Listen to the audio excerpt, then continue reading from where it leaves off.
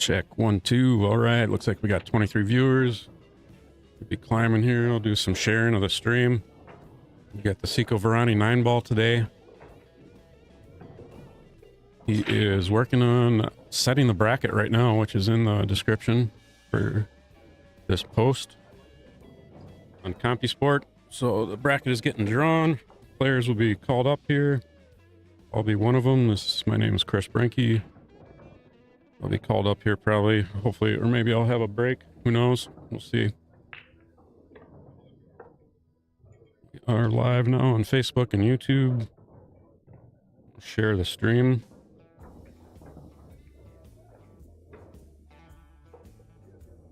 The bracket is now available, so it should be there once you click on the CompuSport. Bracket should be drawn. Hopefully I have a break.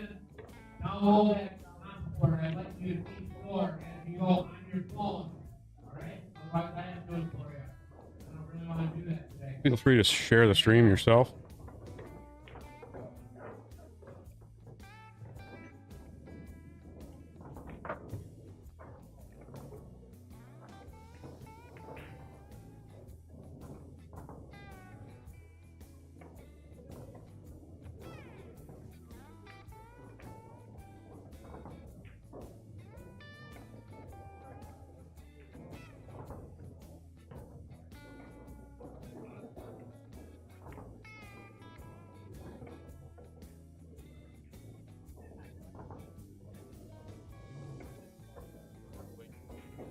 Huh?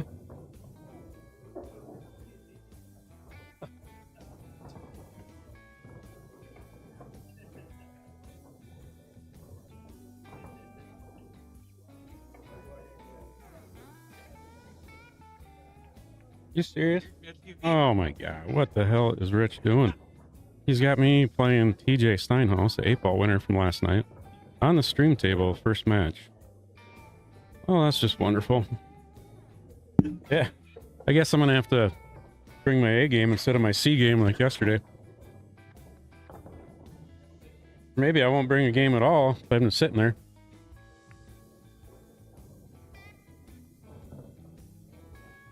All right.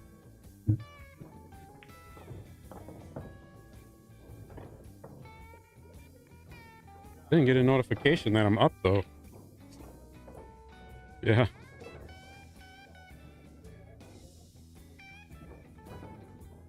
Yeah, looking forward to another good day here. Got the same guys on commentary, Josh Jones, Tim Hike.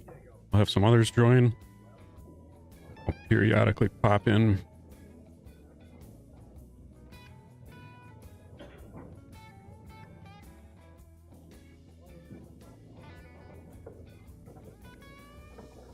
Well, all right, I better go to the table, I guess. I'm going to be on the stream table, I guess, which I've been the guy doing the streaming for years. Now I get a chance to be on it. I have these guys rip me apart as I struggle. See what happens. I'll update the names.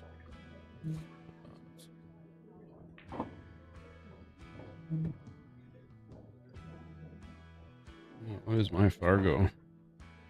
It's a 684 on the sheet.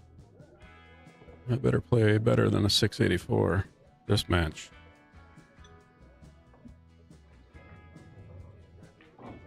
Yeah. I throw his cues in the garbage. I'll set him outside the door.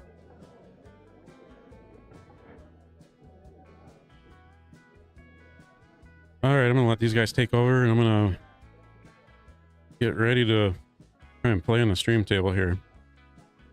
All right, thanks for viewing.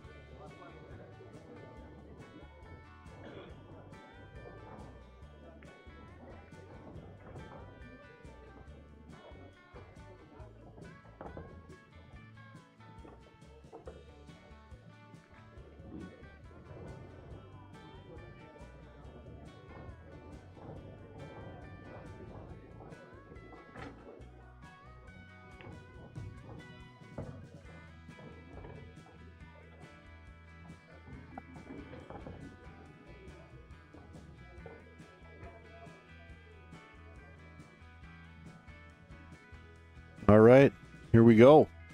Day 2. Sunday morning. Day 2, less balls.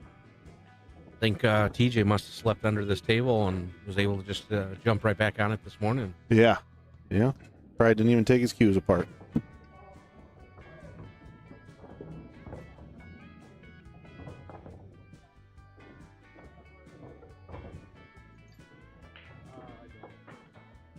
We're starting right off with TJ Steinhaus and gunner Kris Brenke out here on the screaming table. The mad scientist behind Midwest Q Sports and this live stream gets to play on his own production here. Pretty cool.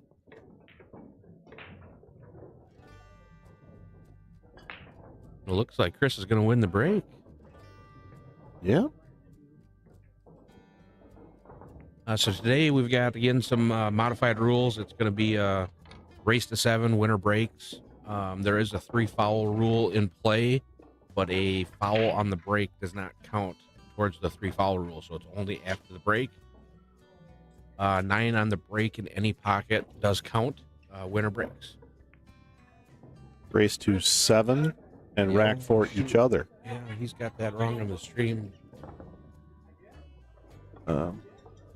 That's okay. Maybe we should leave it at least till he's done with this match. We don't have to bug him. And Maybe catch it right now, right before you start. I might be able to figure out how to change it though.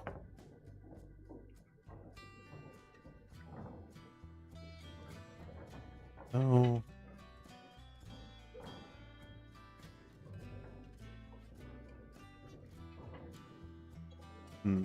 Well, let's. Yeah, so the graphic on the screen is incorrect. That's still from the 8 ball where it's showing a race to 5, but we are starting off here. It is a race to 7. Race to 7 and rack for each other. Yep. You're not racking your own break here. Kris gets up there and smashes the break. Gets a couple balls on the break. It doesn't appear that he's going to end up having I don't know if he's got a clean pocket underneath the 8 ball or not. Doesn't really look like it. Yeah, I think he may end up looking to duck here. Morning, Tippy. Up late, up early. Hey, Got to do it. Tippy. Yep, rack for each other. Yeah, it's been racked for each other for a while. I think that's where, again, it's just to try to avoid the pattern racking and getting the gaps in the rack and things like that. It still turns into kind of a racking and breaking contest. Yeah, we were chuckling about that a little bit here as soon as the bracket came out with the draw for a gunner. Yeah, I mean, you want to get this one out of the way right away, right? Yeah, I don't know why you wouldn't want to start off on the winner's side. Yeah. 9 on the break is a win, correct, in any pocket. That is correct. Yep, any pocket, snapping the 9 in wins.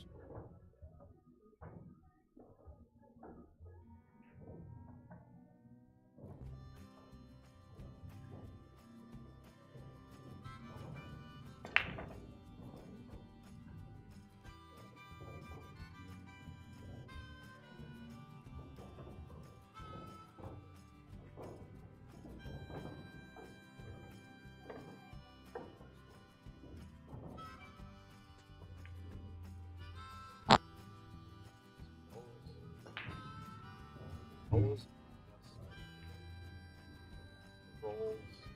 for the feed that's already created. So it's got to mess with something.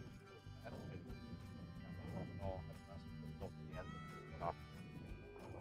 Kind of get what the scoreboard is a plug-in that runs through. So it's connected. So the one I use is different than this. Otherwise, I would know how to. But I'm fairly certain that this has nothing.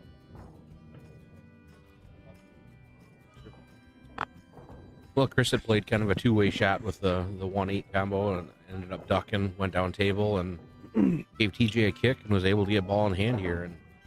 And Kris has a pretty open table, and I would expect him to pick these apart and start off on up 1-0. Hey, good morning, Dusty. It sounded like you had a pretty good tournament last night. Yeah, Dusty. Been hitting them good lately, man. Tippy, you'll have to come over here and show him how to snap all them 9 balls in.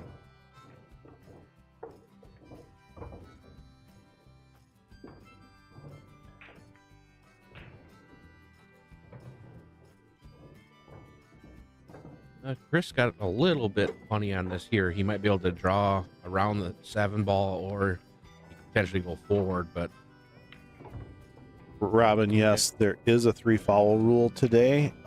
Although scratching on the break does not count as the first foul of a 3 foul situation. If that makes sense. yep, still winner breaks here, Tippy. The way pool should be played, winner breaks. Howie, you're correct. It's a race to 7. We just we need Kris to come up and change the plug-in to change it to 7. So we got to wait till he's done with his match here. We don't want to bug him. Yep, there's no issues with jump cues or anything like that. It's bring whatever you can.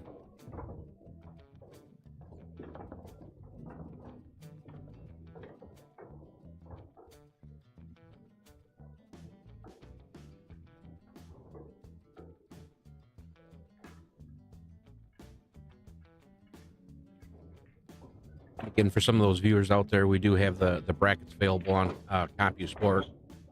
We should be able to pull those up as needed. Kris caught a little bit of a roll there. Living right. Hi, I'm Lee. And I'm Kris. We are Jetter Clean. We started way back in the 1900s. Yes, 1993, celebrating 30 years in business. Kris was busy answering the phones and scheduling customers. Lee was busy jetting using our advanced water jets to spray pipes clean. I also built and patented our jet fans, now having over 17 of them. And servicing over 8 locations in southern Minnesota and the metro. We'd like to thank all our customers. As we start our next generation.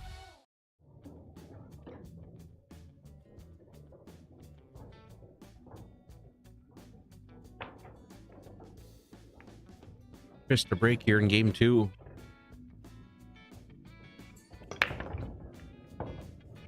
Again, another strong break. He had really good control of the cue ball. Kind of got kicked around a little bit. Doesn't really appear that he's got an open pocket for the 1 ball. He could potentially look at sending off the 1 ball and going carry him the 6 ball in. And with speed control, looks like he'd be able to control both the cue ball and the 1 ball, or potentially look at probably ducking and going down table, potentially bringing the 9 ball into play. I don't want to get in above my pay grade here, but I do believe, Josh, if you click the select or read files, I don't want to mess with it though, but okay. We'll wait for Gunner. Yep, we'll just keep reminding that it is a race to 7 here. We'll be updating the graphic on the screen after this match. We're still on hold with technical support over in India. Press 1. Press 7 for English. Yeah.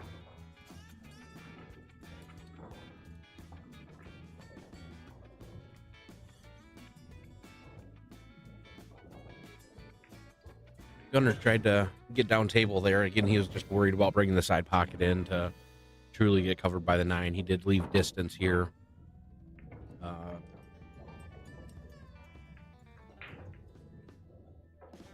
Yeah, Tippy, we've got Tim Hike here with me as well. And again, we'll be trying to search through the room to see who else we can get throughout the day to come in here. The room is significantly quieter than yesterday. There's not nearly as many people, and even pulling into the parking lot about 15 minutes before they started, it was pretty bare. Morning, Tippy. How you doing?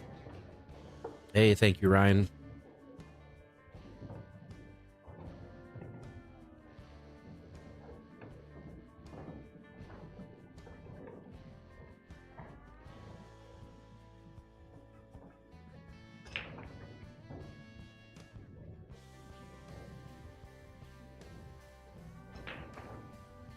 If anybody wants to, oh, here we go. Josh is going to bring up the bracket. The bracket is also linked in the description section of the stream on YouTube and on Facebook. You can find it there.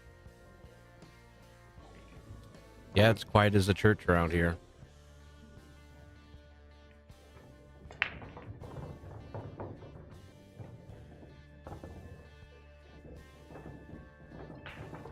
TJ tried to hide the one ball with the 2 and the 3, but left Gunner a shot.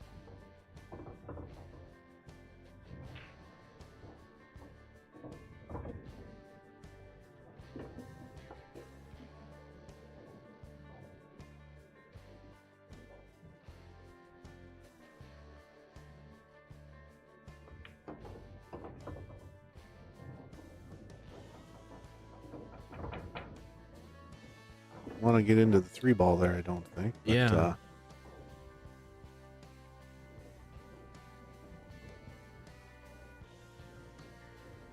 Matt, there was Yeah, those festivities were Festivities. yesterday.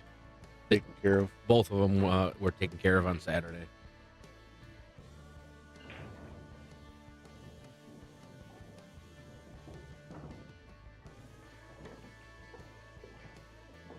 Yeah, I would expect Gunner to play the 3-6 combination here, and should just roll off the end rail, and the 3 should end up hanging around the pocket too.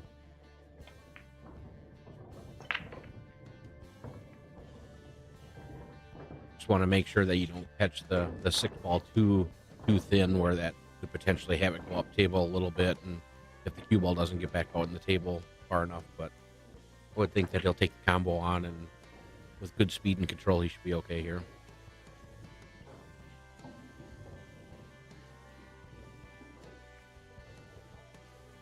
But we missed the entertainment value with having you around here, Tippy. 100%. Oh, he made both of them. Gunner did say he wants the tournament to go a little quicker today, so looks like he's trying to save some time by pocketing multiple balls.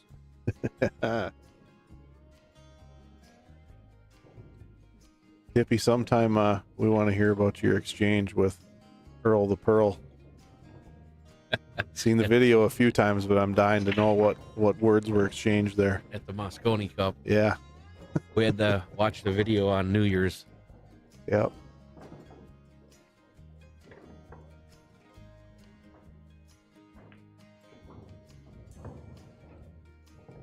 Kris is looking to shoot this in the bottom right corner, where it'll just play natural shape to go forward and leave an angle for the 7 ball.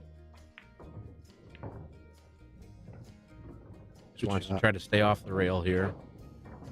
He should be fine. And getting 2 different options here. He could go forward 2 rails, or he could just come straight down table. Just kind of a preference shot.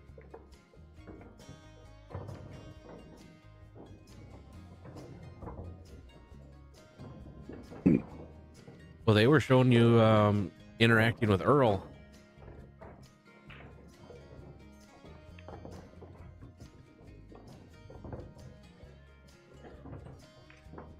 All right, we'll see if we can pull up the bracket here.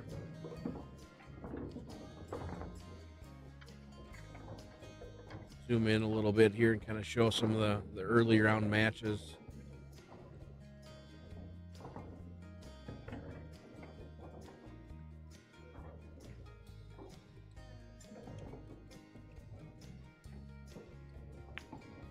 Gotcha, Tippy. Awesome.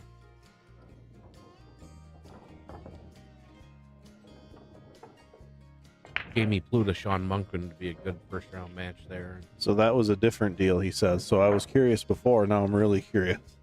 Oh boy. Awesome. I'll shoot you the link. I've got it saved.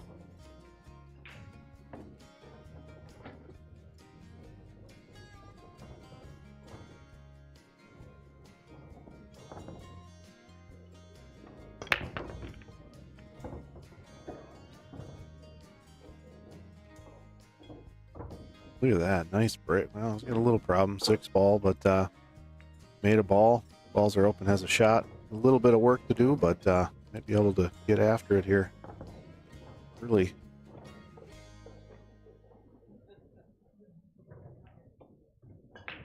What do you think here, Josh? Couple rails into the backside of that 6-9, probably? I don't know if I really like that. Again, the 4 ball becomes a big ball. Right. You'll end up. If he 6-9 doesn't, wired. and that could be a potential too. Or if you look at that, where you may just end up playing shape to play the combination down the way. But if he ends up using the 1 ball here, it just I think that cue ball can, you might have the 9 to play problems with. You could end up having the 4 ball come into play.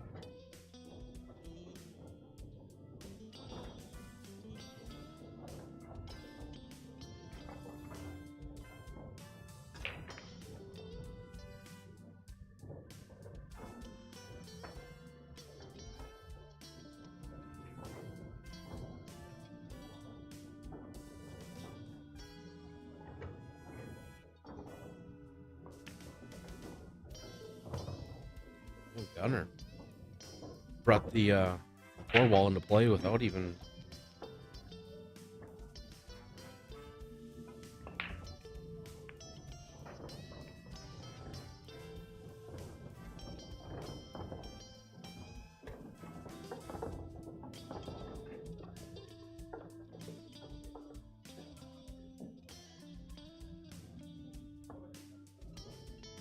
All right, Tippy, that should have a message on Facebook there. No template racks. Everything's with usually just kind of plastic triangles. I think what I've seen on the streaming table, it's like a Mueller standard old school plastic triangle.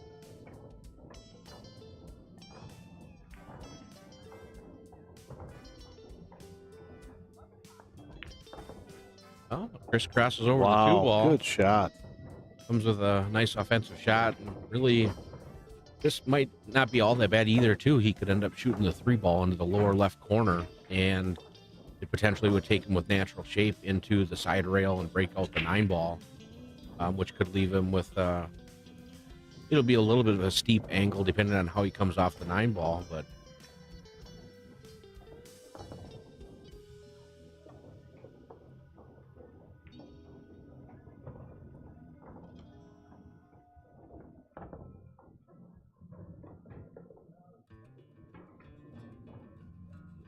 it looks like he's just kind of lying. I'm not sure if he'll go by the 8 ball there or if he might be ducking.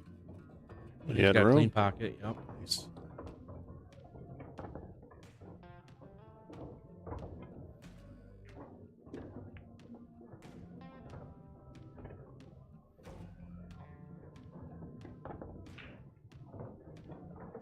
Yeah, the 6-9 looks pretty set as long as he can get up here. It doesn't look to be too bad for a combination shot. Gunner just tried to hold the cue ball too much there.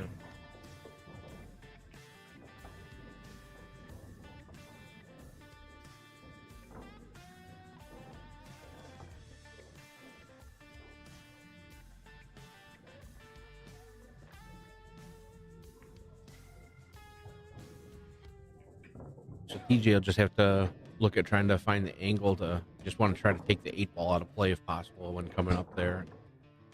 I kind of like where TJ was lined up there, where the combination was pretty straightforward, where there's no need to get yourself in trouble. Try to avoid that 8 ball at all costs and just take a little bit tougher of a cut shot.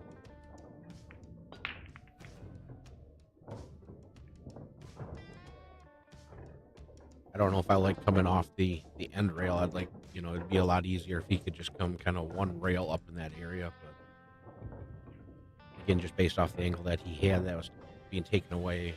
He still could potentially go forward 2 rails here. Right. You just, again, kind of want to make sure you come up short to stay away from that 8 ball as much as possible. And if the combo is the plan, it can be a little touchy. There's a little space between the balls too. If you're gonna cut this combo, you're gonna have to hit it well. Yep, TJ's just gonna take the casual shape and just play the actual cut shot.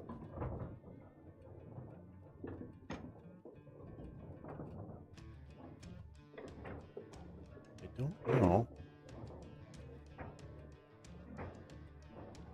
know. Worst case, he just needs to overcut the 6 ball just a little bit. And right. He should be okay.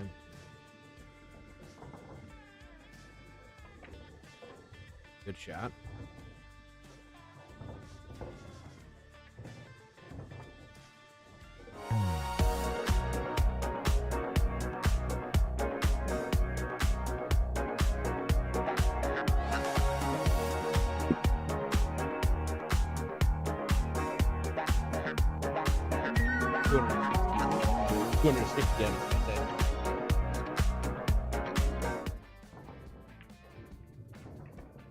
And as we do continue to see the viewer count climb up, we do have a graphic that's incorrect on the screen. We'll get that changed here after this match, but it is a race to 7, not a race to 5. That race to 5 is the same graphic from the 8-ball last night.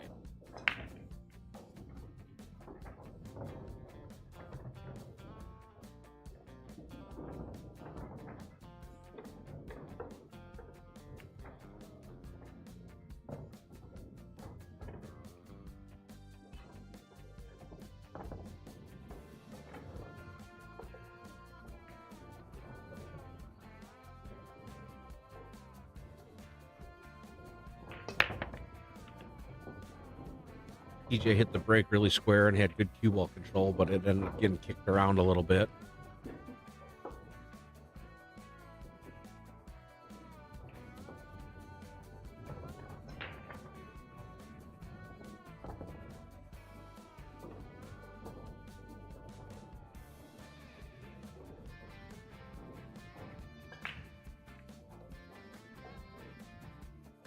Yeah, in this format, you just can't be giving games away. When you start to give a game away, they can turn into 2, 3, 4, or many more.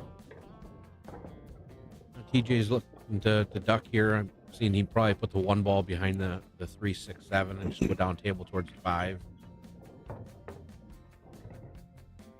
Yeah, in this winter breaks format, yesterday and today, I mean, one mistake can cost you the set. We saw it happen once for sure. Jesse Engel won the lag and broke and ran 5, ran the set. The other guy, I don't remember who it was, never got out of his chair. And then last night, we almost had TJ run the set. He broke and ran the first 4 in the finals. Yeah, so Jesse Engel had broken in the set against Rob Matson early in the day, and then TJ had a relatively easy couple ball out in the final game of the final set to break and run the finals, and he had miscued. And Tippy, as long as I can remember, it's always been winner 9-ball breaks anywhere. Yeah, I agree with that. As long as I can remember. Yeah.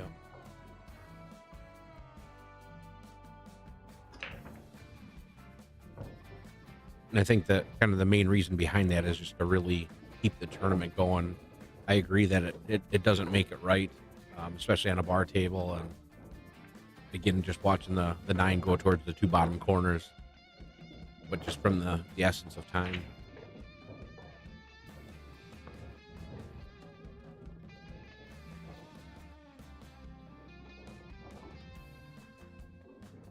Oh, and I see Ramon jumped in here and mentioned that Sean Monkman broke and ran the set on Hank yesterday as well. Oh, really? Okay. He missed 1 8-ball, never shot again, so probably ended up running out and then putting 4 on him after that. Oh, after a good safety there, TJ was able to get a ball in hand from Kris. Take a look here at the front view just to see 6 does look like it goes by the 7. Potentially the only issue that TJ may have is,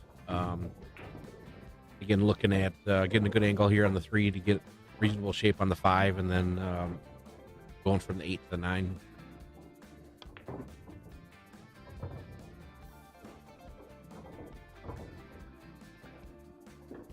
I think just in recent years that it had been rack for yourself, and from what I remember, the 9-ball is always rack for each other just because of how much you can manipulate the rack. Again, you just, in recent years, you always saw the movement toward racking your own, but I remember even playing back in the day where an 8-ball, it was rack for each other.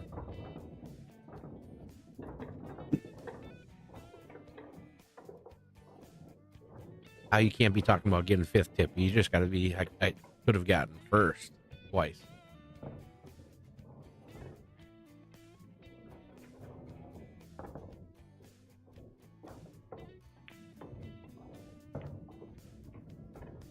Nice shot there. He's in good shape here. TJ's going to play the 6 on the side, probably.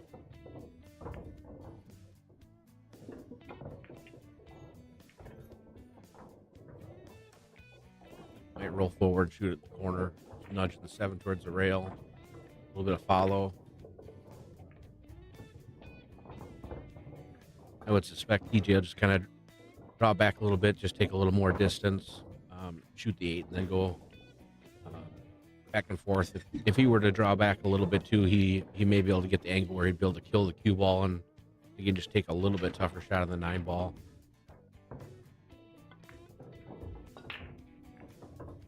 I would suspect with this angle, he'll probably go back and forth. Ramon would be here until February if that was the case.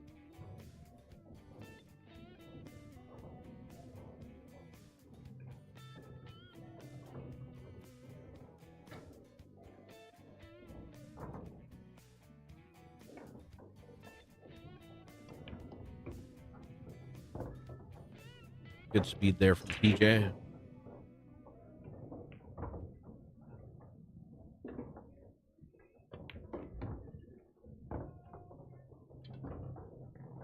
DJ ties it up.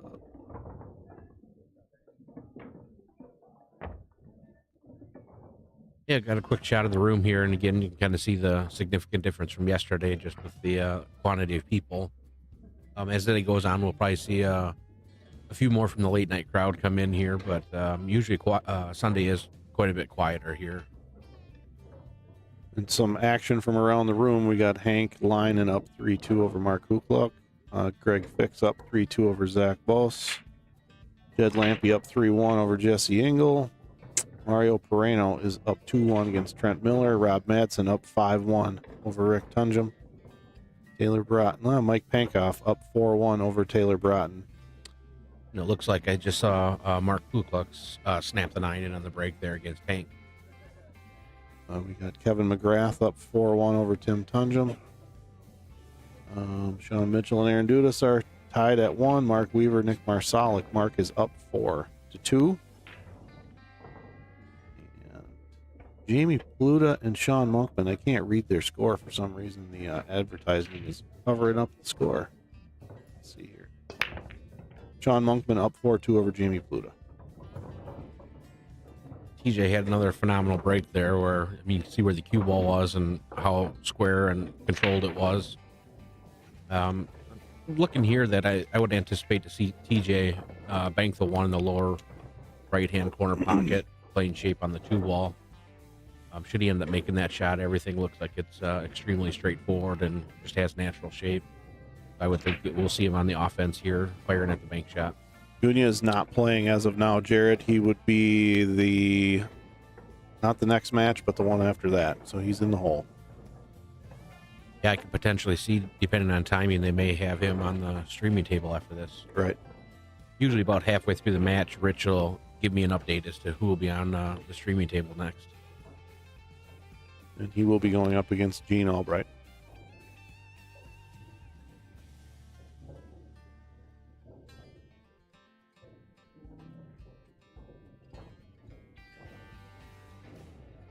Ryan, the bracket, there is a link in the information for the stream. Otherwise, it is available on CompuSports. Oh, TJ froze him right up on that Jail. 5 ball there. If you were to go to CompuSport and then search Seco Varani Invitational, they are available on CompuSport.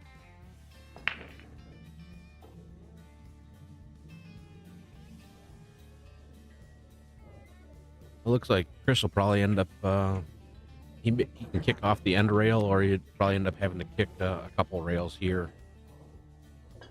TJ has him in a pretty tight spot. Kicking off the end rail, you are over the 5 ball. If he were to get a hit here on the 1, Kris could end up getting a little bit of love where, again, with a good speed here, I mean, he may be able to end up hiding the cue ball a little bit too.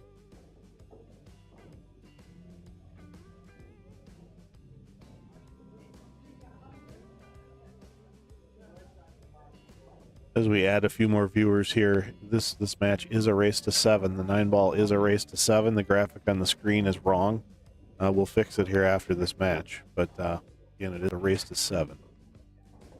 As of right now, we do not know who will be up on the stream.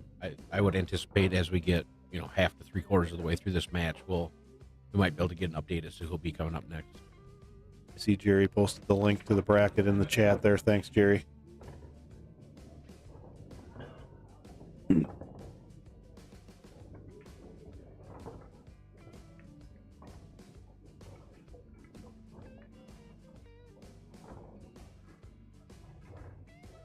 Jared, have you ever played up here at the Seco tournament? Hit it Got good. a good hit, but ended up hitting it full and ran into the 9-ball. So a good, fantastic safety that TJ had made and was able to retain control of the table. And I would think that we'll see a pretty short game here. I would anticipate the 4-9 combination.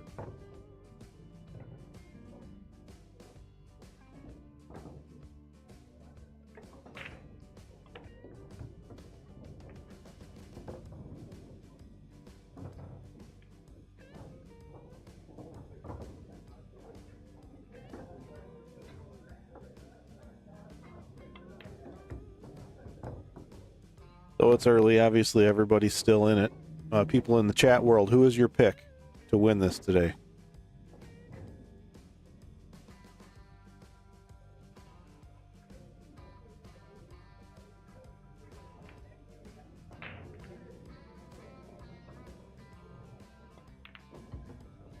Good shot by TJ there. The safety play ended up scoring him a win in that game. Josh, who's your pick? Well, I was able to get my pick right last night in the 8-ball. I chose TJ on the way over here. My pick today in the 9-ball is Rob Nansen.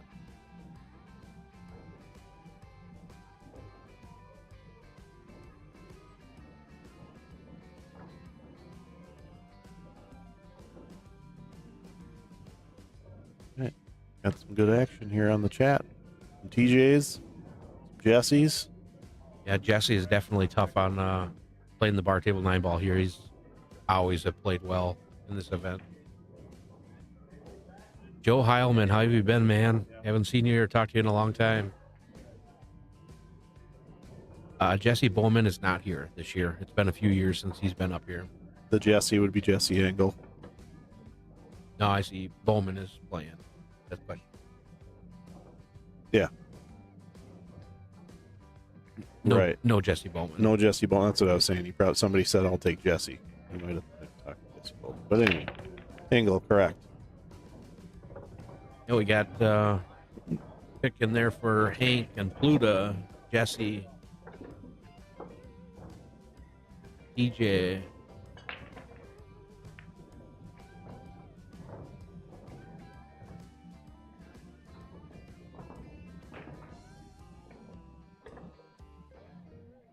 And TJ had two ball in the center of the table again with making a ball here, and would suspect that he'll be able to go rail first off the side rail here into the 1 and should bring natural shape in, shoot the 2 ball in the lower right hand pocket.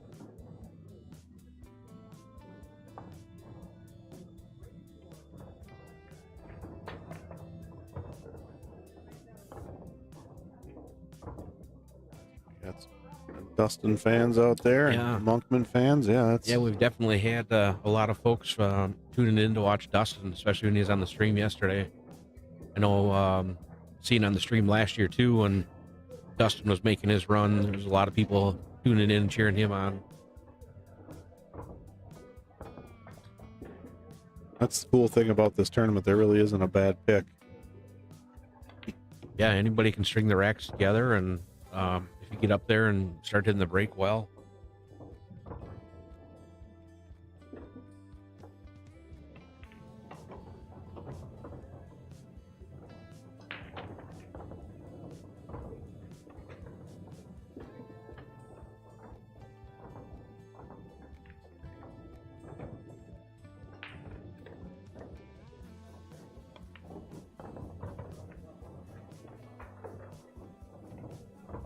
Yeah, one of the guys that I missed watching playing in this tournament was Johnny Meyer. He was, I don't know how many years it was, but within the first, give or so, 35 years of this tournament, he had played in it every year but 1 year. And one of the stories that I remember back in the day is some of the tournaments up at Fargo Billiards. Johnny was playing in the 9-ball tournament up there, and he had beat Justin Bergman on both the winner side and the loser side to knock him out of that tournament. And Johnny was just playing lights out later on in the evening. And I mean, he had absolutely no idea who Justin Bergman was. And he was just kind of laughing over a few beers. He's just like, yeah, everybody keeps running up to me saying that, you know, I beat by far the best player in this tournament. And he had absolutely no idea who Justin Bergman was.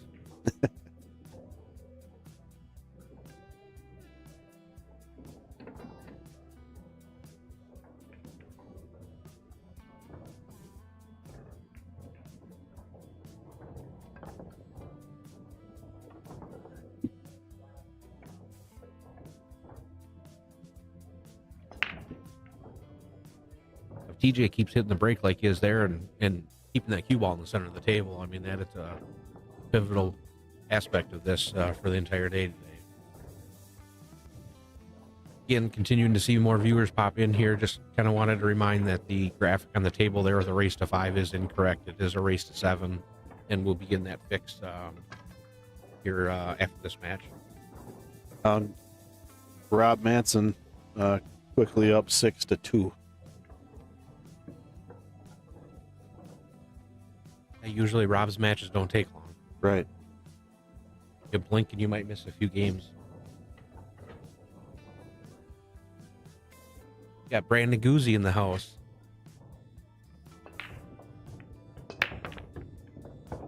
TJ lost the cue ball there. He didn't quite hit it as square as he had, but made a couple balls, and he's close with the 3 ball where he should be able to play safety with that. He's got the kind of the World's Fair down here that he can hide everything behind.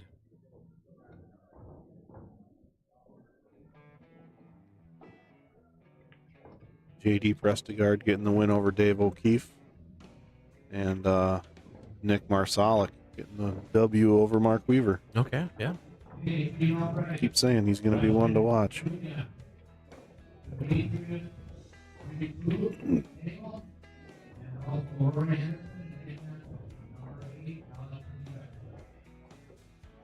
And Dustin Gunia just did get called on a different table, so he won't be on the streaming table for his first match.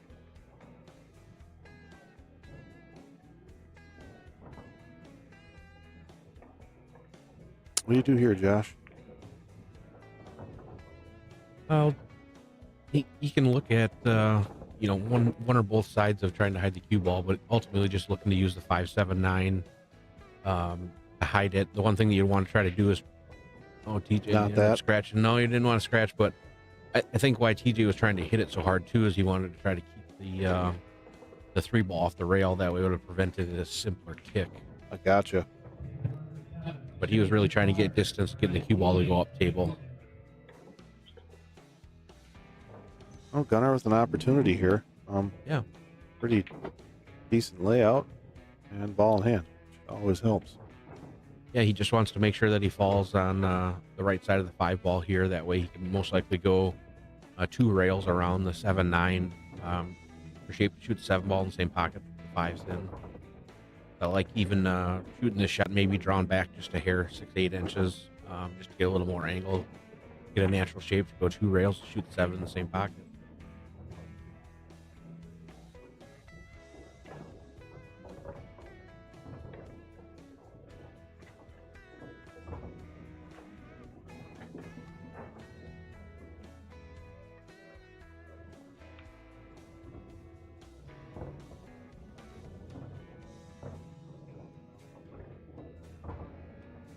A little straight here, maybe going forward, probably, huh?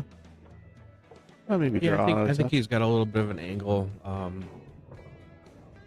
Yeah, he can end up drawing back and end up playing 2 or 3 rails and then shooting the 9 in the same pocket as the 7 ball. If he's got an angle where he can come a little bit more towards the middle of the table, he'd like to shoot where he can shoot the 8 and go off the top rail or the side rail and then shoot the 9 in the upper right. But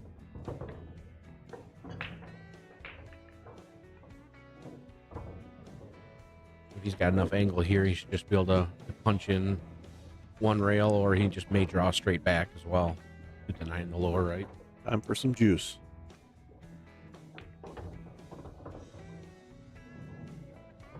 Not ideal, but that's all right. It's a bar box. It's a bar table. Just Put it in the hole. taking a natural shot here.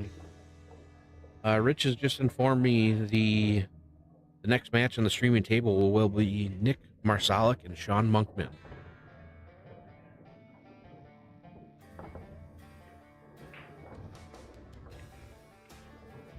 Good shot.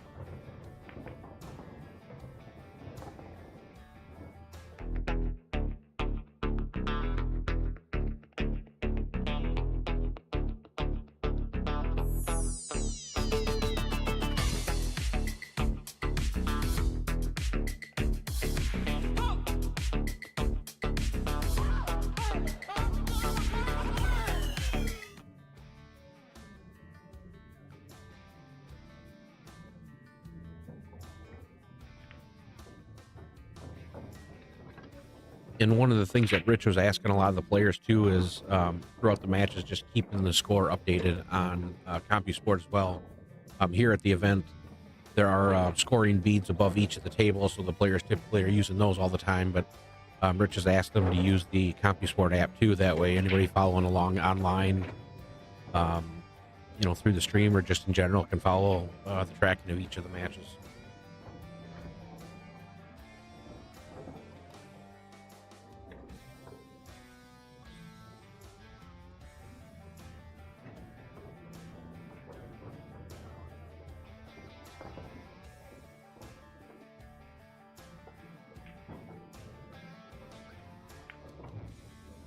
And we can see here the Mueller rack that I was talking about earlier. It's just kind of the old school general plastic rack from Mueller.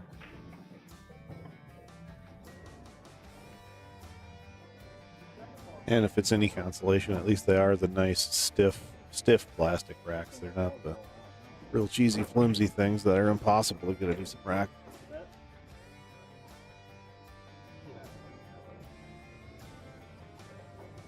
And we talked about it some yesterday. And it's just, tournament is so fun to watch in person. I mean, the stream is great, but it's awesome to be here in person. It's just got the old school feel to it. Yeah, the environment's amazing. And yep. Again, you start to see a lot of people that you may not have seen in a while, and lots of stories that come up and things like that. I know again, this is Sean Monkman. I believe it's his first year playing here, and so a lot of people were wondering who he was or where he came from, and so we were kind of chatting about that. And I had mentioned that we had a couple of run-ins at junior nationals, and then this morning, Megan Broughton / Megan Hike, she had sent a text message that she, after hearing that on the stream, that she remembers, and she looked up in old junior nationals where both her and Sean had won singles in the same year, and then they had a speed pool challenge match where it was Sean and the Ginger Wizard versus Megan and Dr. Q.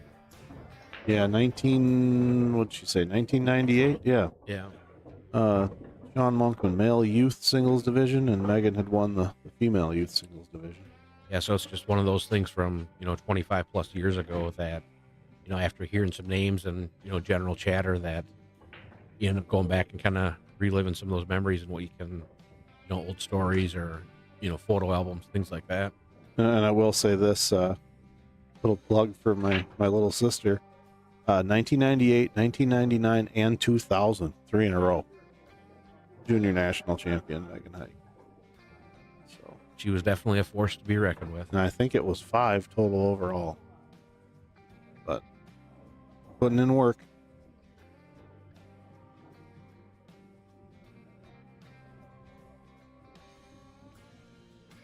Right, Kris is looking to thin the one ball and hopefully go down table. I think he's going to try to play this with some inside English to come off the end rail. He's looking to have the 8, 6, 4, 7, any of which those balls kind of hide the one ball. Moving the one ball towards the 7. Ideally, he'd like to try to keep the one ball available, should he end up getting ball in hand or doesn't really want to get it frozen up on the 7. If it were to get close to the 7 ball, we may see, potentially going for multiple fouls. You can freeze right up here on that 8 ball. That'd be a phenomenal shot. Good shot. Yep.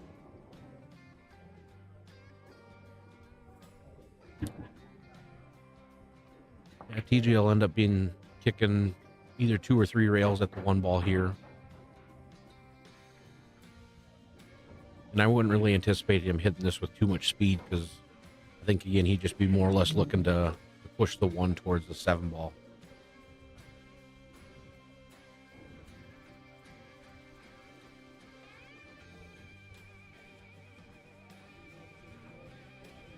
Well, he had gotten a good hit and left him a shot, just a thinner cut. But Gunner shouldn't really have much to do with the cue ball. He just kind of shoot this ball in and just let the cue ball go free. He can, going back and forth, he can either kind of play shape for the side or the corner, either way. He actually might even be looking at three-railing the 1 ball out of there and sucking over and keeping TJ behind the 7 ball, too. That would be another option, too. Yeah, either one's a good option. Pretty, I'd say easy, but fairly simple here to sew him up pretty good and bury him down in between the 7 and the rail. Him, he might really impress you and just shoot that 3-railer right in the side off that 4-6, kind of one of them crazy shots you were talking about yesterday. Yeah, I don't know why you wouldn't. It's kind of a two-way deal, right? Yeah. Yeah, guaranteed shape on the 2 ball. Exactly.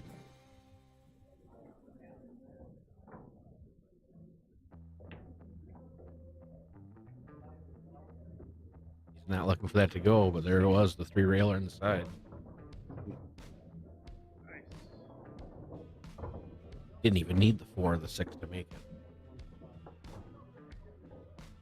it. Yeah, Kris ended up putting him in a tough spot there. Time to channel your inner Efren here. That's how Efren ended up with the Z kick, wasn't it? Put himself in a played safe and had one go, he right? played safe, and he had made a combination that put him in the tough spot where he had to Z the 5 ball in.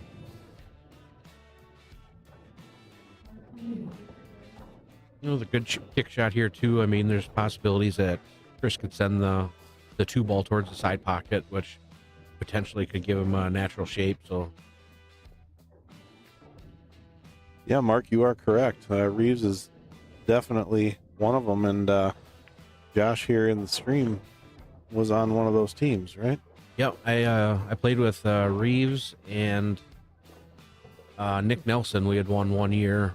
But yeah, early on, I think Reeves, I wanted to say that he had won 4 or 5 junior nationals in general. I think he had won potentially 2 of them in the 9 to 13 bracket, and I think 2 of them in the 18 to 20. I know he won 2 with Chad. Yeah, Talked about that before. Chad and Nick. Yep.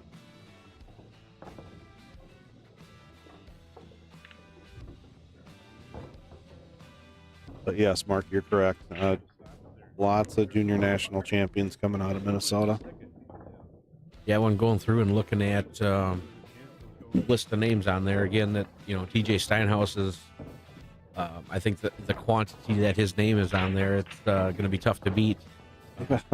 He's got his name on there multiple times in the singles and in the team, potentially even in some of the Scotch doubles, those types of things. What hasn't that guy won?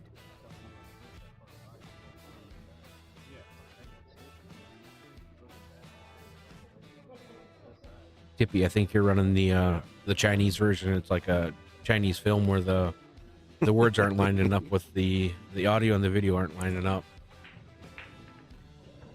To turn on the closed captioning.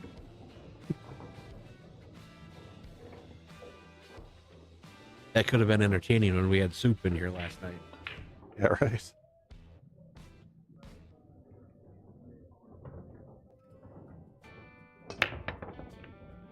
Well, the TJ was again another solid break. He had the cue ball right in the middle of the table, and then it got kicked, but the 9 ball is no longer on the table there. So again, it's one of those where snap the 9 in the break.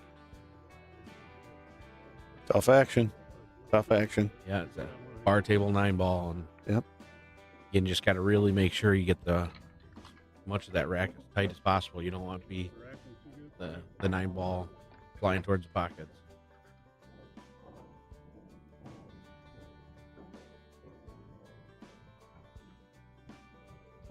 When Gunner gets up here, we'll have to ask him why he racked him like that. Yeah.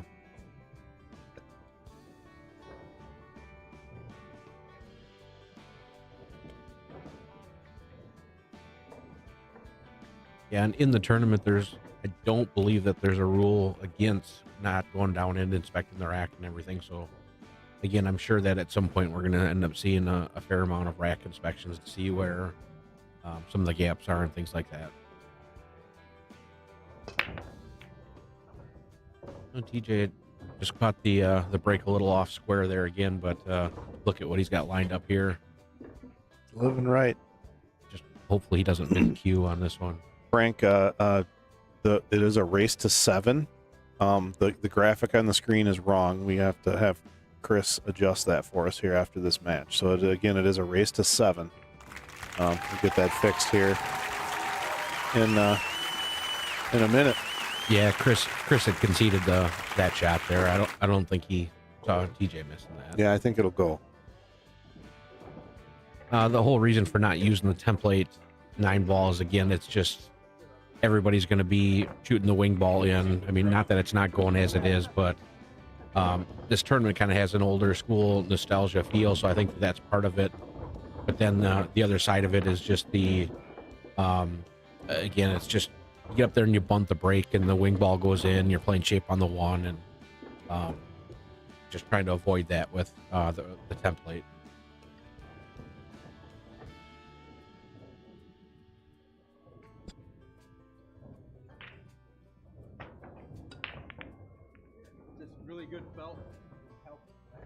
All right.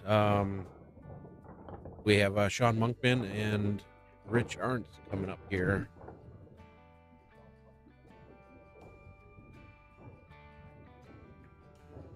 Or Sean Monk and Nick Marsolek.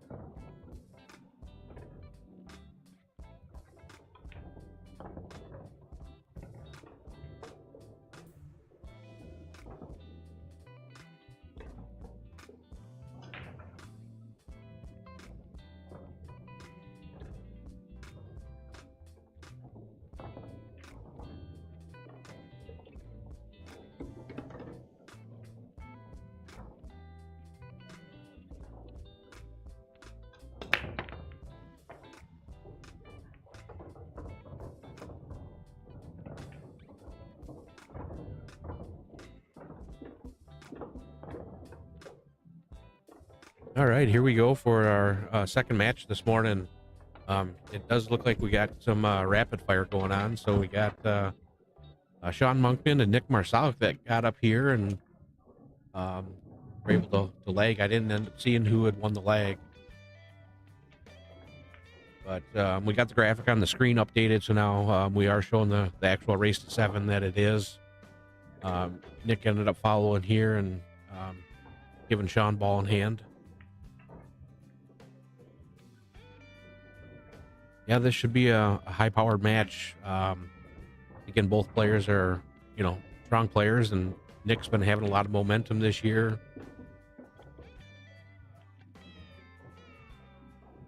Shout out to Michelle Haugen. Thank you for the kind words. Hope you're doing well today.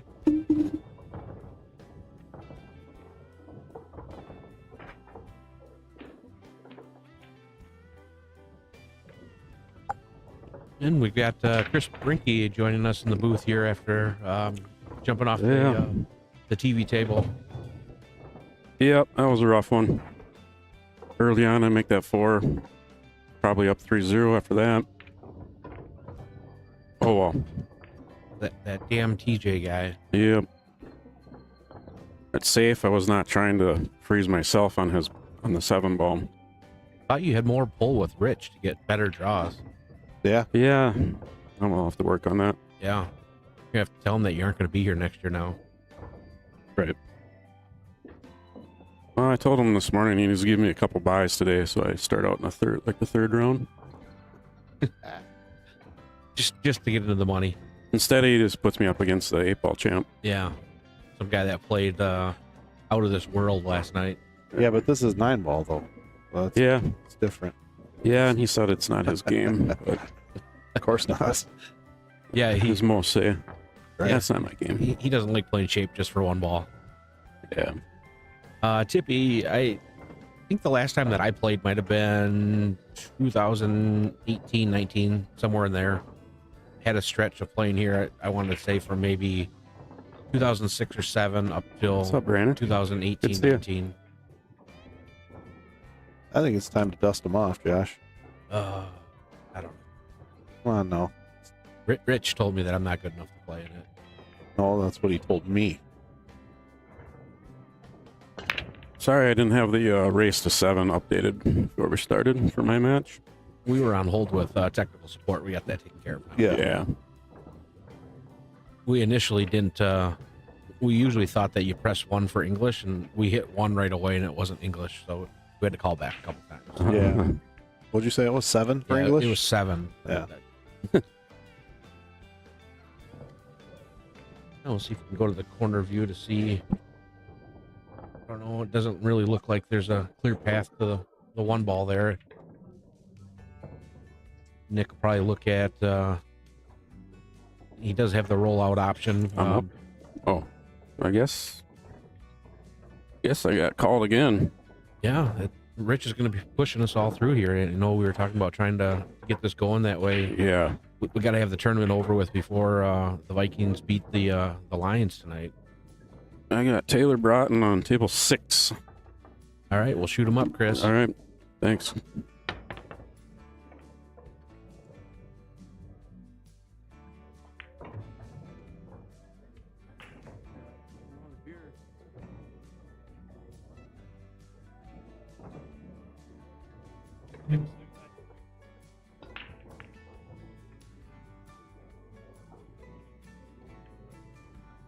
Taylor Broughton's over here rubbing a little salt in the wounds. All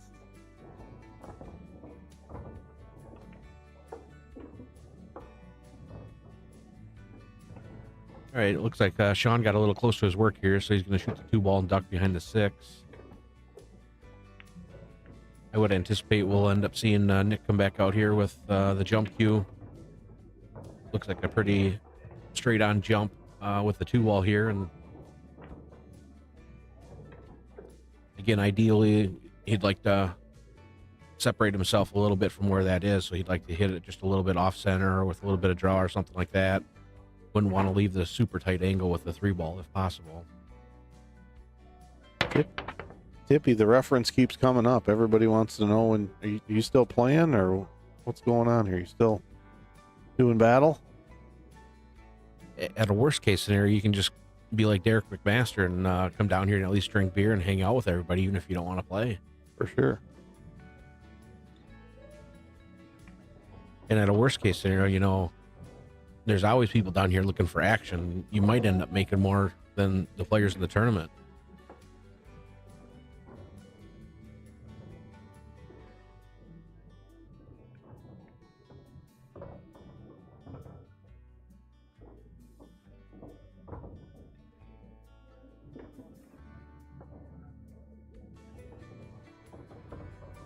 I don't really see any issues here for Sean. Just again, maintaining focus and shouldn't be running into any issues here on this out. You can just kind of play a little more distance on the shot there, just to really stay away from the side pocket, stay away from the 9 ball, and you can use the 6 here to fall back in line.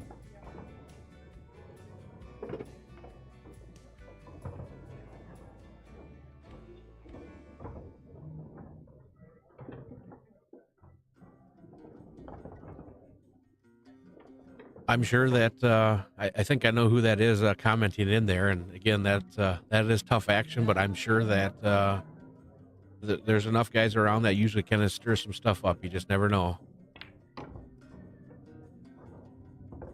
There was talks here earlier on yesterday that somebody was looking to put Dustin Gunia up against anybody that was within the room. Now that may change when you walk in the door too.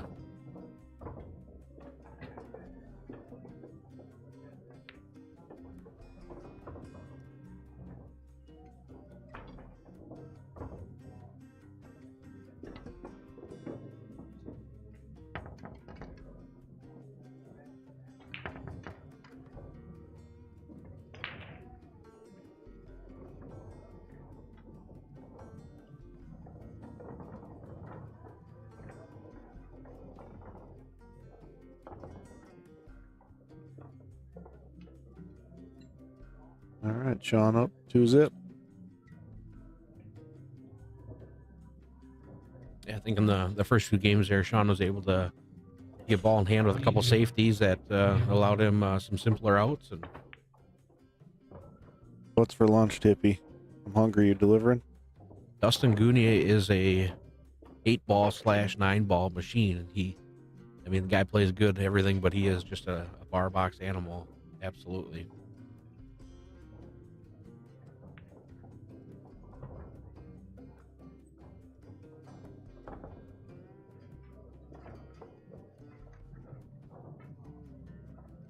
Ed Buster was the one looking for that action, so that's where I know that you'd be able to potentially get in touch with him. There could be the option there, but like I said, that you just never know who walks through that door where that comment yesterday was changed. But as of about 10:30 yesterday morning, that was what was circulating the room.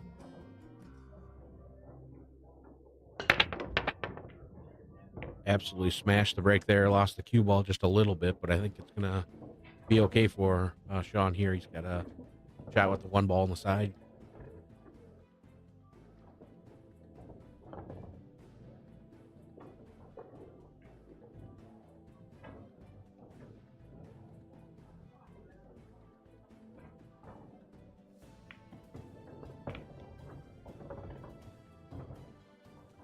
Yeah, it wasn't Dustin stirring up the action based off the comment yesterday. It was Buster that had mentioned it.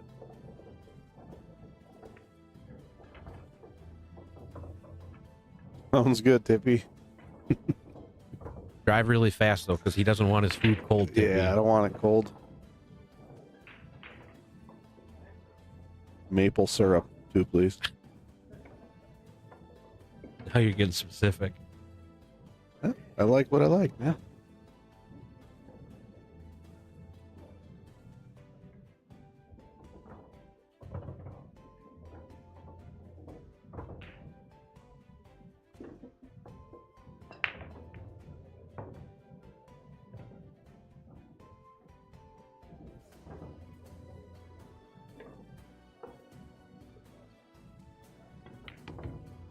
How's everything sound out there?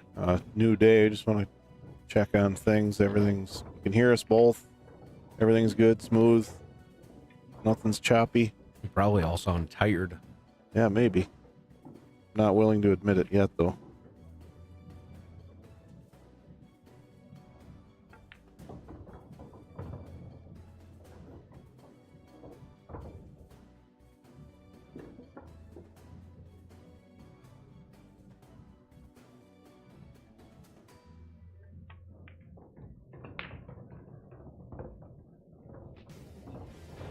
And it looks like Sean will just end up drawing straight back here. And again, he's got a good angle where it's going away from the side. He shouldn't have any problems.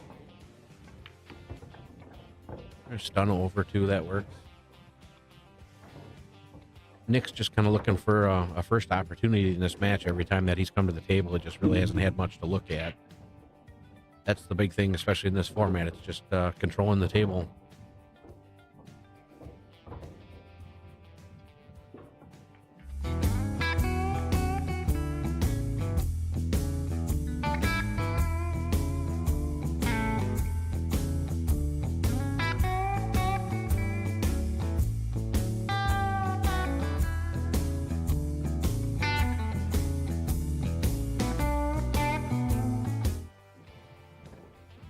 Oh, we see your comment there, Eric, and I will agree 100% that is potentially on the list for today. They didn't have the normal Seco Varani breakfast available here today. It got here today, and they are only serving lunch.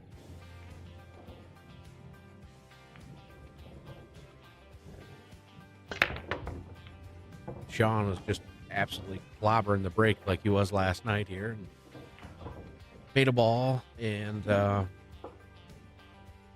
again, not really much to shoot at here. I will potentially look at seeing him duck. Not sure if he'll end up putting distance with the 2-ball down table, just kind of pushing the 1 ball up towards the 3-5-6 and going down behind the 2-8. Again, just kind of leaving distance one way or the other. Could have left the 2-ball or the 1 ball on either side. Nick coming to the table, I think it's the third or fourth time he's come to the table, and he's either been kicking or jumping the entire match. Yep, he hasn't seen a clean 1-ball or 2-ball yet. He's looking for something to happen here, something to sway the table a little bit. And he got a good hit off of it, and unfortunately, it went 2 rails and into the side. So yeah, he still just can't catch any kind of a roll. And again, you know, more power to Sean. I mean, he's been leaving Nick in tough spots, but Nick's been at the table there. So again, it's just that the power and the control that Sean's brought with him.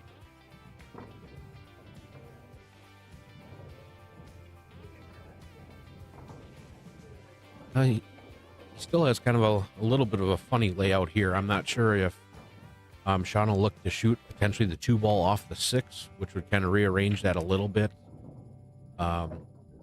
He may be able to play the 3-6 combo, but again, you gotta fall really good on that too, and could look at shooting the 3 into the end rail and off for the 6. So he does have options.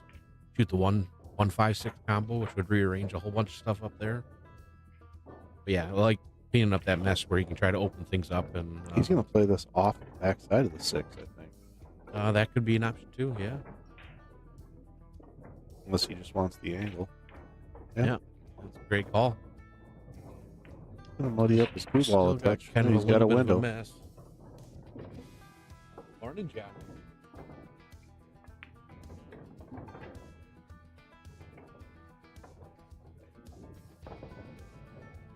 Yep. Mine too. Yeah. Yep. I remember just bottles of beer and eating. Being like, everybody keeps telling me that I can beat the best player around. It didn't matter. Yep, exactly. I remember that. Yep. Johnny Meyer just had walked into the room here, and again, he was having breakfast uptown, and he heard us talking about the Justin Bergman story, and he was laughing about that. And he's just like, who remembers that? Oh, you know, some days when you beat the best guy in the room twice, you're the best guy in the room. Yep. Again, that's part of the whole thing is, I mean, again, those tournaments there, it was open tournaments, and it didn't matter who showed up. But again, your opportunity to win is when you sign up for it. Just get in there, get in the box, and you never know what may happen.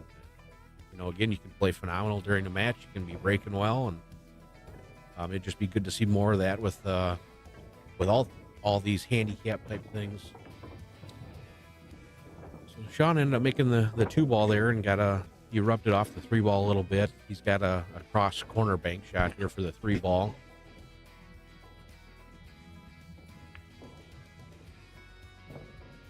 The tough part about this, he may end up looking to play short side shape on the 4.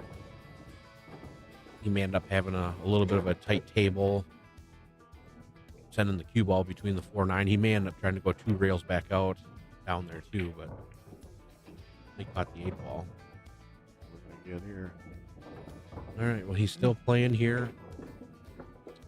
Potentially see him shooting the 4-ball up table and maybe using the 9-ball to hide. He may be feeling fast and loose and just cutting the 4-ball straight up.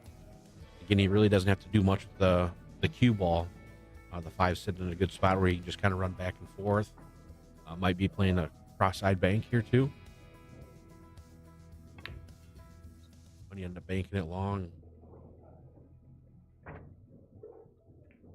Now it looks like he may have gotten a roll there too. And Nick just again, can't seem to catch a break here when he comes to the table.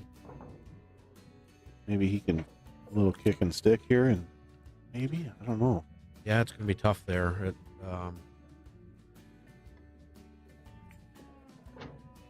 And I think that was a good shot there from Nick. I mean, again, just force Sean to come with a shot too. And again, he's just looking for that first opportunity that he can actually get a clean look at something coming to the table here. Sean's going to leave him with distance here, and it's going to fall on the window. So really, this is Nick's opportunity to get back in the match. It's just a comfortable shot where he can pocket the ball with good speed and come down table. And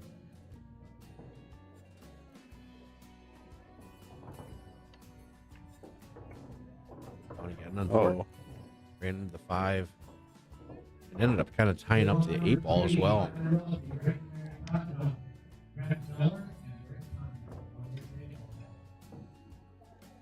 Is he going to jack up here and try to... Oop.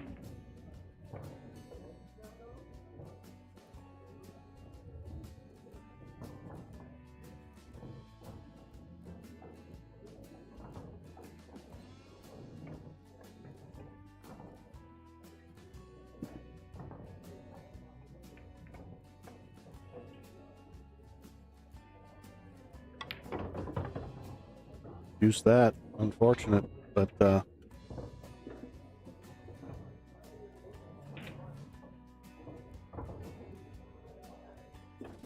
Nick will have an opportunity here to put one on the board, it looks like.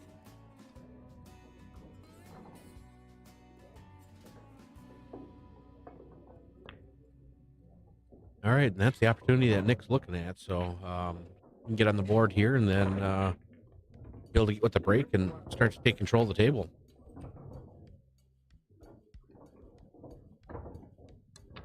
One thing that's... Oops, sorry. You're good. No, you're good. We're going to be here all day. Try to get all these. All right.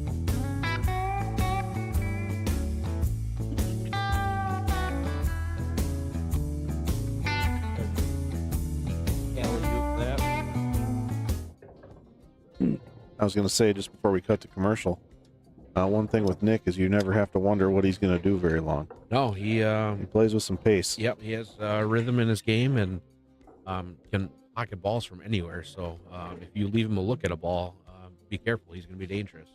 Yeah, and you know, the tempo is a thing. You can grind out a lead against Nick. You might be up, you know, spend 25 minutes getting up 3-4-0, and then in about 10 minutes you can be down 5-4. Yep, you definitely don't want to blink.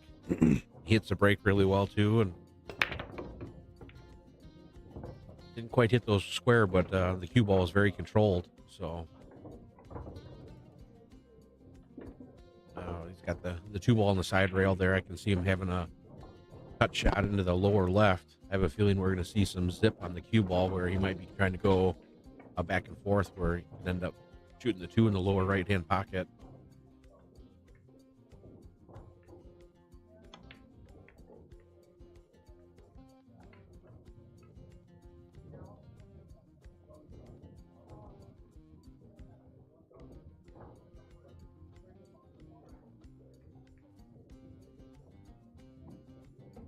Sean back to the table here.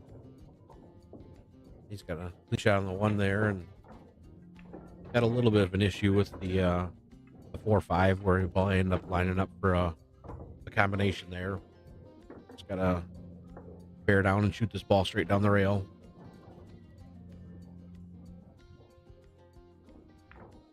I was going to say, is there any chance he comes down between them? Played forward. That's a great shot there. Yeah. Really good shot. Yep. Running that ball up the rail past the sidewall is tough enough. Yeah, I don't like having to shoot it past the point, but he hit that phenomenal.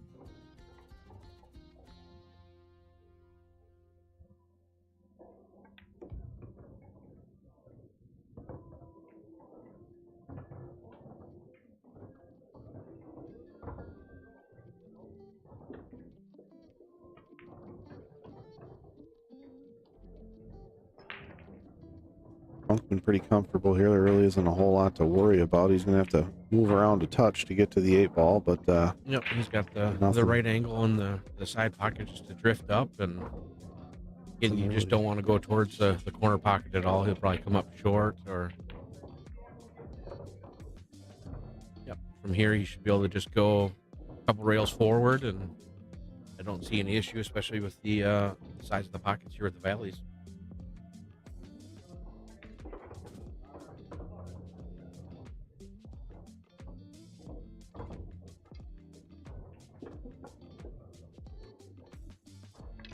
See what else we got going on across the room here.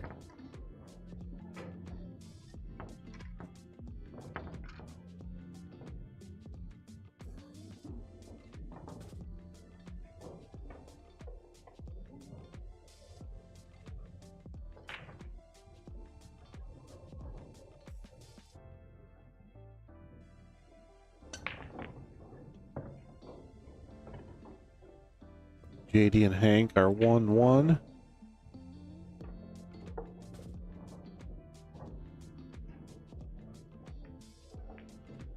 Mr. Brenke and Taylor Broughton. Somebody's on 2-1. Let's see here. Some of them are using CompuSport, some aren't.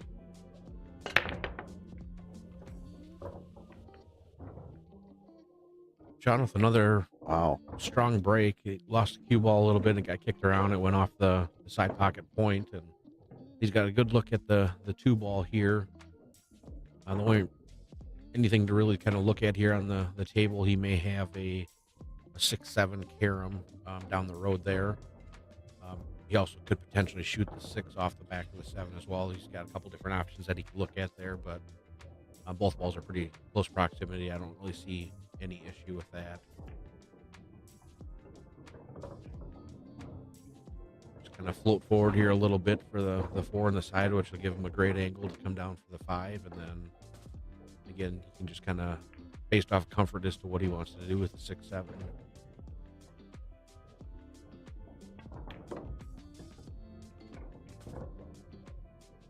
I like being able to potentially just play the carom with that. Yeah, I don't really like having to shoot the 6 off the bottom of the 7 and having the 7 go up table. I'd rather just be able to control the carom shot with the 6 into the 7. Right. You don't need a lot of juice for that. No. You just want to hit it real soft, and then that way you're right there for the 6.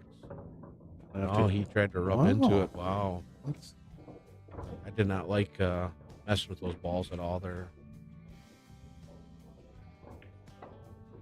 I mean, this ball here is basically, I don't want to say not makeable, but it's yeah. He's probably going to be looking to duck. He just may go one rail on the other side of the 9 ball there, or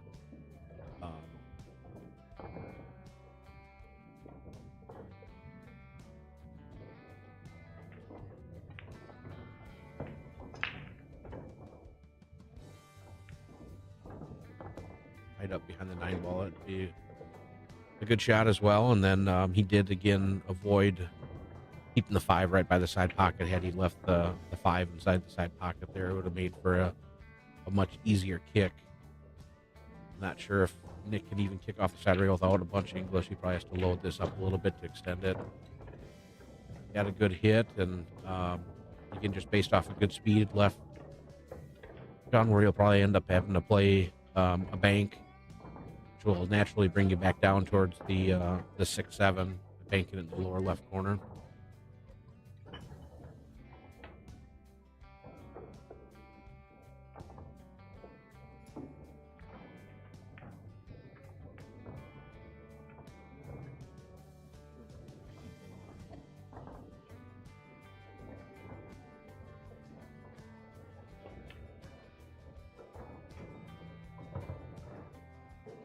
Sean was able to make the bank shot here, and now he'll be able to play the carom shot. He's got a good angle where he should be able to go off the bottom, and the cue ball will run out. Oh, he could just make it clean, too.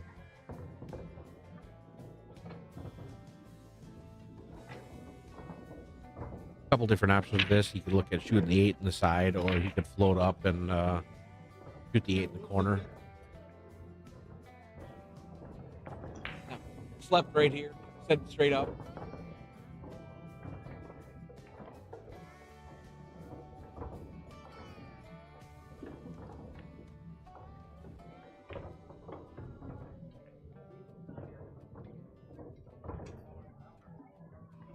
John just simply really not making mistakes here. Keeping control of the table, regaining control of the table when he does lose a little bit of ground, and Nick just can't can't catch a gear here.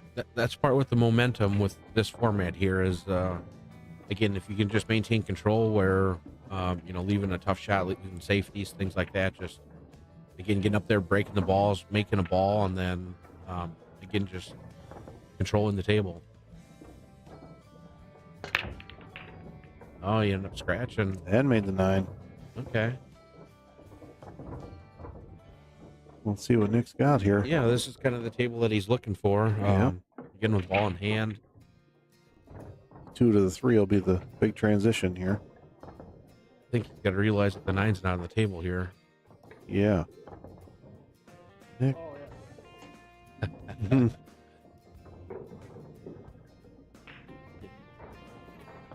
It does change things just a little bit. It narrows his window just a hair. With this angle, he may be going into the 8-3. He wouldn't necessarily have to do that. He could have just played for the window, but I like that.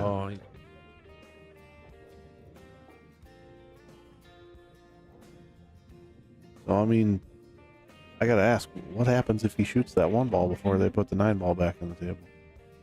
That's a decision for Rich. All or F? I have no idea.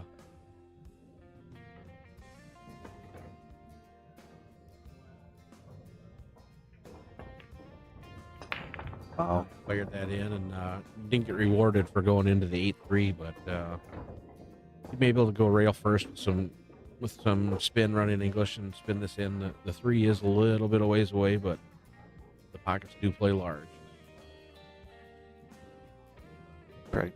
Kick the 3 out, stick him there, maybe. Oh, there we go. All right, Nick, just got to bear down here and another chance. Shoot the first 3 ball in. You make sure you make the ball in. You can start worrying about shape after that and get going on the board here and start to build that momentum.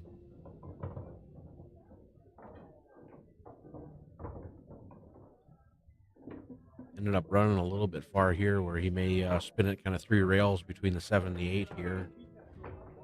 Don't want to run to the 7 ball. That worked out okay there. He'll take it.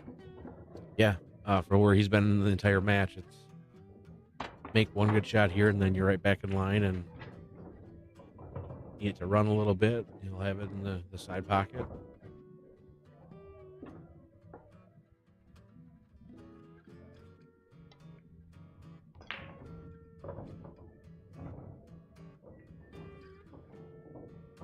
All right, just kind of got stop here. Shoot the 9 in the side, punch out either way. Yep. All right, this will be the momentum that Nick's looking for now. If he can find a ball on the break and wants to try to control the cue ball. Yeah, start to just kind of turn this match around where he ends up controlling the table and start chipping away. Yeah, big positive too. Kept him off the hill. Absolutely. Yep. You know.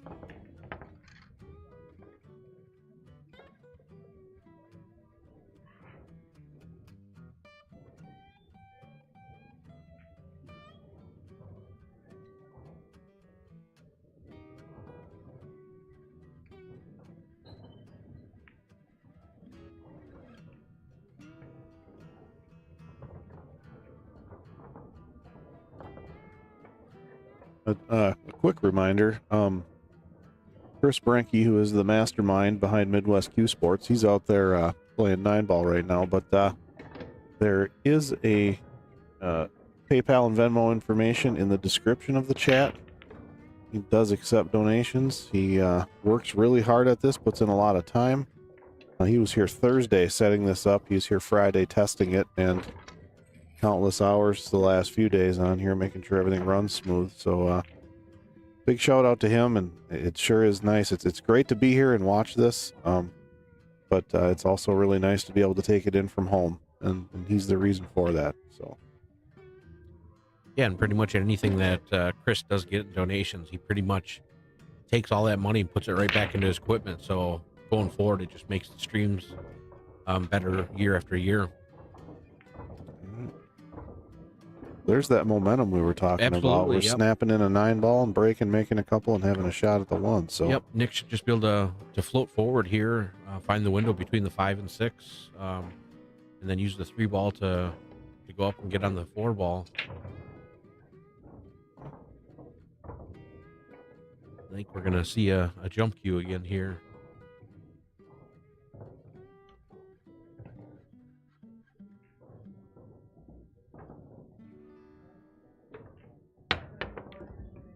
a good shot. Yeah, there he goes. Be okay here too. A little 2-rail shape on the 5-ball. Pocket the 4, nice and easy. And if he wants to too, he kind of let his stroke out and go 3/4 rails and shoot the 5 in the same pocket as the 4 too. Yep. All right.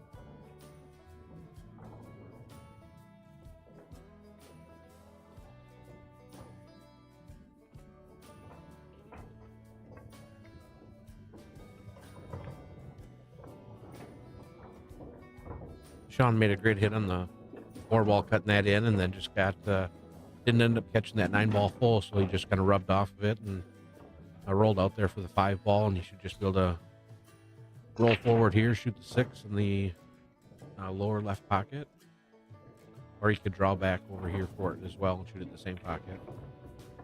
Personal preference. A little steeper than he wanted to be there, but I suppose he needed an angle too. It's been real tough here. Just shoot him in.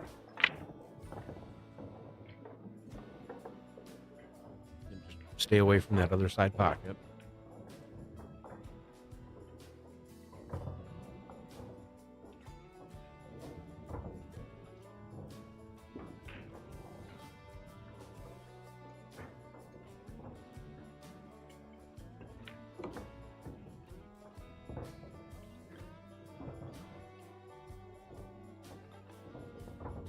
All right.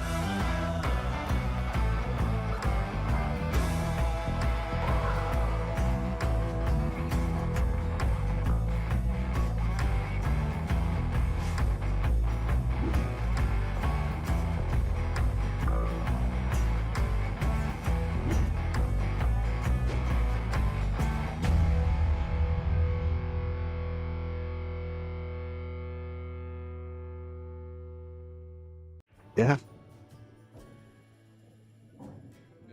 Tired, but doing well.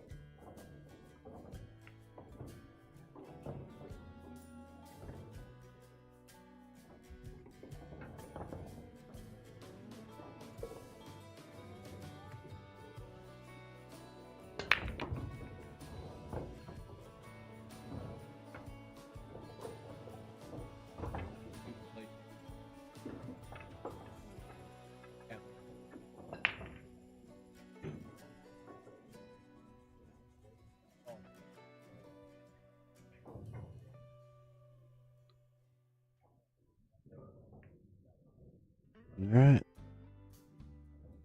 Well, Sean on the hill. And he's got a shot on the one here. He's got to play shape, trying to avoid having that 9 ball come in the game there. Did he get far enough where he can see it?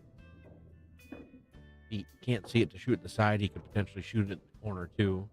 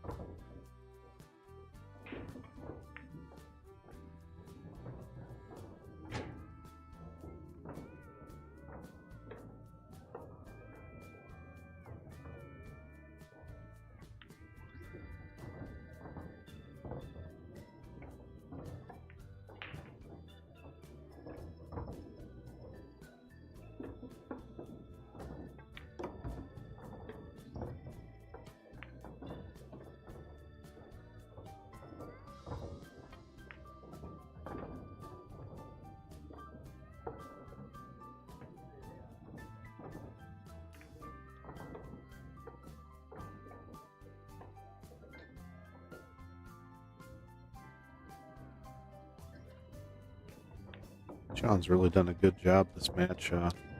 Getting balls, come to the table with a tough shot. He always seems to make it. He gets a little out of line, leaves himself a tough shot. He still makes it. I mean, just Yeah, you can see that just in his stroke and everything is very confident and right. playing really well. Good recovery. Yep. When needed, and he hasn't needed it a whole lot. No.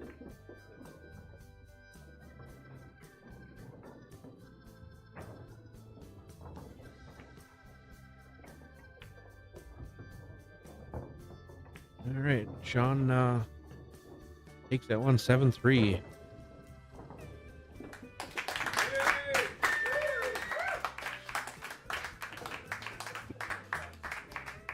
I haven't heard at all who's going to be next up on the stream. I would assume that Rich will have a match lined up, but I haven't heard who it's going to be.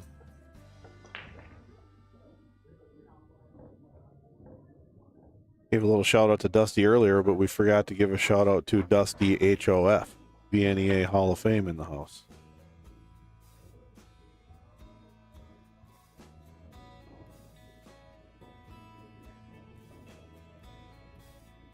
Next up on the stream, we are going to have Tim Tonjum and Sean Mitchell.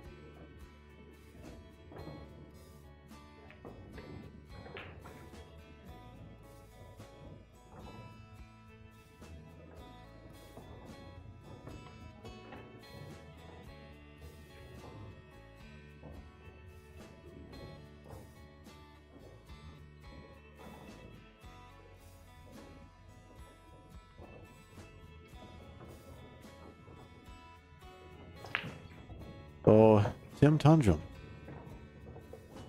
I believe Tim's on there 2 times. I see 2000 in the 8 ball. And then I thought more recently he did snap one off as well. Up here 2013 in the 9 ball. Right. So again, Tim, a 2-time winner here at Seco's. He's got 1 in the 8 ball, 1 in the 9 ball, past champion. Oh, actually, I see him up there 1994 as well, that he's got an 8-ball title. So 3-time champion here. And I believe runner-up last year, right? Yeah, I believe he is the, was he a runner-up in the 9-ball or the 8-ball? Yeah, there He we was go. a runner-up in the 8-ball last year.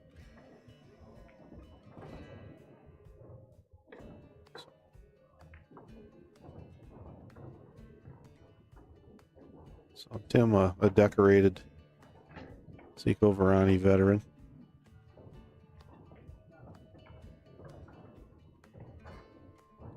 Yeah, he was on the screen or on the stream here with us late last night, sharing all the wisdom during a couple of late night matches. He's got a lot of it.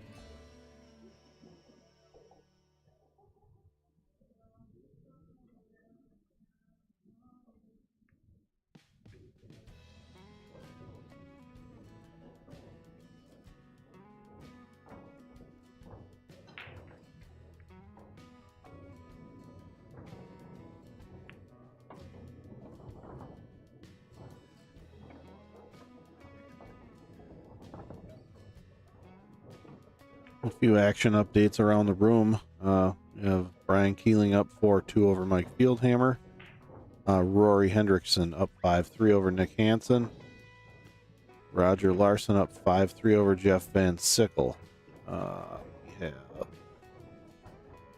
TJ Steinhaus up 4-2 over Mike Pankoff. Super Mario versus Rob Madsen. They're deadlocked at 2 apiece. What else we got here? Trent Miller up 3-1 over Rick Tonjum. Chris Brenke up 5-3 over Taylor Broughton. Bit of a disclaimer on those scores too. Some of these guys are not using the CompuSport app. Some are, but these are the scores that they have posted as of right now. So.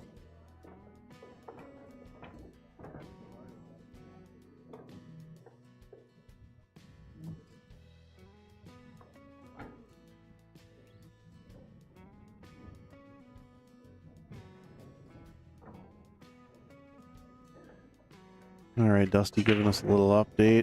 Dusty Lovelace, VNEA certified ref. Now, he says, in the situation where the 9-ball was not on the table and Nick nearly shot the 1, in 8-ball, come to the table and there is no 8-ball,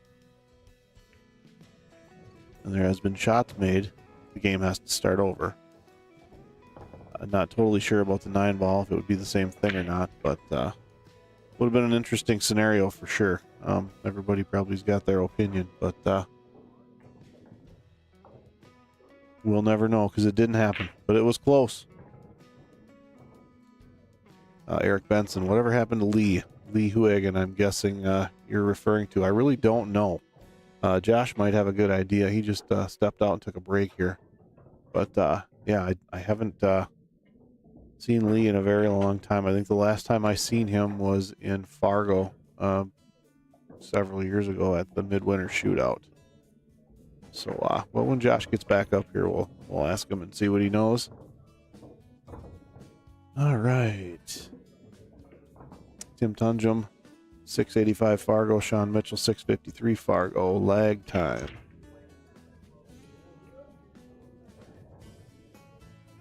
Tim Tonjum will be breaking.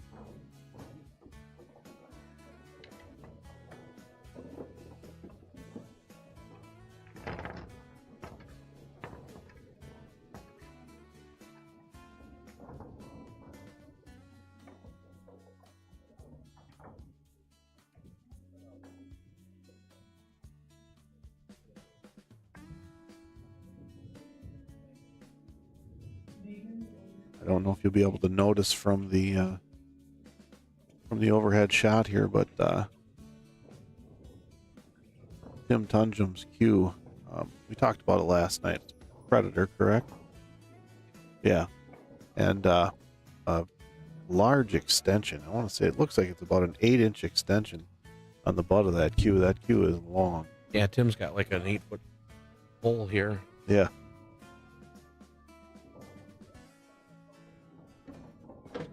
Josh, Eric Benson was asking whatever happened to Lee Huwagen, and a couple of the chat people here have let us know that he moved to Florida. I did not know that. I hadn't seen him since Fargo way back in the day, but Tim's kind of the first person that's not breaking from the corner.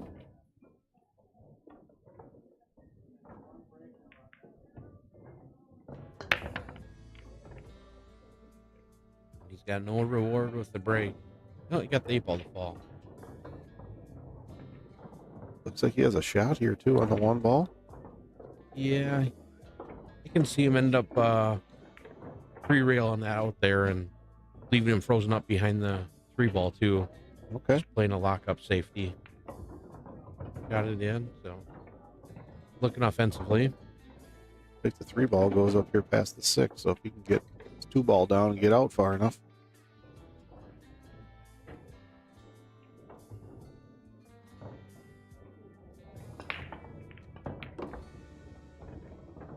Rearranging the furniture. Uh-oh. Yeah, got the unfortunate kick there. Just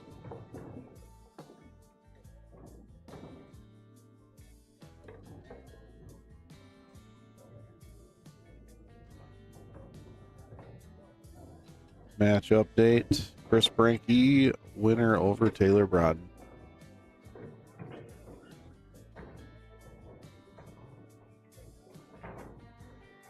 Taylor having a bit of a tough weekend here, but definitely left his mark here a number of years ago.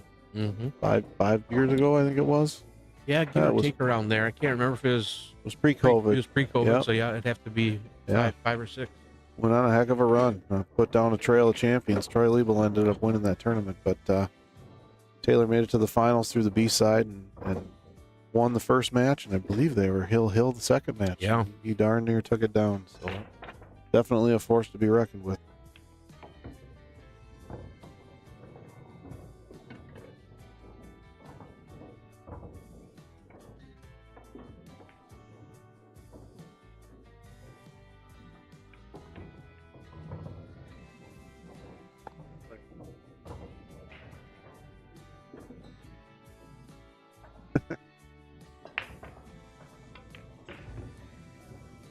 Well, after Tim's scratch there, Sean just came out for cleanup duty and picked apart the table and was going to go up 1-0.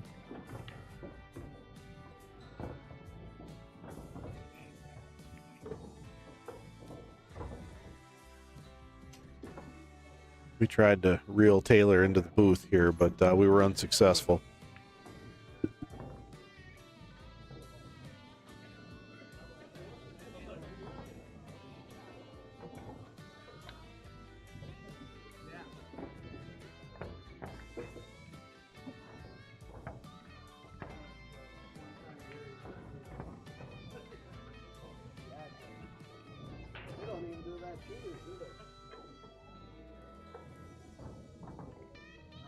I'm struggling to get the rack tight here a little bit.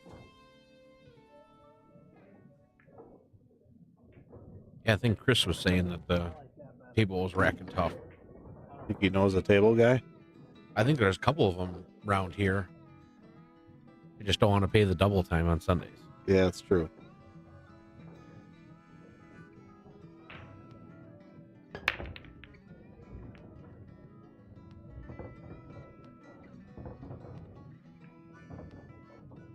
Not like having a heart attack when there's a doctor in the house, right? Yeah.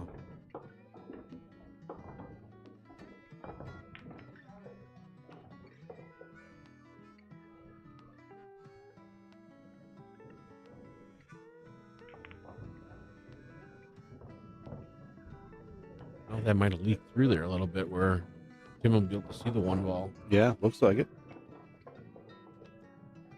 Not an ideal shot, but at least he coming to the table being happy that he's not hooked. Right. Table is a little ugly there with the 4 ball. It would cross bank in the corner. You'd like to be on the kitchen side end rail in order to do that.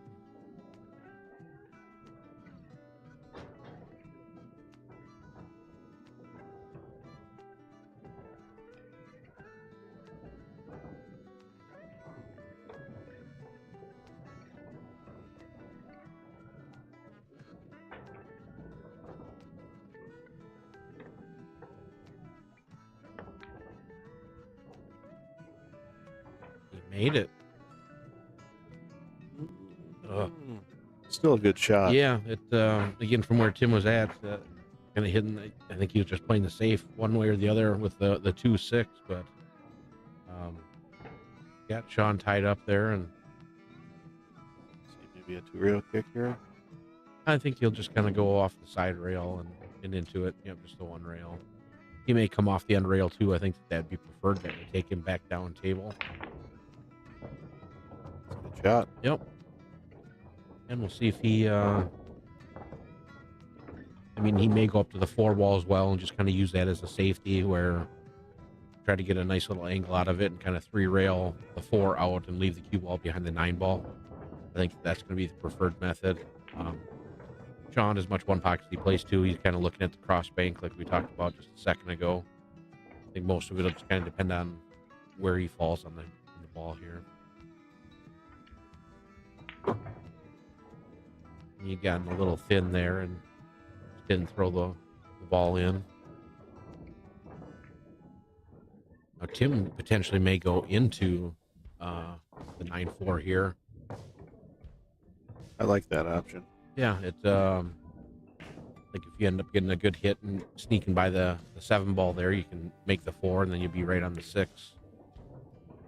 Not all. Well, if you go into it, don't make the 4. There can be some harm to be done, but hit it great. Yep. That turned out perfect.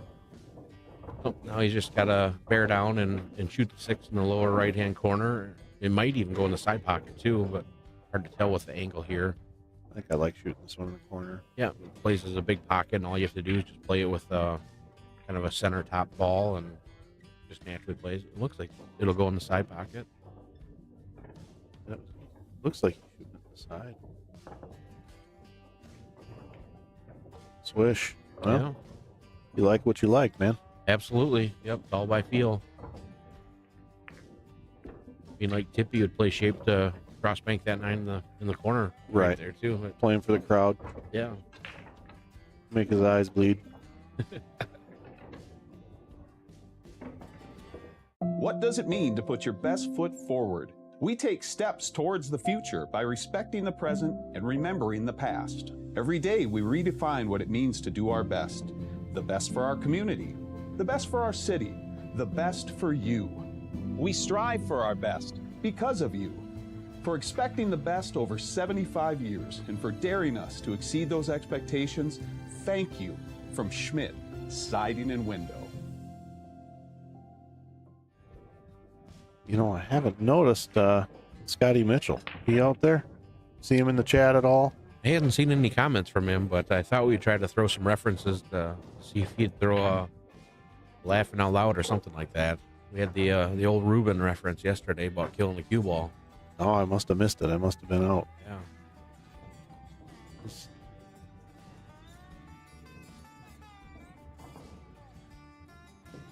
Scotty's got the perfect timing for things like that. Yep.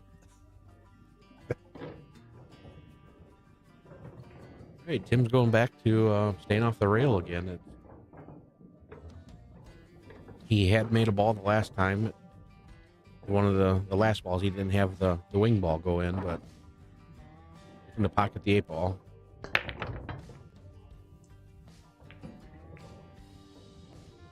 Looks like everything opened up really nicely there. Wow, that's a nice break. Yeah. Natural shape coming back to the middle of the table for the 2-ball. Yeah, I would anticipate that he'll probably float down here. He could kind of roll it in and shoot the 2 in the same pocket as the 3, or he could roll down here and shoot the 2 in the side.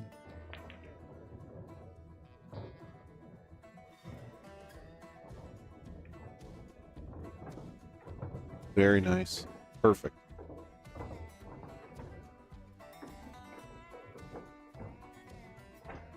I don't really see any problems here. Just, again, you want to make sure you fall on a good angle for the 7 to the 9, but it's it all plays just pretty naturally to run out from here.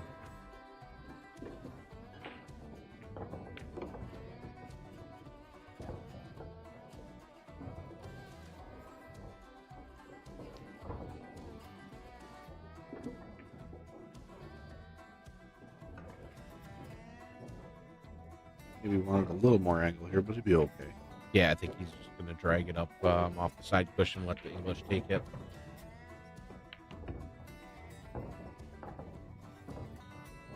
And even from here, too, he can come off the end rail, or he can just kind of roll forward, shoot the 6 in the upper right corner. Either way, too. I think he'll end up rolling forward off the end rail and shoot in the same pocket.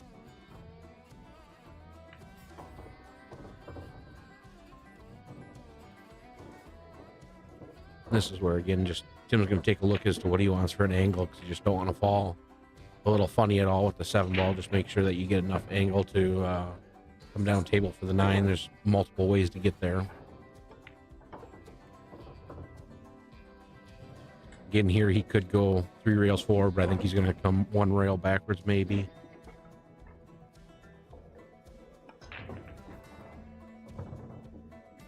Good shot. You don't run into too many issues. Just know that you don't want to overdraw it into the corner or underdraw it into the side. It's a big area to make an easy shot for the 9. Textbook break and run there by Tim. Yeah. In line, stayed in line. Nothing too fancy. Put the hurt on.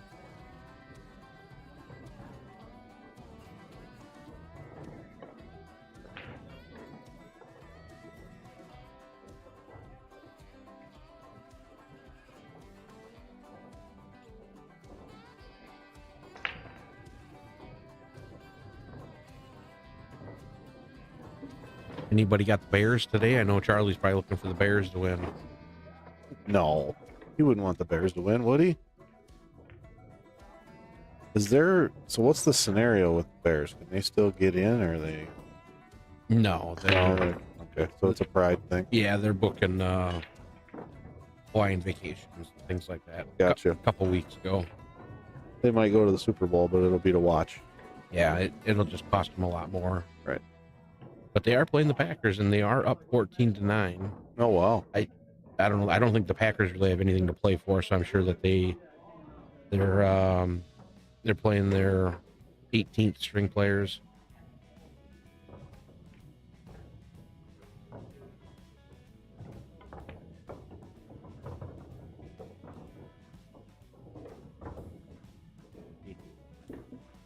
Oh yeah.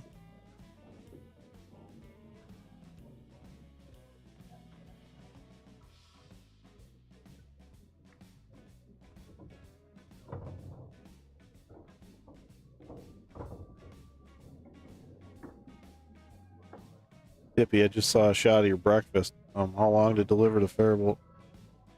Yeah, right. For sure. Missed the Faribault exit.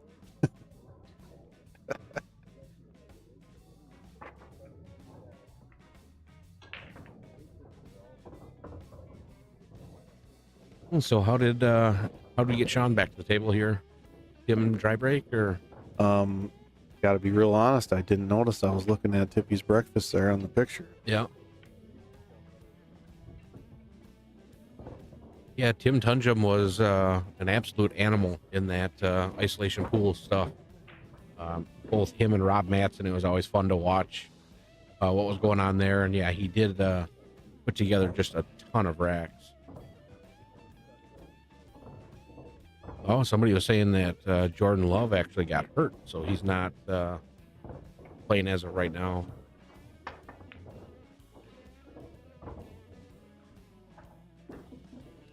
Yeah, that was the one thing. In the actual tournament room, we really don't have any TVs in here. There's a couple of them in the bar area, but somebody had mentioned yesterday that down here at the American Legion, they're going to put together a small renovation and I think just update a few things. And one of the things was going to be to get a bunch of TVs around the perimeter for next year.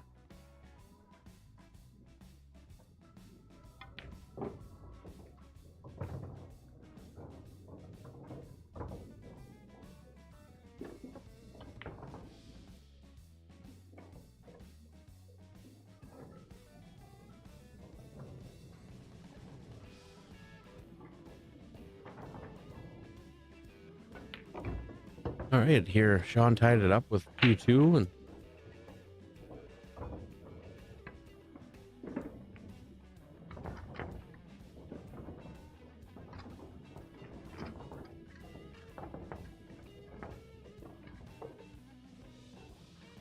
see Tim Peterson's comment here with Oli in the house. I would assume that is Mark Olslager floating around somewhere.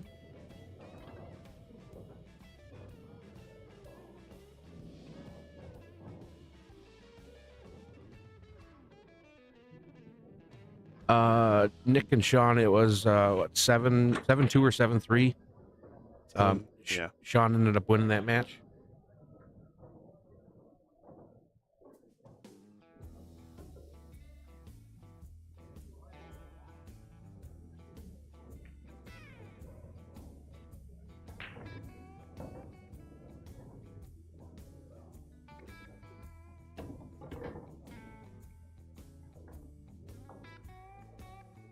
Well, yeah, if Mark Olslager is out there, hey, Josh Jones says hi and hope all is well up there in the Fargo Moorhead area.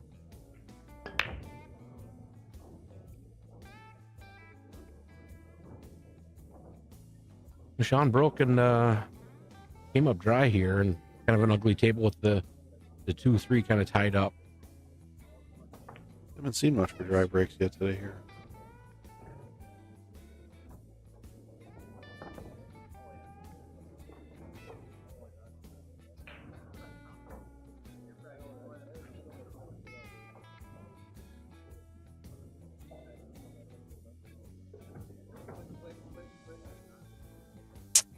Action around the room. Little update. Hank Leinen over JD Prestegard 7-4. Oh, okay. So Hank the Tank moving on.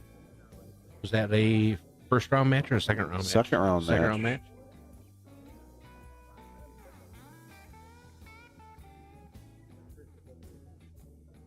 Tim's looking to shoot the ball on the side here. Maybe looking at cross banking this 3-ball into the side pocket, or the 2-ball in the side pocket.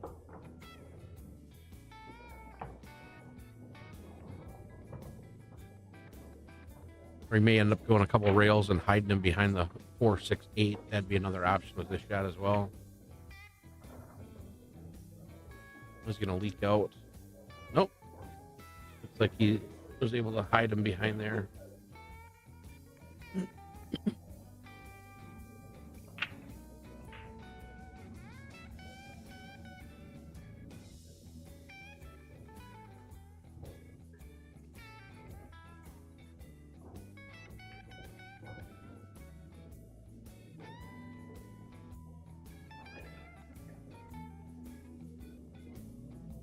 Must have an edge of it. It's like I didn't think he did. Yeah, Oh, look at that. He right, can make it. And Wow. line up the 310 or 3-9 combo or carom shot. That certainly turned out different than I thought it was going to. That was a great shot. Yeah, just for seeing the edge of it, that was a phenomenal shot. Guess that was the only edge you needed. Yeah, and he played the carom on the 9, and There it is. John Mitchell leading 3-2. Didn't think you could see that much. probably could have saved a replay there for Gunner on that one. Yeah.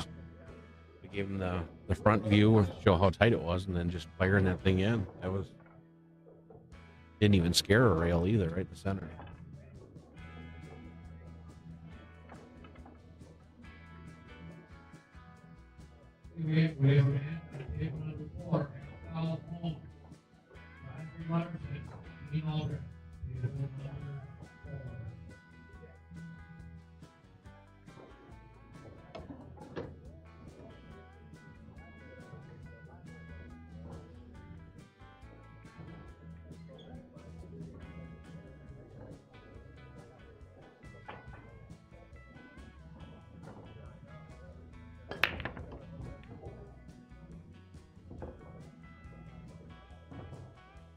Sean was able to get the wing ball to go, and faced with a 1-6 combination here to start, or if he really wanted to too, he could potentially shoot the one off the rail off the backside of the 6 and in too. That way he wouldn't. I think he'll end up playing the combination.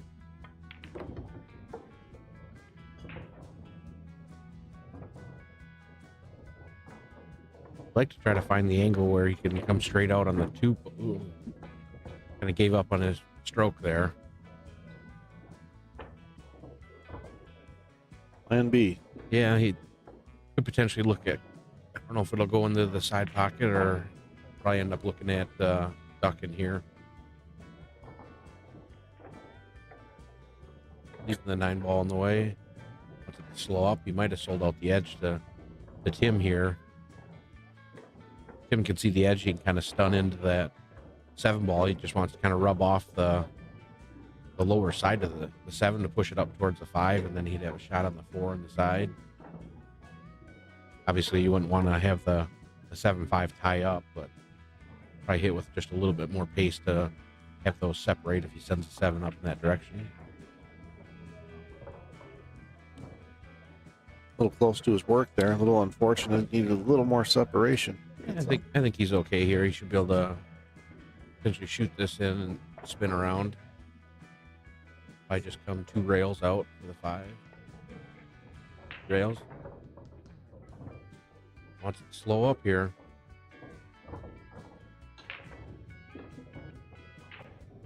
And I think that, again, this is just one of those shots that take a little bit extra time. We had seen, I think, in the previous match with Nick that maybe it was even Gunner earlier in the one match that kind of just gave up cutting a 6 ball towards the pocket. Just wasn't sure where they wanted to play shape and just come up undercutting it a little bit. So just focusing here. I think that's where, again, It's a good shot. Yep. Short side shape. Shoot it in, took his time there, and Touch of an angle. Get him going the right direction. That was perfect.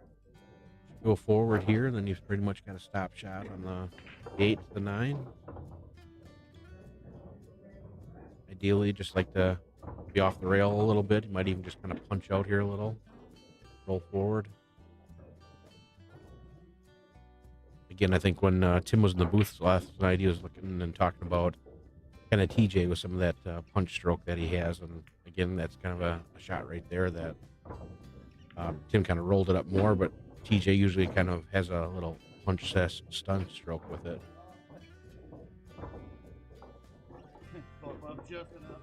I thought you were hooked too. What does it mean to put your best foot forward? We take steps towards the future by respecting the present and remembering the past. Every day we redefine what it means to do our best. The best for our community, the best for our city, the best for you. We strive for our best. Because of you. For expecting the best over 75 years and for daring us to exceed those expectations, thank you from Schmidt Siding and Window.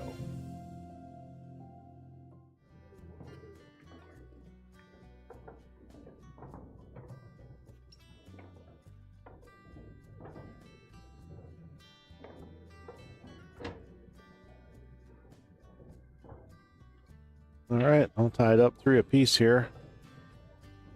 Tonjum to the table. We switched spots now. He's over off the side he did rail. move to the side rail. Yeah.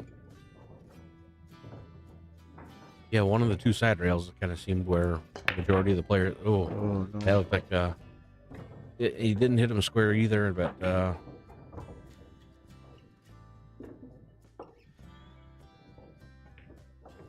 This table doesn't really have a whole lot of issues. This one might sting a little bit. yeah, I think that's where, again, you just want to focus on getting a good angle on that 3 ball to come down table for the 4. But as long as you fall good on that 3 and stay out of trouble for the 4 ball, it looks like it should be pretty routine here. come up a little short on this 2-ball. It's going to change the game a little bit. Yeah, he'll probably just he'll kind of roll up between the 7 and the side pocket and come back out a little bit, just take a bigger angle, and then probably end up just coming down one rail towards the lower right-hand corner pocket for the 4-ball. Well, he's looking at cross-bank in the 2-ball. Wow, it's a good And then he shot. ended up getting straight in, though. Very That's, straight. So now he might be able to cheat the pocket here and load it up with low inside and have it draw back and then lengthen out towards the 4-ball, but he's really going to have to juice this one up. Or, go rail first. That's what it looks like.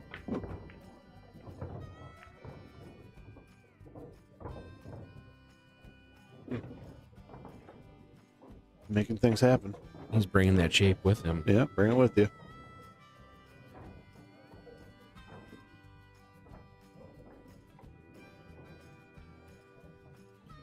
he gonna combo this ball? Yeah.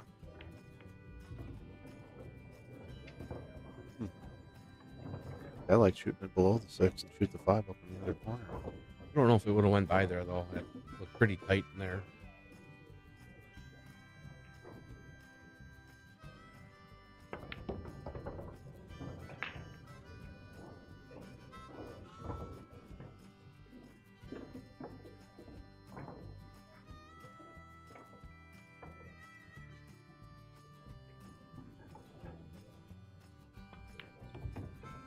Just quickly looking at the bracket, a couple players that are in a match right now that a lot of old school past with them. Super Mario Prano and Bob Matson doing battle right now in a winner's side match. John's really moving around the table well here. The cue ball's been traveling a lot, and it's been right where he wants it to be. Getting loose. Yeah.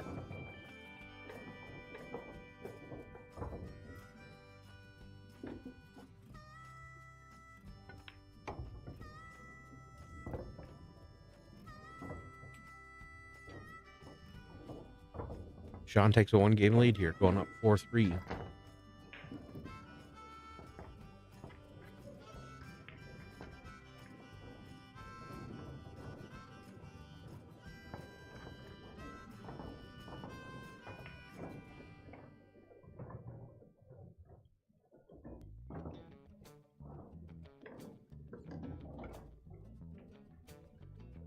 In the last couple of racks, it doesn't seem like the balls have exploded as much. We'll see what ends up happening here.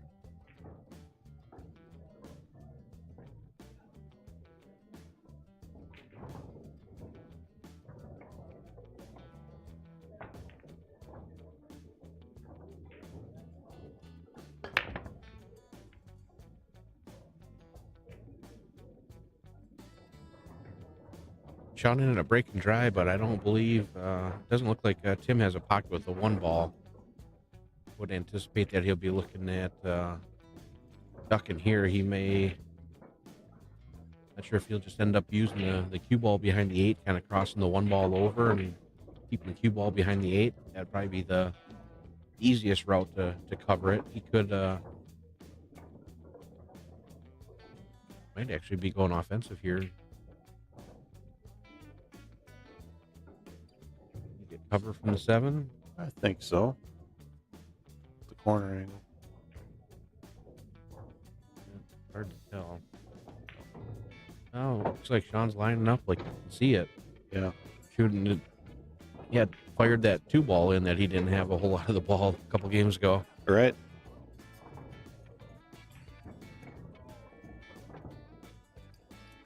Yeah, Tim Tonjum at the table, he definitely has, when you watch his fundamentals of him shooting, stroking, posture at the table, it's just extremely smooth, and again, it's just super consistent.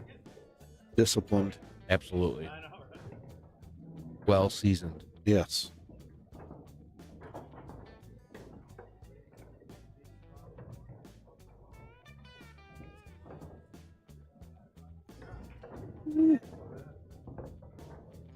That's going to make it interesting. Yeah, he had loaded up with inside there, and it really had grabbed off that end rail and Sean's looking at potentially kicking the 3 ball in the corner here.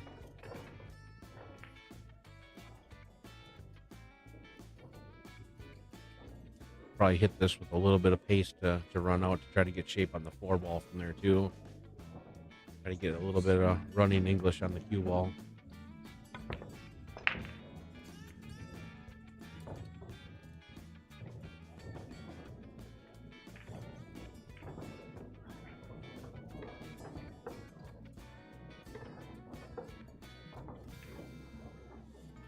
I don't know if he'll shoot the combo or not. I think he'll probably cut it in the side and just go for the run out. The nice part with the combo is the balls are fairly close where it's easy to control them and easy to shoot it, but I believe Tim will shoot the 3 in the side and then try to run out from here. Yeah, if he gets this ball down, should be pretty manageable.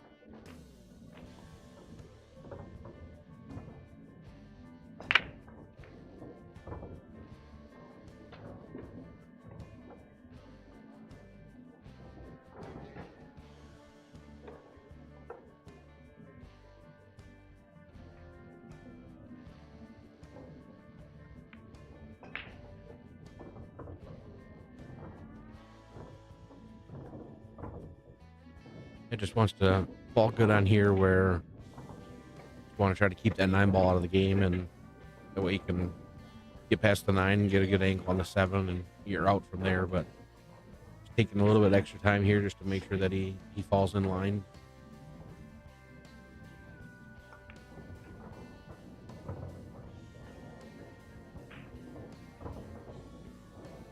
Even if he has to, he could go into the side rail with a little bit of running English too and bounce out. Didn't have that angle. He's okay there.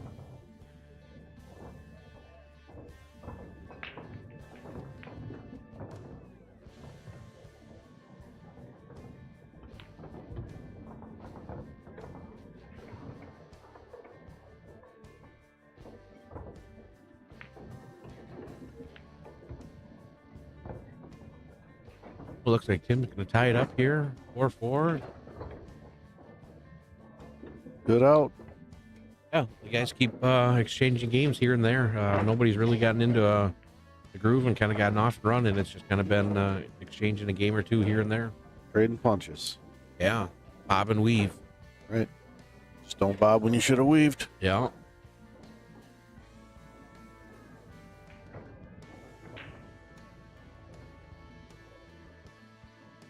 You can even see here Timmy kind of warming up where he's just stroking over the rail there just to see how straight his stroke is. And he ended up changing his break again. Moving back out a little ways. When we were talking to Tim last night on the stream, he was kind of talking about, especially playing 8-ball, where if he's struggling with a break, where if he dry breaks from like a head ball break, the very next break, he'll switch to a second ball break. And just kind of, go back and forth should he continue to dry break. But, he just doesn't want to have consecutive dry breaks with the exact same break.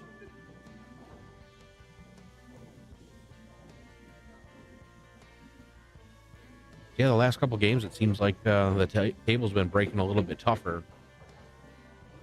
Haven't been able to get the wing ball to go again. It was another dry break here, bringing Sean back to the table.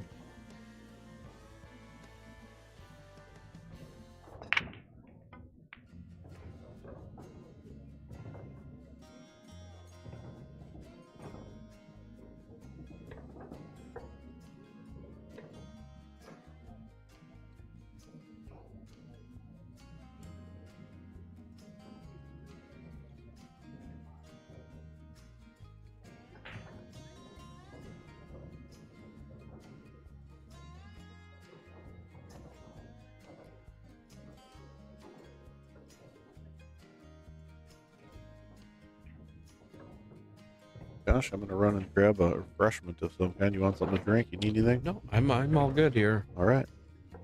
Shall return.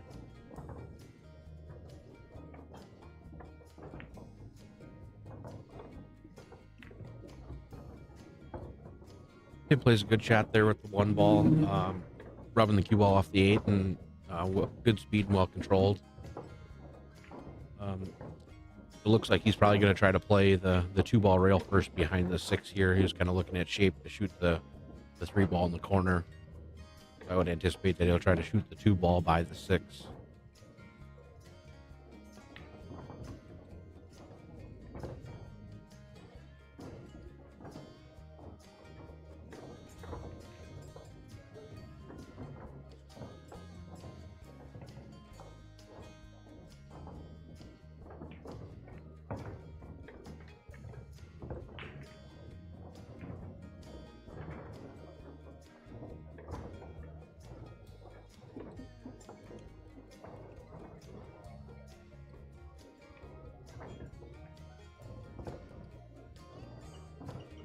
Tim fell a little funny on that ball there. He just didn't let the stroke out big time off the rail to really kind of have it get the running English.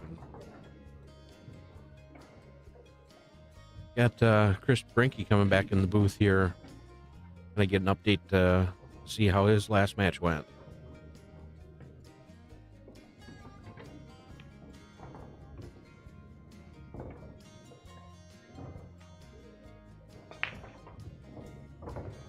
Hey, welcome back, Chris. How you doing, Josh? I'm hanging in there. How about yourself? Oh, I'm hanging in there. I finally got a victory. All right. That Feels like a just the one relief. match on the loser side that you got the win, or the second match? my second match of the day, so it was the first match I had on the loser side. When you played Taylor? Yeah. And he had a few mistakes, and I kind of got on a roll. I was breaking good, and I actually shot fairly well, even though he had a few mistakes. But all right, start to get loose and yeah, together now. I was trying to just fire him and start shooting a little quicker, trying to get loose and just see if I can build some confidence and get that, just say screw it, you know. Going, yeah. Hey, when you start to feel good like that, yeah, you get some momentum going. Sometimes it helps. Yeah. Yeah, this match here we've just kind of had, they've been just exchanging punches back and forth. Really, nobody's won more than 1 or 2 games in a row. It kind of keeps going back and forth. The table started kind of breaking tough. Oh, really? Yeah, Tim was going, and I know that you were mentioning that it was kind of racking tough here. Yeah, it is. It's gotten worse, probably. Last couple games, guys have been dry breaking. Oh, okay. Tim had been kind of jumping back and forth. It's funny, my match against TJ on there, like, after, like, say 4 or 5 games, I think it was, he said the wing balls are starting to float out now, where they didn't before. Wow. The left, like his 7 ball there, is starting to, like, separate. Sure. And there's, like, a divot in front of the spot that the top balls want to kind of roll forward. So he's trying to hold it in that spot, but and both TJ and I were like, you know, hey, I'm not trying to shit rack you. We both knew it. We're just like, I'm doing the best I can, and I told him, you know, the back of the rack is going to separate a little. You couldn't get those tight. So I'm like, I'm not picky. Just get the front. I'm just going to smash them. Right. But we seem to break all right though. TJ and I. Agreed. Yep. It's But it's too bad because some of the matches here, you're going to be watching people racking for a while. Yeah. Today. That's what we were talking about, is as we get into it a little bit further, we're going to see where... It's going to be annoying. Yeah. We talked about on the stream. See, look at that. One ball. I see it keep rolling forward. Yeah. Sean had him rack there just a second ago, and then he went up and looked to see how far it was above the spot. Didn't like it. That. Yeah, it's brutal. Yep. The last table I played on against Taylor actually racked a little better. Okay. It was... probably the best one we've racked on. Yeah, when you get these setups with these kinds of tables, the cloth and the balls and things like that, and the triangles, it's when you find a table where they actually sit kind of tight, it's nice. You don't have to sit there and work forever on the rack. Let's see if you want to take that question there. Well, Seco Varani himself started it. Yeah, this idea. Here, I'll show a picture of Seco Varani. Here's an article. Where is it here? There's Seco himself. He's a local barber. Yeah. Faribault, Minnesota. Yeah, Seco Varani is the genius behind this tournament. He started it many years ago as just to have a super competitive tournament and things like that. And I'm not sure how many years it was. Probably the first 30 or so years that he had played in the tournament. Water? And again, we'd probably have to find out from either Seco or Tim. I would assume that Seco's close to his 90s now. But again, getting around great. He was here the entire day yesterday, watched the finals, and he was back here first thing in the morning. He really looks good, and Yeah. it's always fun running into him and chatting with him. Him and Tim run around quite a bit, and This is getting to be too much here. This rack. That's going to be annoying as hell. Is this what it's been like every rack? no, this is the first time that it was been this bad. Yeah, but I can see here too where I think you got to agree to just rack it above the spot a little. yeah, You but can see that white spot there. That's the divot. the tough part about it is I think Tim's worried that it's not going to send the wing ball. Right. But yeah, otherwise you sit here for 15 minutes and yeah, and again that's what gets tough with again the bar table 9 ball and I can see where Tim's at right now. I mean, with him having the break right here, this, he's kind of feeling where if he doesn't make a ball, he might not come back for the rest of this match and then go into the loser side. Yeah, actually, Ryan Johnson, too, if you were to go out, I believe Mike Fieldhammer on the Billiard Coach YouTube channel, he actually probably 10, 15, 20 years ago, he went to Seco's barbershop and got a haircut from him and did an interview and had uploaded it onto his YouTube page. So if you just go to Billiard Coach YouTube channel, it should be on there.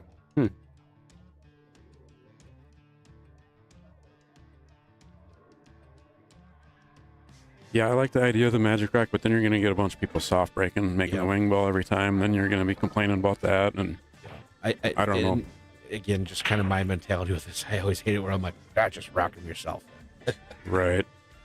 Again, while you're the wing ball, I'm not going to sit here and rack for 20 minutes. Yeah. It's gonna. Yeah, this is gonna be brutal. I'm gonna put some. We've got maybe someone needs to just hammer that one ball down in the center of the spot, so there's a divot there. Yeah. And then the rest of the day it'll hold it. We'll have to put either Timmy T, Jamie, or Rob on the clock here and tell them to do some maintenance. Yeah. There you go. Thank you. So who are you looking at beating up on the next round? I don't know. It doesn't matter. No, I don't care. Hoping to beat up on the table, the rack. Just make all the balls. The world. And don't even realize that I'm playing someone. Everybody's feelings. Yeah. That was kind of strange being on the stream table. I've streamed this for my 5th year. I'm like, what? What is going on here? Well, when you're in the finals and semifinals and quarterfinals later on tonight, you're going to be on there too. Yeah, let's hope that's true. You can't get away from it. So again, we got that wing ball there with the 3 ball. Tim didn't come up with a shot on the 1, but you can definitely tell that rack did kind of open up more off the break than as compared to the any of the other ones. Yeah, so I do know where Tim's coming from, and it does get frustrating when. Well, yeah, it's just going to get worse. Hopefully, when you tap the balls down, he kind of made 3 spots there where it's going to hold. Well, and then you still always run into you got to have it perfectly square. If you're not square in that same area, it's going to go away. So, yeah. So Tim's going to roll out here and allow Sean to come up with the option as to what he wants to do. You know what's funny about replacing the spot though? When I set up here on Wednesday, I came here and set up. Took me 4.5 hours, by the way. Yeah, that's what we heard last night. So I hit a few racks to test some of the audio quick. Yeah. On this table, brand new cloth, brand new spot, and I had the same issue. Yeah. The one ball would keep kind of rolling off, which that should never happen on a brand new everything. Yeah. So I don't think replacing the spot's going to do it. Yeah, I don't know if it's the slate. Right, or the. Yeah, I don't know. Again, that's where we'll have to. Next time we get Tim up here, we'll kind of chat with him and give us some insights on this because you're supposed to be the expert. Yeah. Free of charge. I just grabbed the 3rd one, so I left how you got your headset.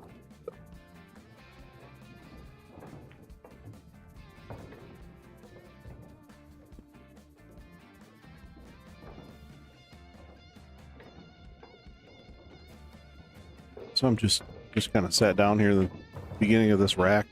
Did Tim push out there? Yeah, Tim had made the wing ball, and then the there. one was hidden, and so he had pushed One out. was right there. maybe one of you guys want to explain the push out in 9-ball. So might be some guys out there watching this that don't understand what may have happened. I'm sure most people do, but Sure. Yeah, with the push out, the very first shot after the break, whether it be the incoming player, whether it be the breaker and he'd made a ball, or the incoming player if it was a dry break, he has the option to roll out, where if you call a rollout, you can shoot the cue ball anywhere, and the other player would come in and would have the option where they can play it as it lies, or they can pass it back to the person that played the rollout. And it's only the very first shot after the break.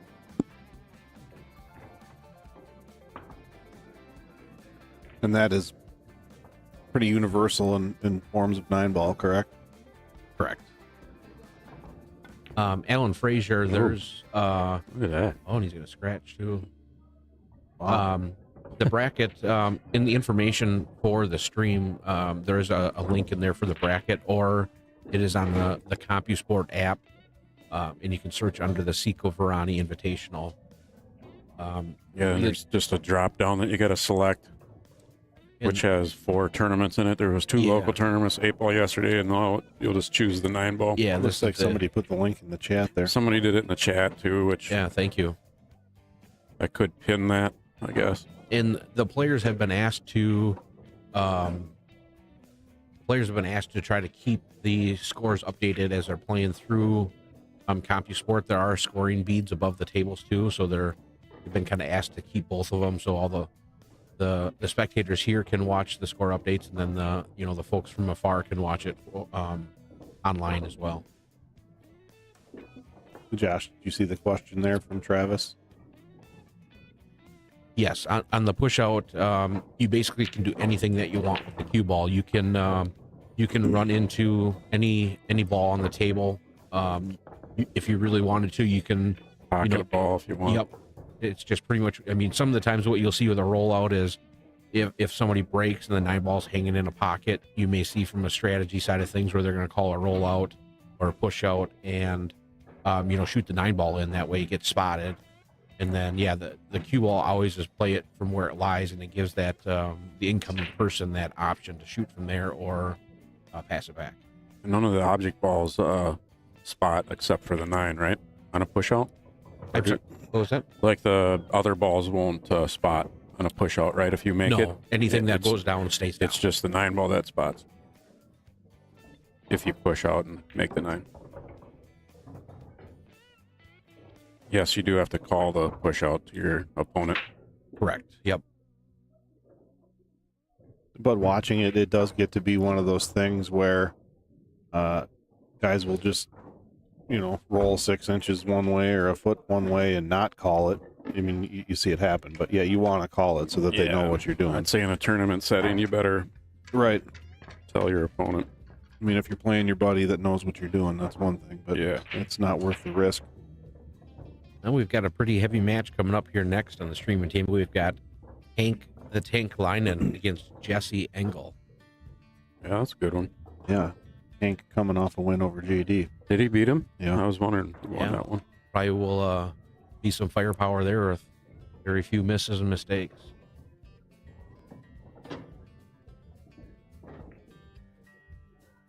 Hank's definitely impressed me. I think he's already a good player, but I think he's only going to get better in the next couple of years. Right. He's going to be a world beater here at this tournament, probably. For sure. 100%. Hey, Tippy, I'm pretty sure I know Sean that he's going to say, "You got action, buddy." Definitely.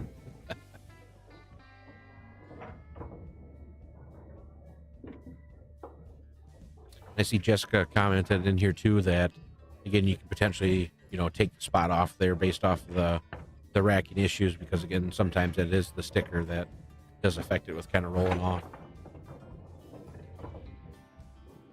I did notice yesterday, multiple times that different players were racking like the bottom of the spot. They were behind the spot. It was strange, but it kept happening. So I don't know if the ball sat better there, or I don't know. Or you'd be like a short guy like I am, and you can't see the spot. You just kind of roll them up there. Could be you got to walk around the side of the table and check it out. Step stool. Ooh. Trick shot. Twofer. Speeding things up here again. Yeah, he's looking out for us here. Yeah. Trying to get Kris home on time. Yeah. Thank you, Tim. So when looking at the viewership up here, again, we've got the metrics. I see like on your software, you've got a different number than what's up there. Yeah, it's not updated exactly. It's not live. Alongside each other. Okay. Yeah. I would say the software is probably more accurate. Okay. Yeah, I didn't know if it was based off of, you might have a lot of people on YouTube and then using Facebook potentially for, messaging or something like that too. No, I would say the software is definitely the accurate number. Great speed on that shot. Every once in a while, like last night, there was a glitch, and when you'd switch scenes, Yeah. like the Facebook wouldn't update, and it just showed 0. Yeah. It took like minutes. I've seen that pretty common here over the weekend that after you switch the different camera views, when it refreshes, that the Facebook feed will go to 0. It just doesn't. The first time that we read noticed it kind of freaked us out. Yeah. So, Yeah, it did actually to me too. When I was up here, I'm checking to see if we're still live on Yeah. Facebook. Yeah, I texted Zoe right away to see if she was still seeing it. Yeah. we were just jumping the gun too quick.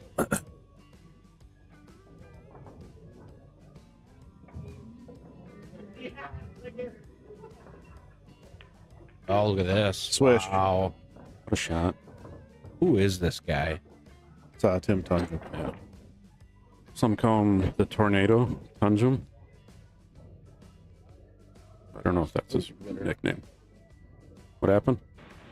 Oh, there you go. Yeah, good call. Did save the replay too. Yeah.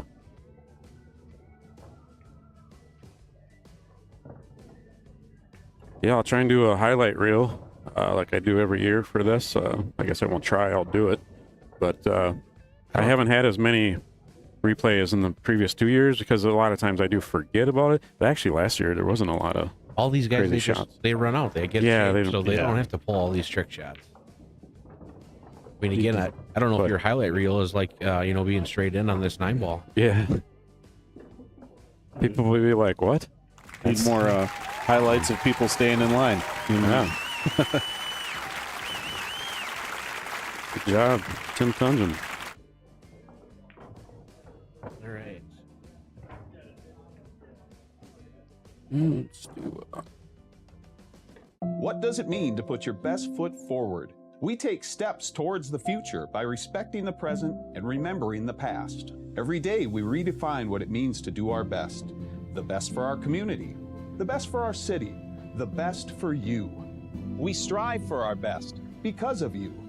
For expecting the best over 75 years and for daring us to exceed those expectations, thank you from Schmidt Siding and Window.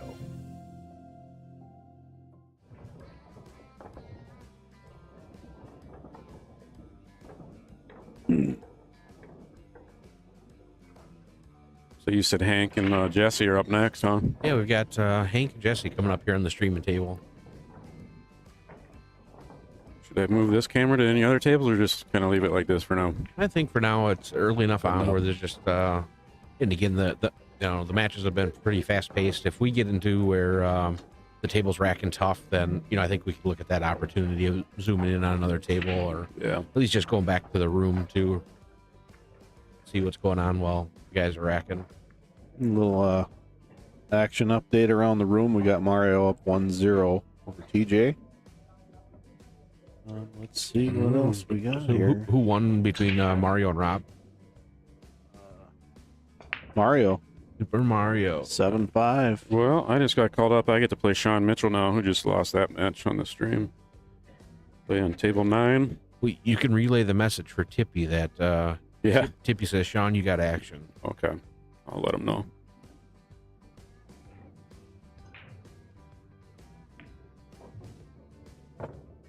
I also want to say thank you, Adam Obermeyer, for the donation. Appreciate it. As well as Dave Winch. Thank you, buddy. Always appreciate the donations. So I can work on my continuous improvement of this stream. Yeah, Dusty, I know that we got at least the 8-ball jump shot that was saved. I know Gunner can go back and get some of the feed to get the one before it as well, but we at least got one of them saved for sure. Yeah, in the next week or two after this, I'll work on that highlight video and post it on Midwest Q Sports. Yeah. All right, I'm gonna head out and shoot some pool. All right. Shoot him up, dude.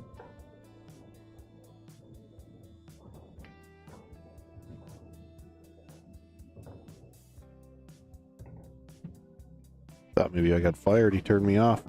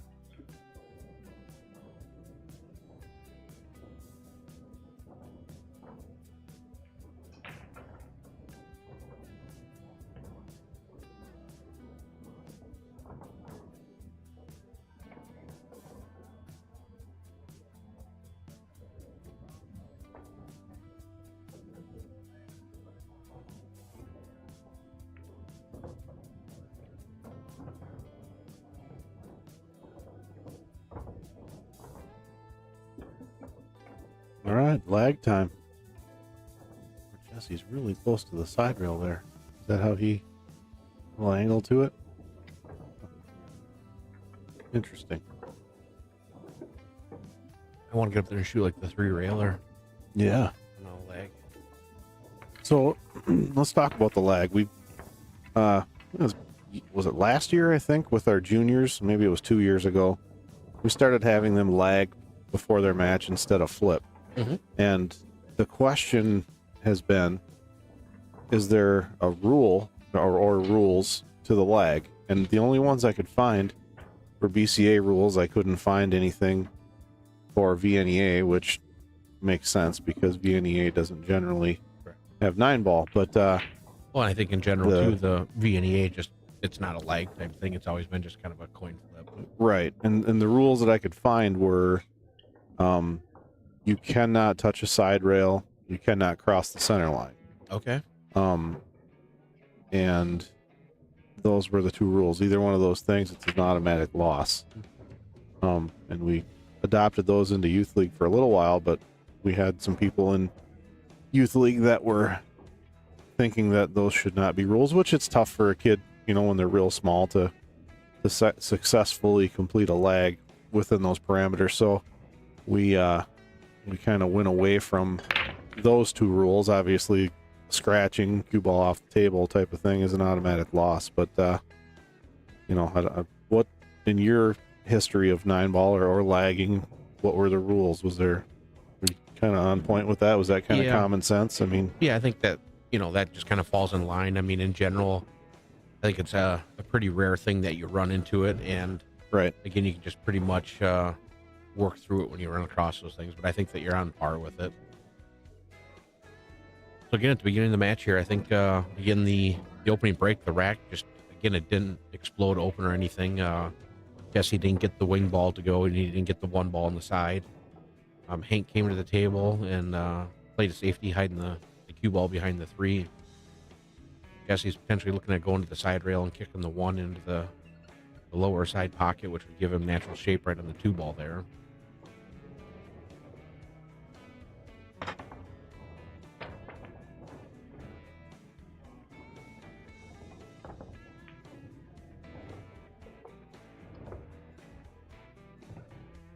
He ends up thinning off of it, sending the 1 ball up table, leaving Hank pretty thin. I think that he'll end up cutting this 1 ball in and falling on the 2.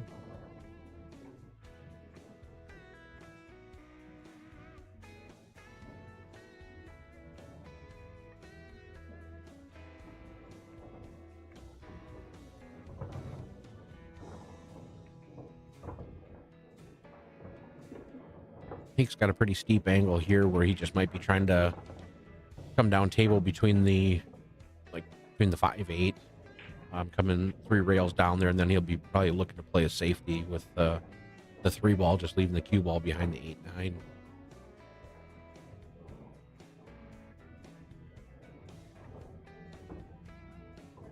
He's maybe even too steep where he couldn't head down that direction. Still look to just kind of roll this and send the cue ball about 2 rails, potentially leaving him behind the 8-9.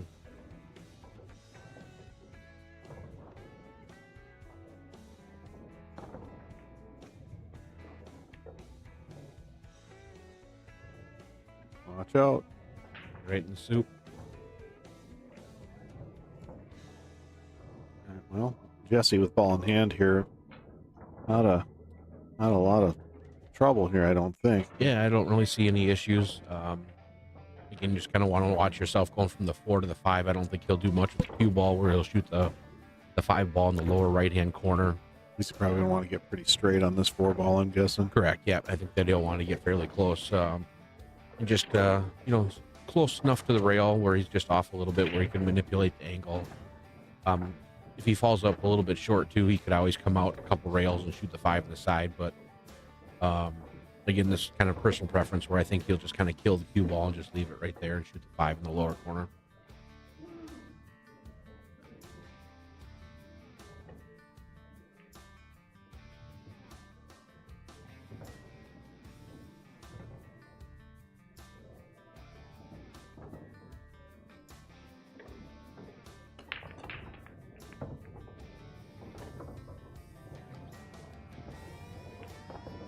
Good shot there. Nice touch. Be a little bit of angle, but no trouble there. You can hang on to this, no problem. And I think what he's looking at here, I like shooting the 7 in the upper left-hand corner pocket there where you can come 2 rails naturally down for the 8 ball. Again, he does have the option where if he wanted to get somewhat straight in on the 6 ball, and he could shoot the 7 in the lower left-hand pocket and then come straight down table, but again, you kind of come in against the angle there where I like the natural shape with the 7 coming 2 rails, so I think that he'll end up punching this ball out.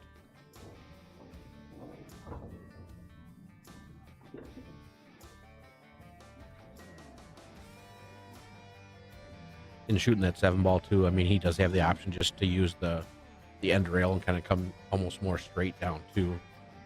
Kind of depends on where he falls and in personal preference with it.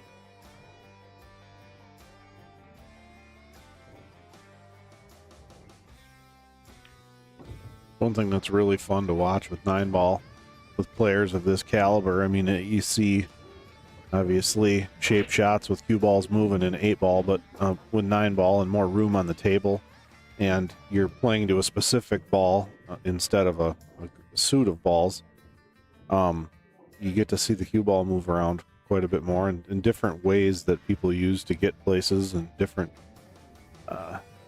draw shots, follow shots, different things. It's fun to see how other people think.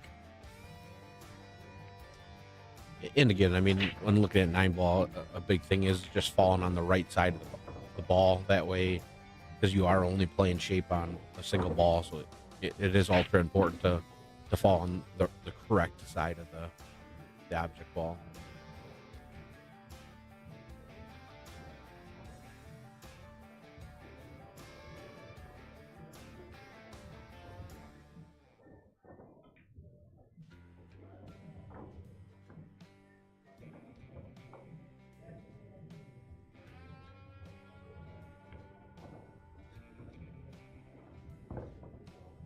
And Jesse came up a little short here where he fell really on the 50-yard line. That he faced with a thin cut. Looks like he's going to shoot in the upper right-hand corner pocket.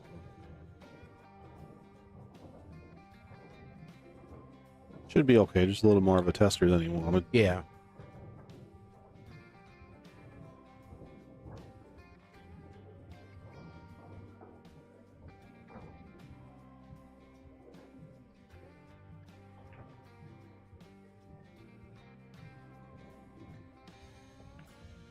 Oh, yeah, I'm going to cut it.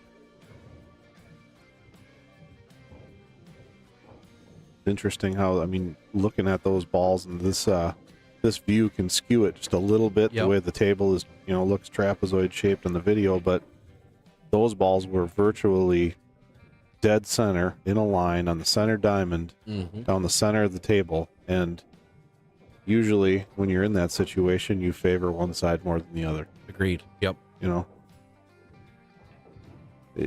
Theoretically, it shouldn't matter, but it should be the same shot both ways.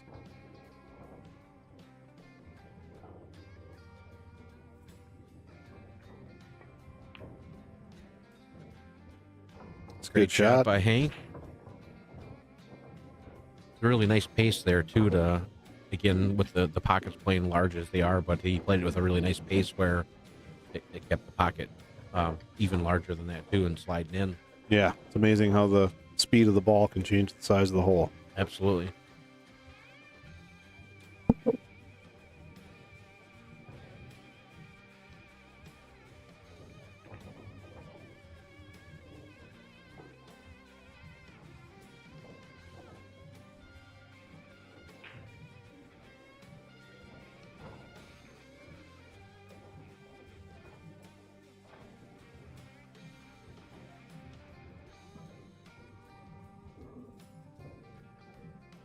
A couple quick updates. You got Greg Fix with the victory over Jed Lampy.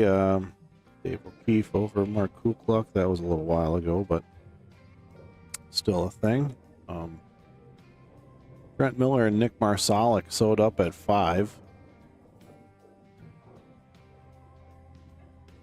Kevin McGrath up 6-4 over Aaron Dudas. It's like Jamie Pluta and Rob Madsen just getting ready to break the balls. Either that or they're in their first rack. Could be.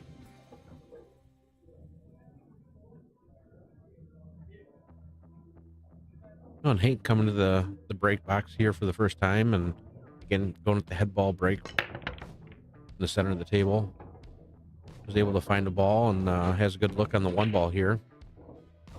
The 3 ball kind of got into a funny little spot, but I would think that Hank might be able to go forward here and run into the 5 ball. Again, you just want to nudge that just a little bit where you'll fall on the 3 and then you don't push the 5 too much towards the 7. So he'll probably hit this with just a really easy pace. Your ball does go on the side too. Is there a world where he banks this 1 ball and gets on the 3? It doesn't look like it. I don't believe so, but good shot. Yep, so you'll just end up playing 2-rail shape here to get back on the 5 ball.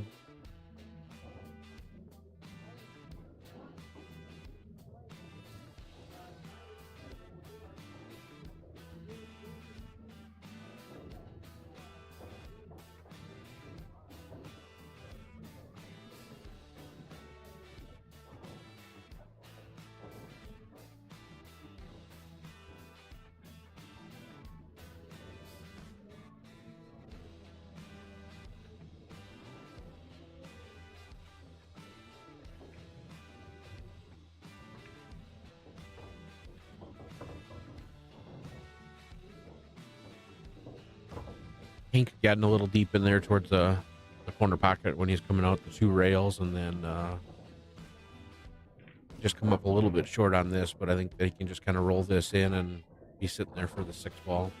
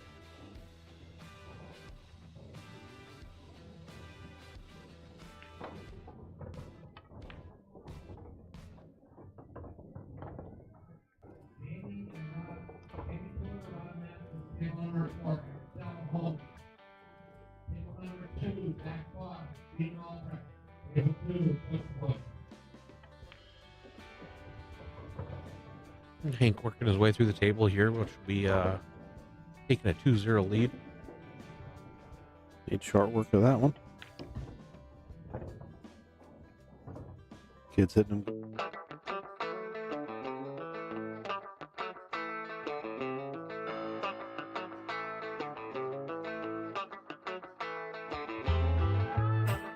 Like a good neighbor, State Farm is there.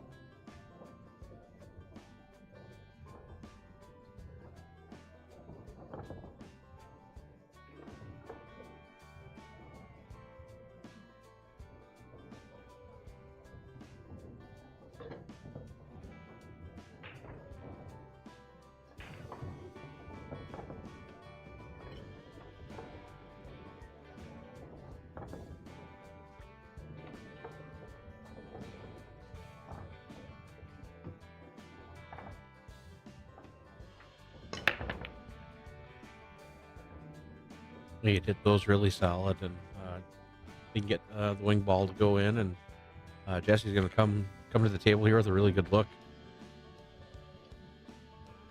There was a few balls that were scaring the pocket there, but Yep. nothing went. Yeah, I think the key with this table is, again, just kind of falling good on the 4 with the 4, 5, and 6 all on the same side. You just want to fall good on that 4 ball where you don't go from the 4 and leave too big of an angle on the 5. Yeah, 1 ball's a nice start here too. A nice, easy roll it in, natural shape. Yep. Nothing fancy. If you do end up getting a little bit of an off angle from the 4 to the 5, I mean, it isn't a bad thing to have to go back and forth across the 2 side rails, but you can get just a reasonable 4 ball where you can bounce out off the rail, and then the same thing for the 5 and then the 6.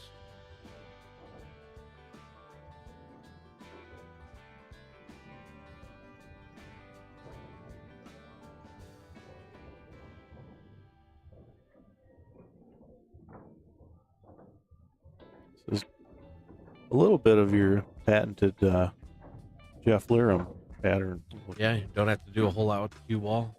Cue ball on a string. Yeah, potentially, again, preference here, you could go 2 rails forward, or you can come 1 rail back. But again, this is the one where I like to try to get a little more flat on this ball, where all you have to do is just kind of punch it over into the rail and have it come out. And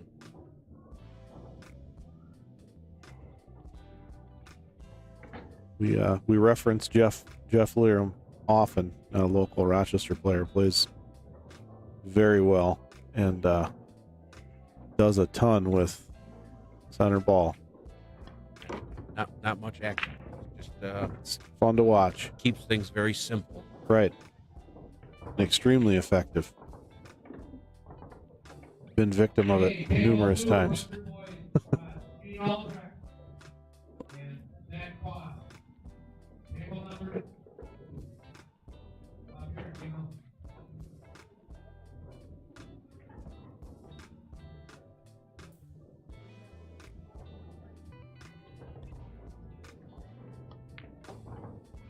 Just punch out far enough there, that way you can kind of roll up or stop or stun a little bit here with the 5, and again, kind of like leaving just a little bit of an angle with the 6, where you can kind of punch into that rail and draw back here for the 7. Ideally, you'd like to get below it where you can just go forward rather than having to go multiple rails.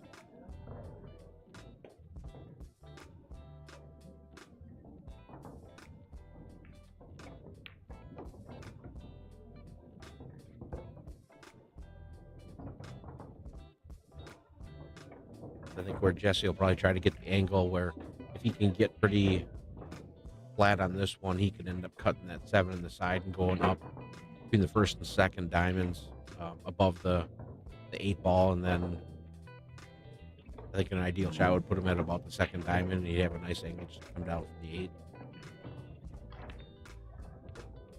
Good shot. Like you said, it's nice to avoid the 3 rail shape. I mean, it works, but it's also heading for a corner pocket when you play that game. And here he looks like he's just going to float forward a little bit. And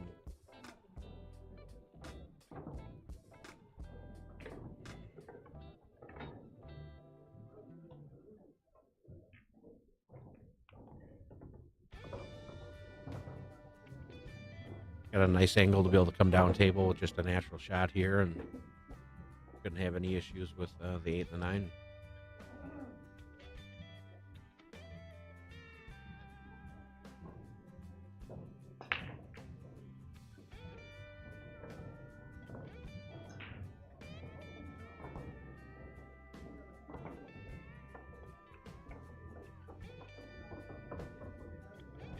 Getting a little close to his work, and go deep here.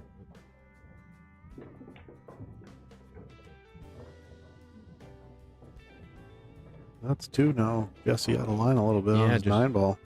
There's some simple position errors that you let the cue ball get away from him a little bit. Again, a makeable shot. Should be in good shape, but the tough part with like that shot there, I mean, again, almost no matter where you end up short, you're perfectly fine. If you come too far, you run into an issue, and that's where Jesse ended up here. And I still will expect him to make this ball. It's just you end up got to send the cue ball around the table. But even, I mean, if you shoot that 8 ball and you don't even get to the side pocket, yeah, it's a little bit longer of a shot, but it's just such a routine shot that there's no reason to get that perfect on that 9 ball. There's no reason to risk it. And coming up short, when you shoot the 9, it's a little more manageable. But being long here, you're sending it. Oh, he's going to bank it. He's going to sell out to Hank. Yeah, just a simple positional error. It's a pretty rare thing that you're going to see with Jesse. It doesn't happen very often. He's usually very methodical with his shape with that. Right.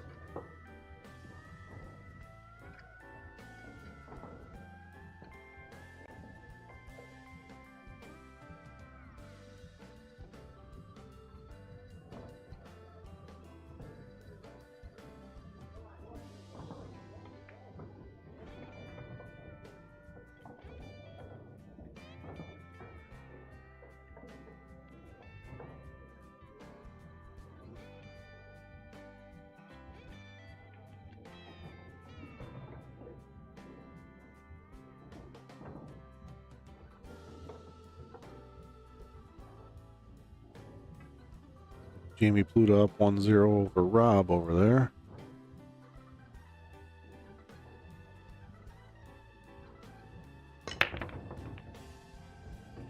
He breaks balls and wow, getting rid of him in a hurry, but he may have gotten hooked here.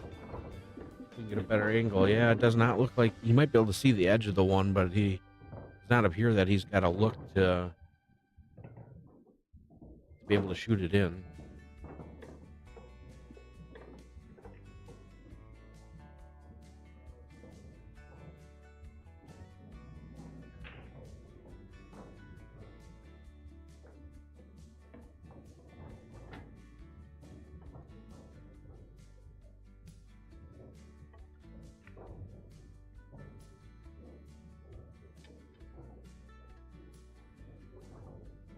I looked away, but it looks like he got a hit with it, but sold out a pretty open shot here to Jesse, where to be able to get back in line and get some momentum going his way.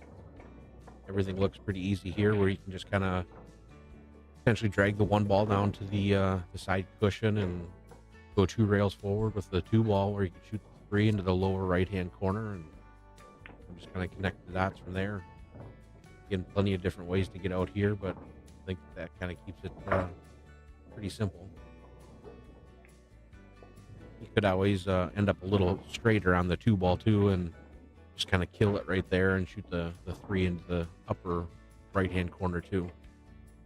You wouldn't end up having to bring the 8 ball into play that way.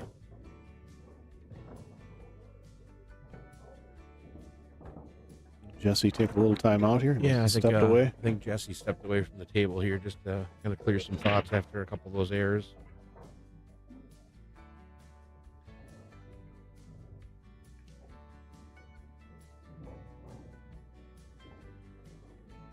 See if I can get the camera on Jamie and Rob over there. I think we're okay for now. Okay.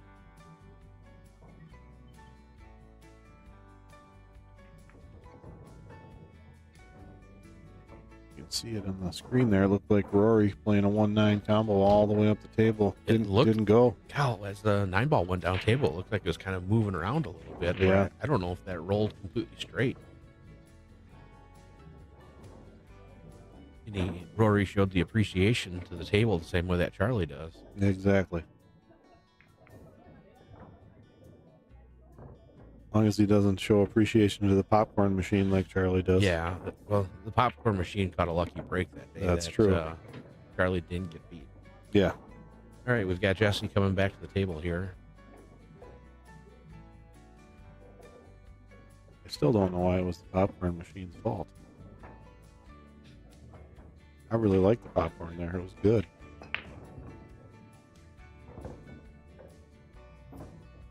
All right, so again, Jesse got to wear kind of a personal preference shot here. I think that he's going to end up coming a couple rails around the 8 ball and shooting the 3 into the lower right-hand pocket. He could even come a little further like he was lining up and shoot the 3 in the side. The nice part with that is you'll hit it with enough pace where you definitely don't have to worry about coming up too short and having the 8 ball come into play for any reason. Just hit it with a nice running English pace here. Almost maybe even a straight ball if he's trying to get down here for the 3 in the side. I think he's got enough angle with that. Just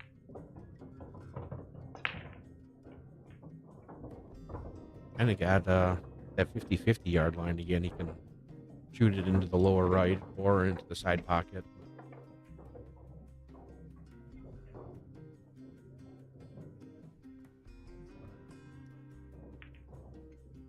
I believe that's June Myers in the comments here. I know Dax was talking a little bit about you yesterday with starting the junior program up at Shooters. Yes.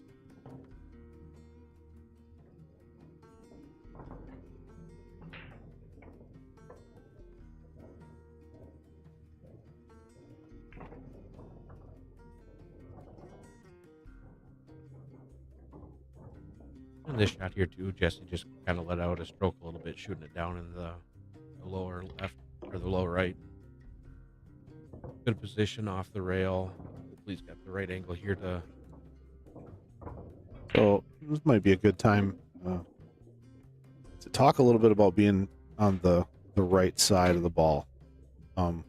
Like here, he's on the correct side of this 8 ball, right? Yeah, I think that's where he kind of come up a little bit on the short side, where it's just going to kind of naturally let him take it down to the 9 ball a little bit.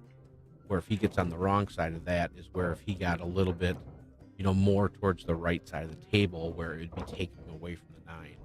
Right. I wouldn't have seen any issues just because, again, he could kind of have gone 2 or 3 rails forward had he gotten on the wrong side. But, it's just when you start falling on the wrong side of the ball like that, it continues to compound, and I think a lot of it'll take a little bit of your confidence away, just because again the cue ball's not where it's at. You're having to work a little bit harder, whereas you start to fall on the right side of the balls, everything just kind of seems to be easier.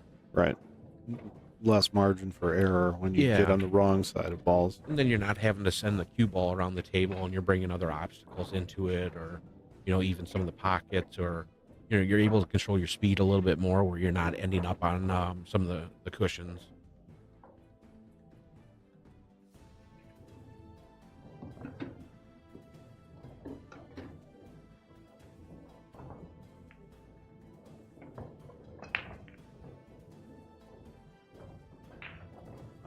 Maybe I haven't been paying attention, but well, I guess the first one that he's won. But Jesse checking the rack here, reading the rack a bit.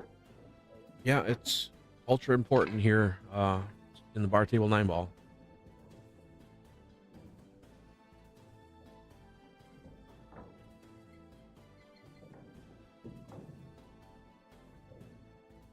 Back to the room shot wall.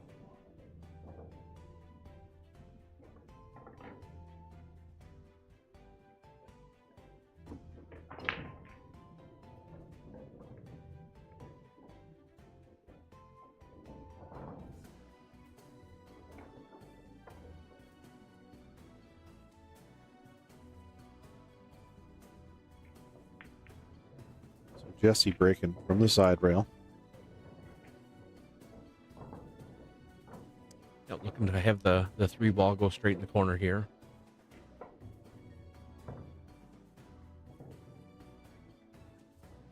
Like when Jesse's checking the rack there, he's looking for gaps, things out of place, all in plan to make that 3 ball, make the wing ball, correct? Yeah, there's little intricacies with the rack that basically will wire that wing ball into the corner. I mean, ideally too, I think that if everything is perfectly tight, like what you're getting with the template rack, and if it's right on the spot, typically you're always going to see the wing ball go in as well. But as you start to bring certain things with the rack, it's basically a strategic move as well. Good shot. Yeah, it must have been a little bit hooked there, and then shoot that in, and I really don't see any issues here.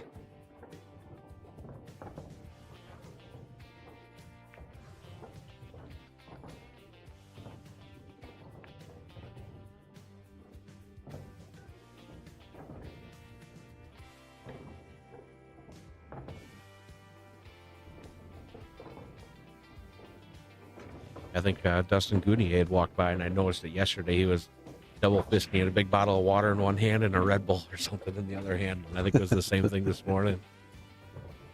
Motoring around with a little bit of fuel and a little bit of hydration.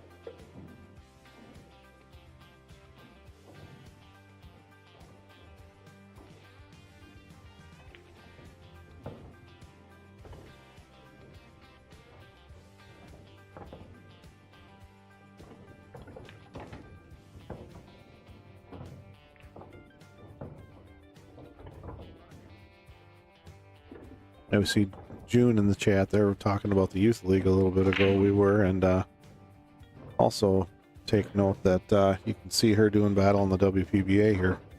Yeah, frequently.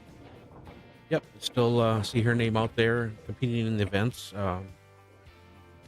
watching the WPBA brackets and things like that. Yep, pretty good Minnesota presence too. I mean, April being from Minnesota, Kennedy's in there battling. You see Beth Fondell from time to time. Yep, she's been going to a couple of the events here and there. Yeah, fun to watch.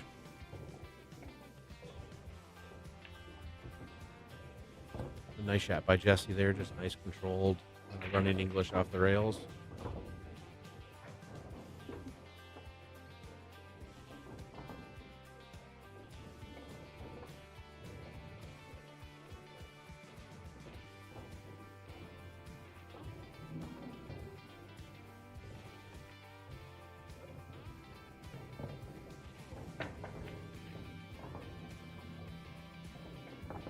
Jesse kind of fell a little bit straight on this, so looking to kind of see what he'll end up having for an angle with 8, if you just kind of leave it there, or if you decide to draw it far enough back where potentially could shoot at the side or even in the lower right-hand corner. I don't think that he'll end up moving the cue ball a significant amount, just kind of seeing what angle where be able to shoot the 8 in the lower left-hand corner and then just kind of pinch the cue ball over for the 9 ball in the upper right-hand corner.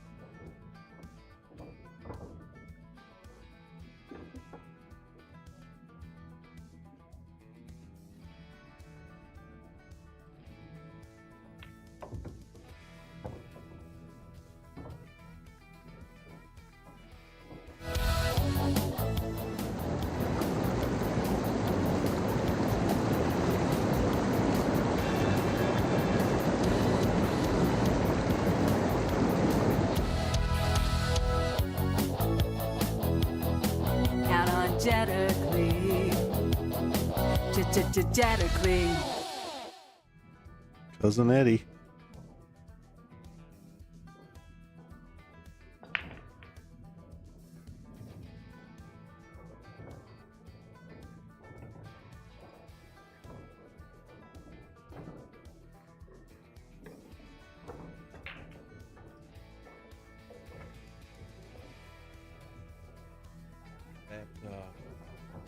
See over there with Jamie and Rob, it looks like 6-1.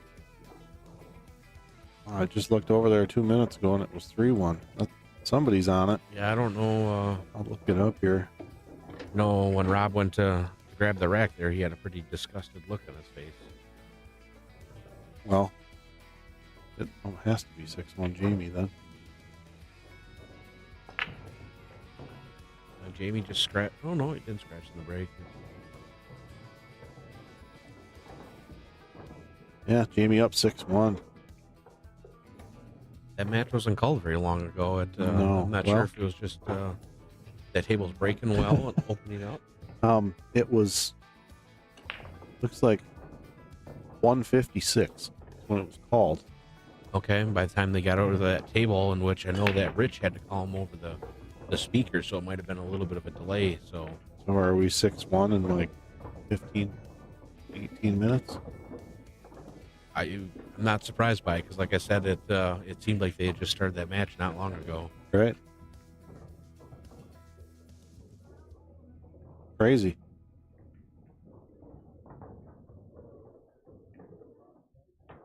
Let's see here if Jesse has the 4-ball in the upper right-hand corner pocket. Everything's looking really good. I didn't really watch the break there, but everything must have just exploded and balls are going in left and right.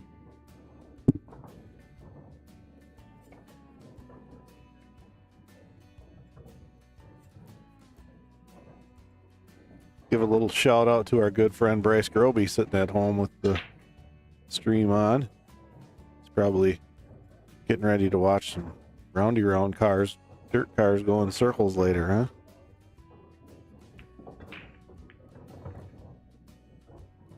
He went a little farther too again.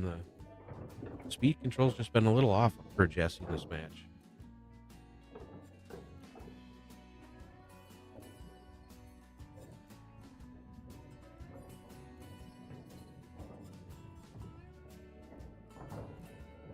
Jamie's running out over there too. Yeah, it looked like Rob scratched. There it is. That's a quick one. Yeah. And it's like 4-4 TJ and Mario. Okay. No, looks like one of them got to 5. TJ's on 5. With as quick as those matches are, usually it's Rob running the racks up. Yeah, quick. that was a quick match. Yeah, if it would have been Rob 7-1, it might have been 12 minutes instead of 18 or whatever.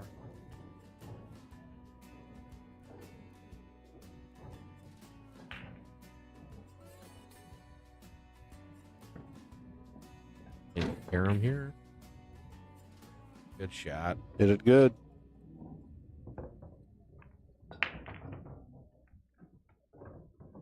All All right, Jesse ties it up there with 3-3 with the carom shot.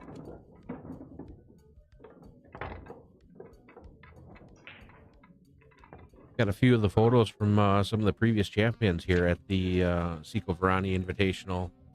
Again, we've got Jimmy Wetch and Greg Fix in the upper left, Rob Matson and Gene Albrecht in the upper right, Derek McMaster, Toby Dick, and Ty Wilson in the lower right, Rob Matson and Tony Zierman, the lower left-hand photo there. And I think Dick. It's kind of a good look, too. We were talking about the lights here in the room. You get a good picture of the light setup in that lower left-hand photo. Oh, yeah. So if I had to guess, that photo is probably from the, mid-2000s. So, again, probably 20, 25 years ago.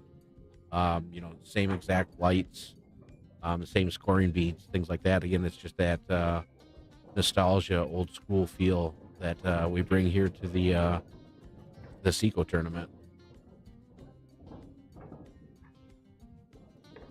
Crazy.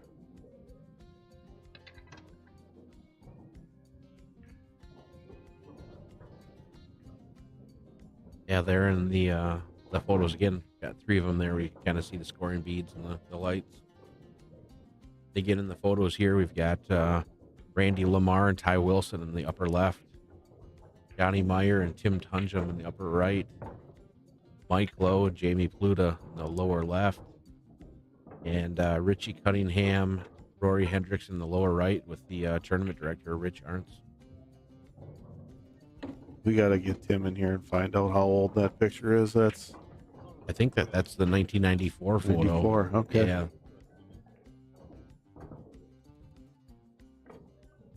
San Jose Sharks hat. I remember seeing him wear that hat. Tony Zierman is playing dad. He's got a son. If I had to guess, he's maybe, I know time's going to go by fast, maybe 4, 5, 6 years old right now. So that's really keeping him busy. It was always fun to have Tony Z with his stories coming down here at the tournament and, bring us up to speed on some of the Minnesota history and some of the road stories and things like that.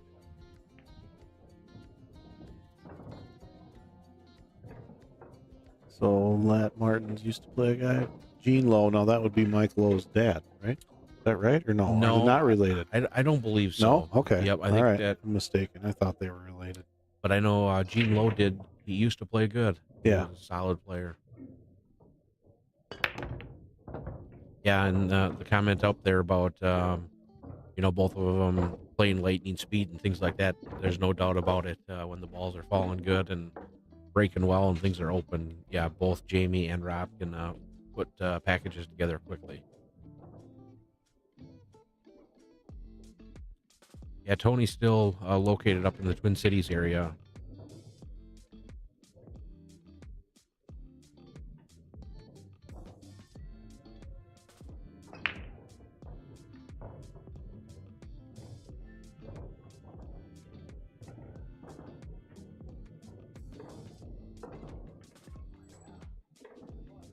Take a look here at the table shot as to what Jesse's looking at here with the one ball. I think he's just kind of looking out for a location where he's going to push out here to see where he's going to place the cue ball to give Hank the option if he wants to accept it or pass it back.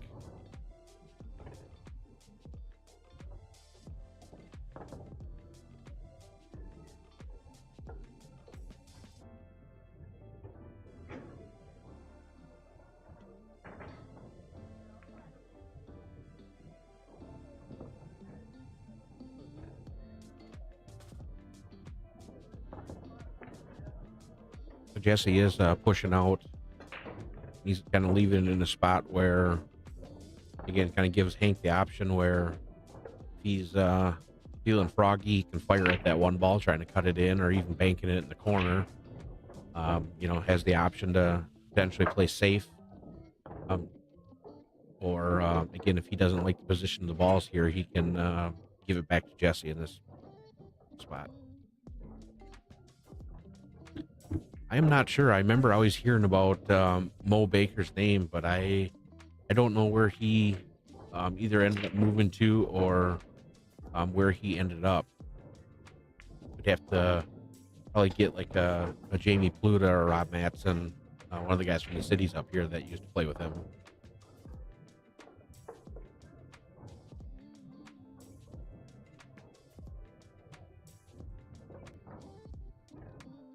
Yeah, it is always awesome to see Ty Wilson here too. I mean, again, he's always had great stories and another great guy to be around. I think it was a few years ago that he had stopped in. And again, when I say a few years ago, it might even have been about 10 years ago, because I remember seeing him at the KC club where he had stopped down one night, and I'm not sure if he had stopped down at the American Legion here or not. But it's always good to catch up with Ty, and he is definitely a VNEA Hall of Famer as well. And I know that he's missed at this tournament here. 100%. He's a lot of fun to have around. Yes, he is. I think one of the first times I was actually able to get to hang out with Ty was out in Las Vegas at the Riviera at the Splash Bar. And again, Ty has a pretty strong patriotic side of himself. And I remember right inside we're all kind of hanging out at the Splash Bar in between matches and things like that. And all of a sudden he gets everybody out there just singing the national anthem, basically about as loud as we possibly can, and it was just absolutely phenomenal. Yeah, that was fun. I was there. Well, we sang it to the Canadians, right? Was it the Canadians or the Australians? Somebody, it might have been like the Australians. Oh, it was the Australians, because that was the World Series of Poker. The Aussie thing they kept yelling. Yep, so. they had their own chants going on, and Ty's like, we're not having any of this on our land here. We're going to come out singing the national anthem. We had to lay it on them. Yeah. Yeah, Scott Tollefson, just absolute another machine that used to live here in the Twin Cities. And I think actually I saw maybe last week or something, he must have been visiting, because I thought I saw that he was up at Jason Supier's house shooting a little bit of pool. But yeah, that guy was just another absolute machine. Played really great big table or bar table. But I think he had gone from Minnesota out to Colorado and toured the country at a couple different locations, and then ended up back in Minnesota for a while, and then I want to say he's down in Florida now.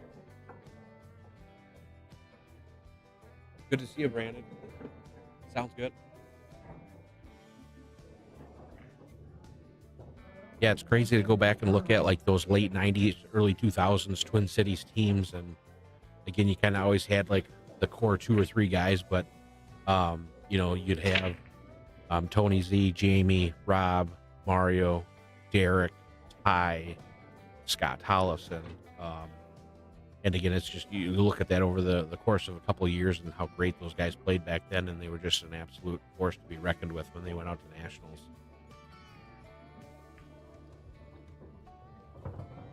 As well as they still are a force to be reckoned with.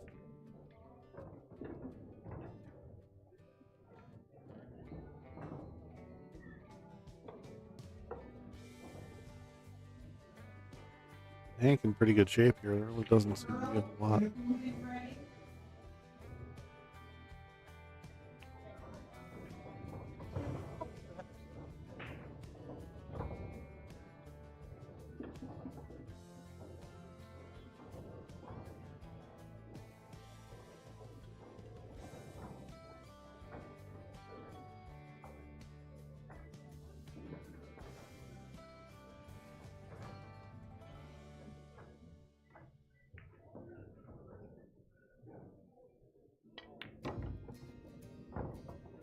Hank put a good stroke on that. Very well controlled. The speed control is absolutely perfect. Good shot there. Yep. Correct side of the 8 ball. Yep. Just gonna float down. Get another game on his side of the table here.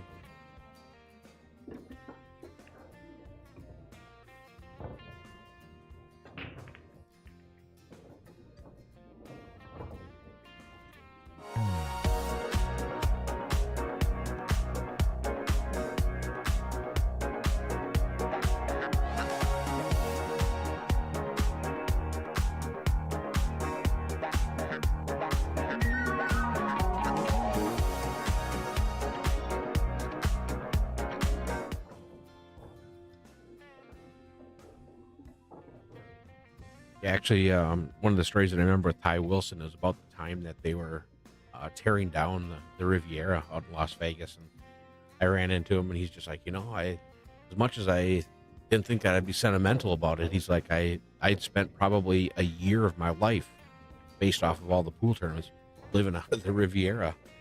So again, those guys would typically go out there. Back then, the BCA Nationals and the VNEA Nationals were usually like a week or week and a half apart. So again, a lot of those guys would go out and play in both tournaments and just kind of stay there the entire time.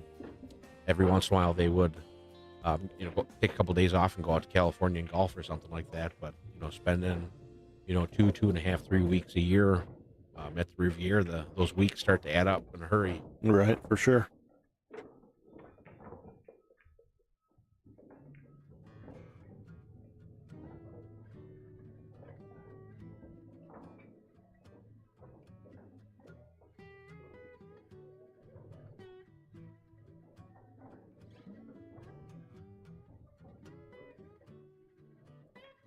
Yeah, Hank must not be able to see the one. It's kind of hard to see from our angles there, but he was kind of lining up like to see what it looks like taking the jump shot on.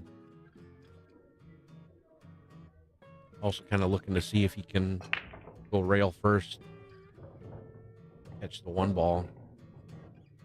Kind of a long jump, but he doesn't have to jump much. Be a swerve thing too. Yeah, he's looking at going rail first here, and he may be kind of looking to kick safe too.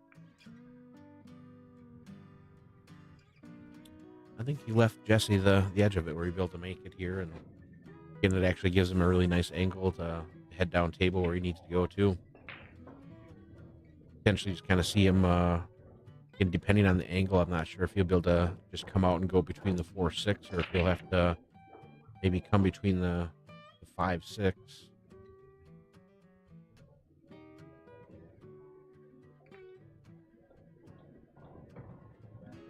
Yeah, I want to say that was maybe in like that 98, 99, 2000 time frame that they had won both the VNE and BCA at that same time.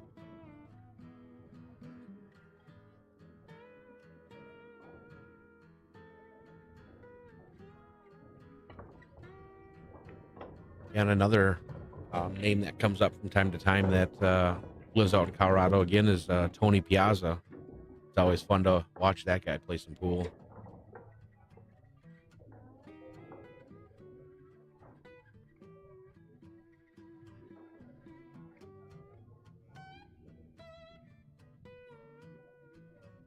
Did he play here once or this tournament or? I believe Tony played here, and then he went up. I think he played in Seco's one year, and then he went up and played in the Fargo tournament. Okay. Because again, back then the winter shootout was always, maybe a week or two after the Seco's tournament. It was in mid-January, and I don't think that he did very well here, but I think he went up and snapped the 8-ball division off at the winter shootout.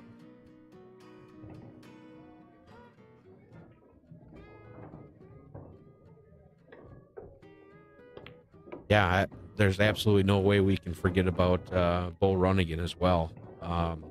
Originally from, I believe, the Fargo area is kind of where he grew up. And then, he was a force to be reckoned with. I played a lot of junior nationals with him. And then he had moved down to the cities. And, he was a beast even when he lived up in Fargo. But when he came down to the cities, he was just an absolute animal. And that guy played a really great game of pool.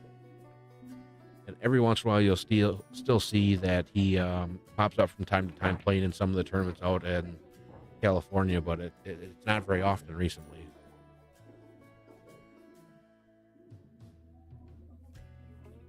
And I see that Ryan Johnson did comment that, he got off close to that side hole there.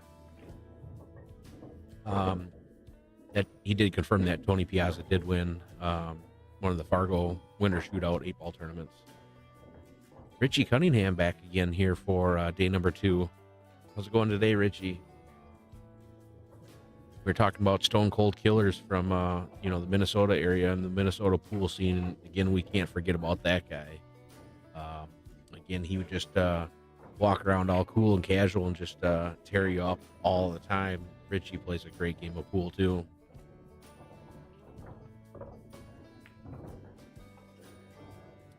Snowing, are you in the middle of the country there where you're getting that ice/snow storm that's coming through that's going to hamper the middle part of the U.S.? Just your average Joe. Yeah, your typical pool player there.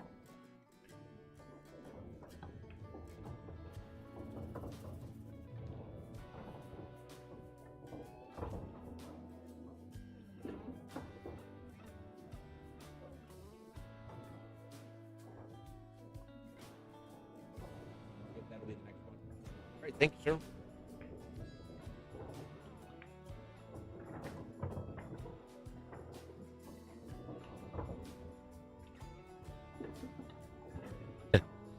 Yeah, they stay off the roads there with the way they'll drive out there when they're not used to the snow and the ice. Wow, looks like Timmy just took down Sean Monk. I'm assuming that Jesse just won that game 4-4.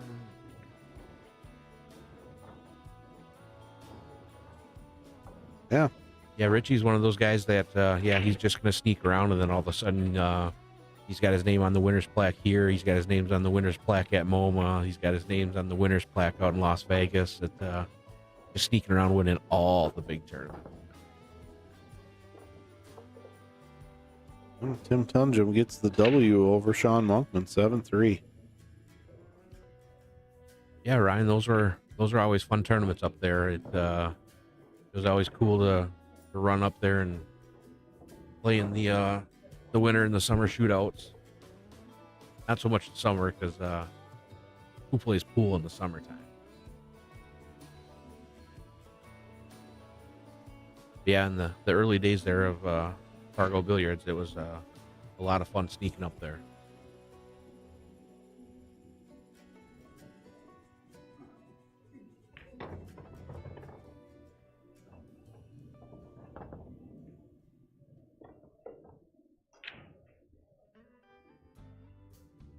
Yeah, I'm looking at that the adjacent table there with Rory playing. I believe Brian Keeling's on the hill. Oh, Rory. Rory's on the hill. Rory's up 5-0. Is what Copy okay. Sports telling me. Okay, Rory's up 6-0. So Rory must be on the hill. Tim was feeding me some bad information here, but you just it was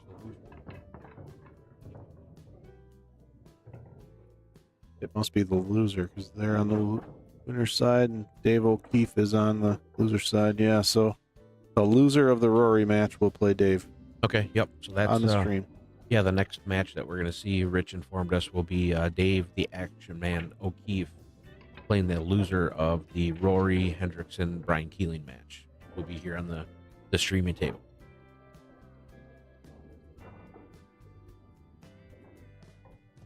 Richie, what years were those that you guys snapped off the VNEA 3 years in a row? And I must ask, was it with Minnesota or was it with Colorado?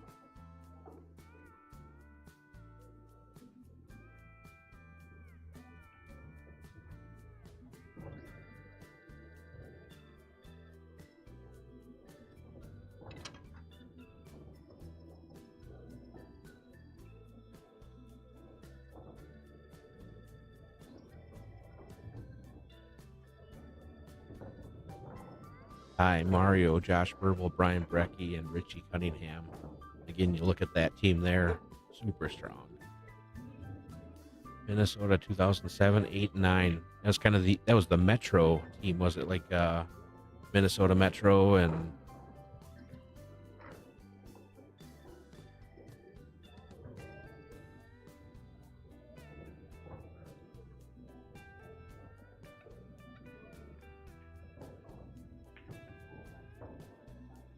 yeah, I think it was from the late 90s that Minnesota took a little bit of a break off out there in the early 2000s and then decided to show that we could go back out there and win them national championships.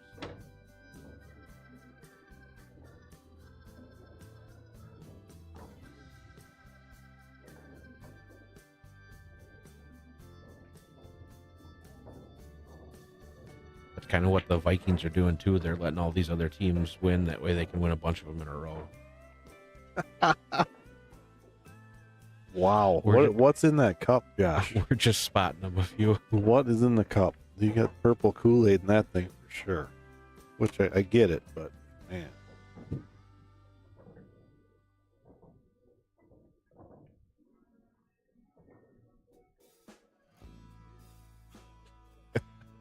That is great, Richie. And I can't believe that, because I can't imagine that Derek would fall asleep sitting in the chair.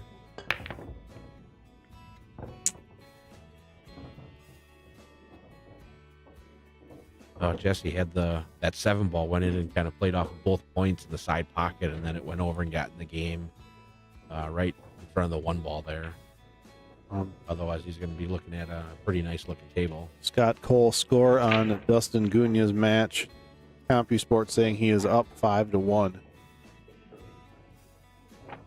Might be 6 now. I just saw him go to his phone. Let's see here. Get a refresh. Yeah, 6-1. Dustin Gunia up over Greg Fix.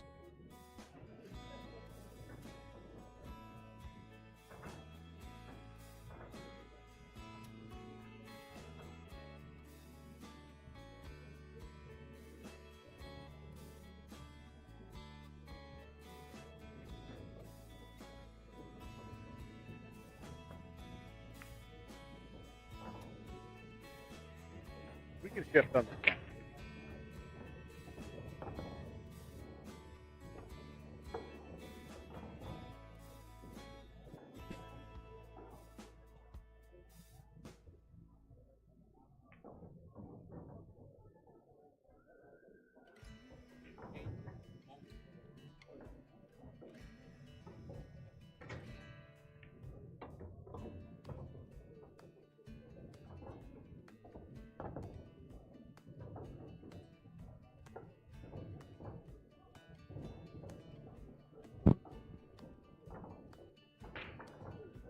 Timmy, you're going to end up, or Tippy, you're going to be sleeping by about 4:30 if you keep that up.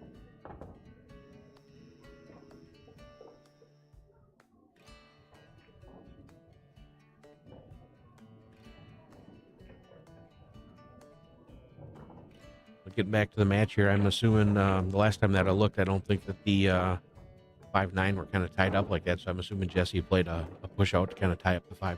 Yes, sir, he did. Okay. Again, that's kind of, for some of the guys that don't play much 9-ball or don't have much of a background, again, that's just kind of a strategic move. Where, again, if you're giving up, just keeping control of the table is significant in this game. And, when you have to let your opponent to the table and, you can't play a safety and hide them and things like that. That's one of the options they always have, is to tie up balls that way. It just doesn't give them free reign when they get to the table, make them earn the run out by having to break it up. So Jesse's just kind of playing a strategy where even if he does get Hank back to the table, he's going to have to do something where break up a ball and he could fall funny on it. He could get hooked, those types of things. We looked at that last night as to who has won the 8-ball and the 9-ball in the same year. Jimmy Wetch had done it 2 different times, and Bo Runnigan had done it once. And then I know that was a great shot there. Very good shot. And then somebody in the comments was saying, I haven't confirmed it here locally or anything, but somebody was saying that Mike Lowe won the 8-ball one year, and then him and Jamie chopped the 9-ball. When looking at the winner's plaque, I didn't go back and look to see what year that was, but I would assume that Jamie's name is on the winner's plaque if that is the case, because it doesn't have a plaque logo of Mike Lowe winning both of them in the same year. So I'm not sure if the news and rumors with that, but the only 3 times that I've known that happened was Jimmy Wetch twice and with Bull Runnigan once.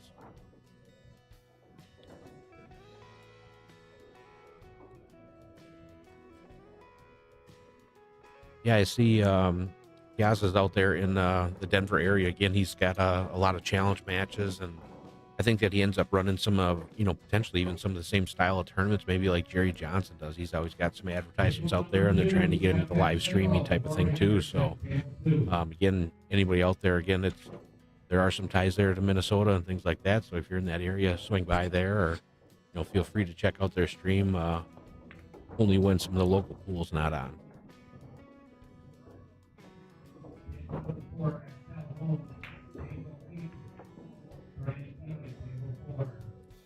Yeah, Randy, thus far, kind of just the same guys from yesterday. We got Josh Jones, Tim Pike in the booth here. Crowd's been kind of thin here. We haven't been able to talk into any of the guest commentators coming up here. Chris Brenke's jumped in from time to time in between some of the matches.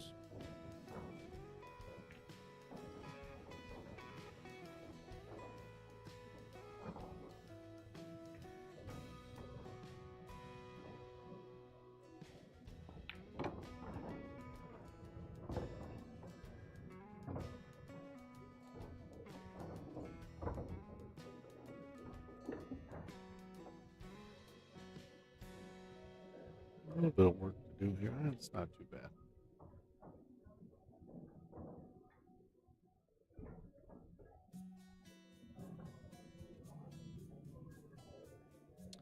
I just super stroke it off right back off the side rail.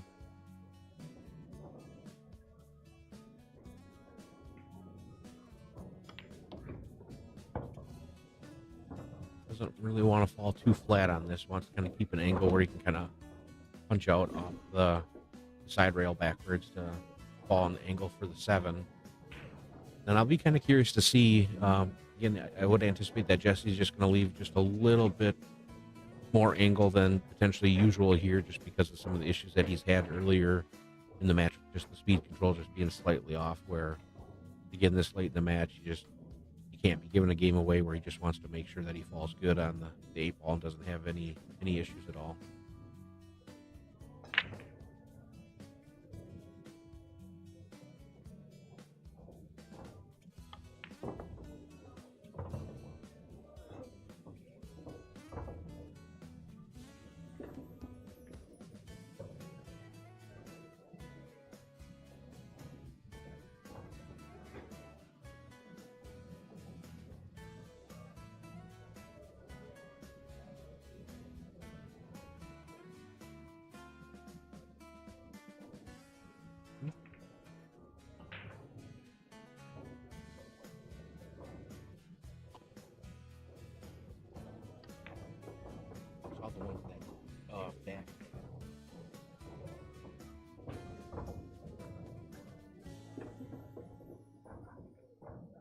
Jesse felt pretty good here. I think that he'll just can hit this with a hair of inside, and looking at going over the spot here, just doesn't want to make sure that the cue ball kind of roll off at all, but hit this one with just kind of a tiny bit of inside. Again, if he needs to just, well, he actually might even spin back around the 9 ball too, but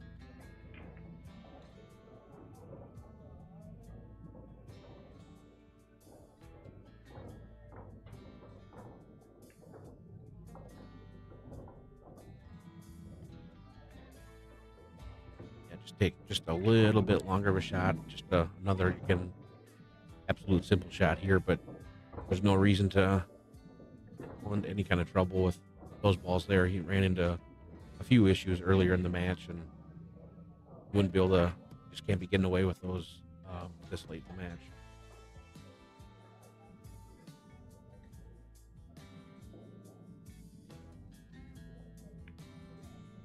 All right, I believe Jesse took the first lead for the match here, going up 5-4.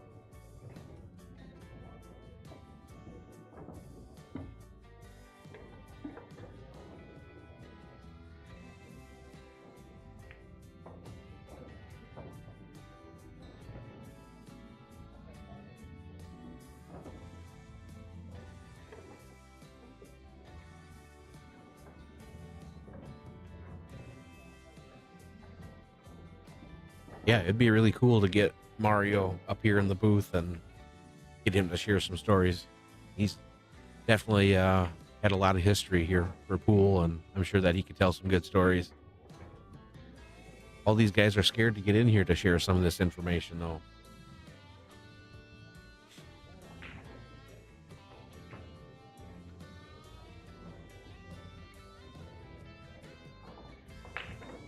Hey, Jesse looking for that 4-ball in the upper right-hand corner.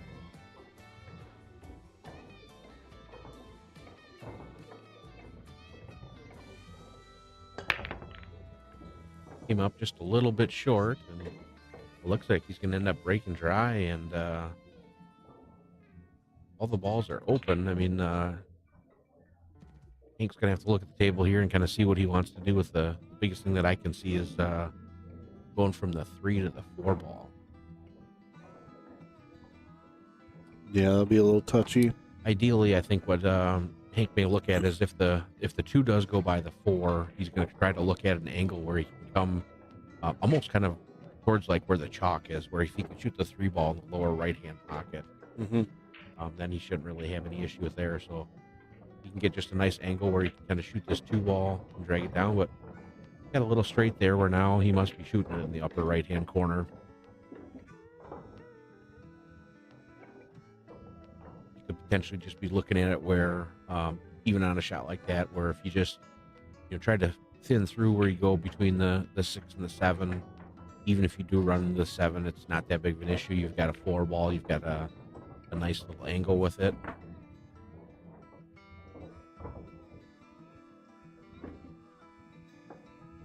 Just don't want to really run into the 5 at all here. I think he ended up falling a little bit too flat on this shot as well.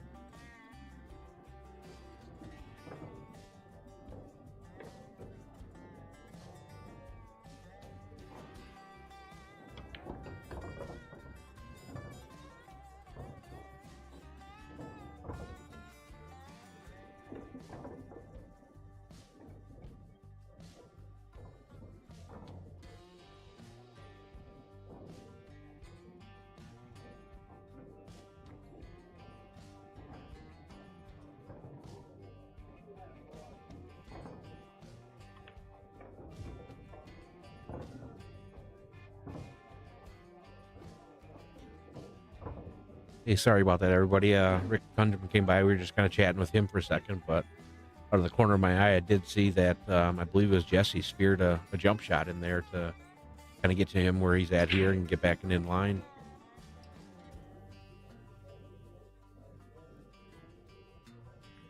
Hey, Dania, how's it going? Dania in the house.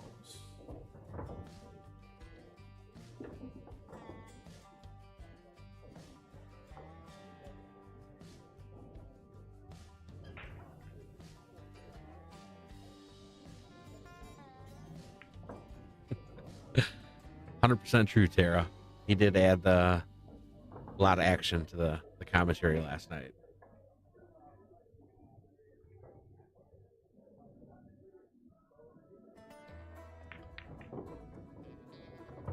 Good shot by Jesse there, forcing it back out. We'll make this 9-ball, and that'll put him up on the hill.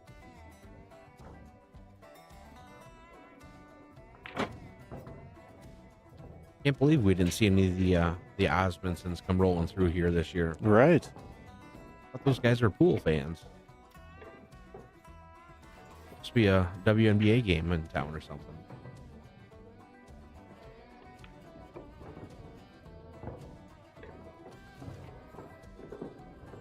Again, Dania's brother, Michael, is like one of the most diehard Minnesota sports fans I've ever met. And we were hanging out at Reeves' cabin in the summer, and he's got Reeves' wife Danielle went to school with a guy named Brad, and to me he was like the identical to Michael, but he's again a Wisconsin fan for everything, follows everything, follows the statistics, the insider information, everything. So we got those two together out at the cabin and trying to figure out who was the bigger diehard sports fans. And Brad asked Michael, like, hey, what kind of sports do you watch and this and that? And he's like, everything. And it got to like, well, do you watch WNBA? And again, back then, before Caitlin Clark and stuff like that, Michael's like, yeah, I do. I follow that and everything. And Brad's like, you win.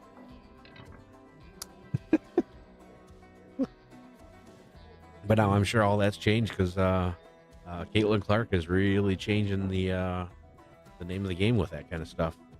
The amount of followers in the WNBA in the last few years has been huge. Yeah, it's insane. Oh, he's got the baby bag for the hospital pack, huh? Lord, watch out here! The holy smokes! Yeah, have a little Oz running around. Gonna be busy, Auntie Dania. Yeah. All right, Jesse on the hill, breaking. Yeah, he's definitely gonna be looking for that 3-ball in the corner pocket there, and probably allow him to regain control of the table.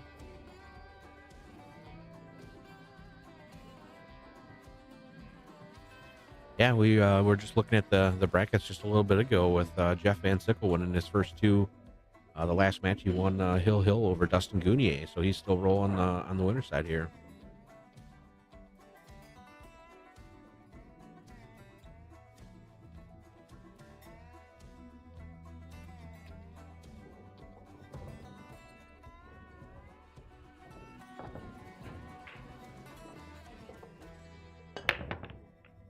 On the 3-ball, I think broke long that time at the side rail. And again, dry break that came here, and no open shot on the 1-ball.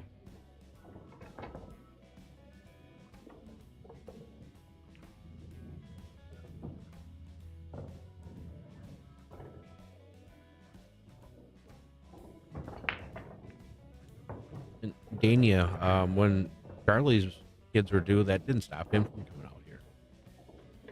I'm just saying. You're right.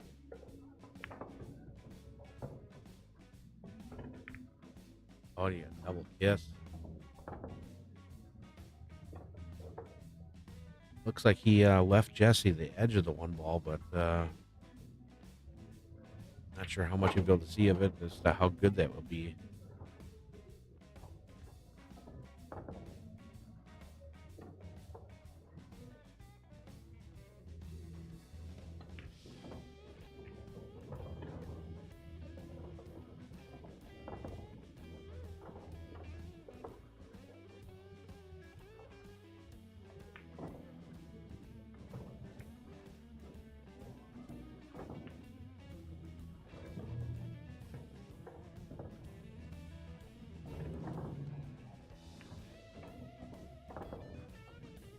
like Jesse's going to try to cross the 1 ball over and potentially get behind the 4, 6, or 7.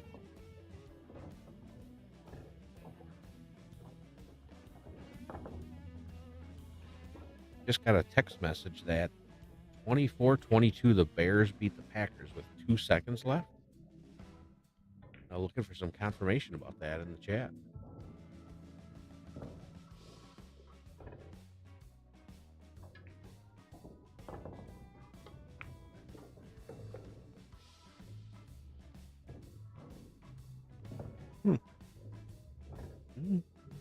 Hank's gonna have a look at it here. Yeah, he's going to be able to at least get back to the table. I think the 1 ball goes by the 5. I mean, you can get that down and yeah. Yeah, he's got a pocket there. Definitely a tough shot with, you know, he should be able to shoot the 1, and I guess the cue ball kind of float towards the 2-8 ball.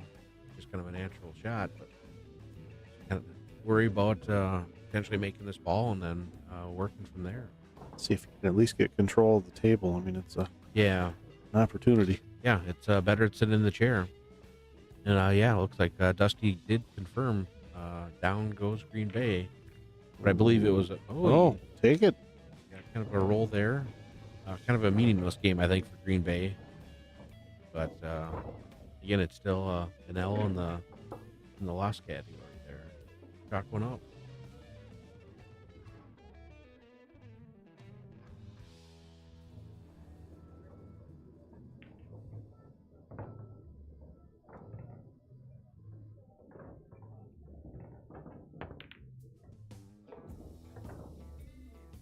Trying to play safe and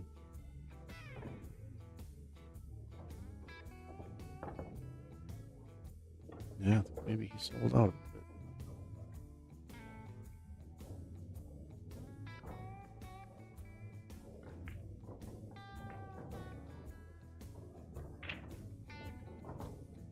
usually the Bears are kind of like the Vikings, and they miss those field goals at the end of the game to win.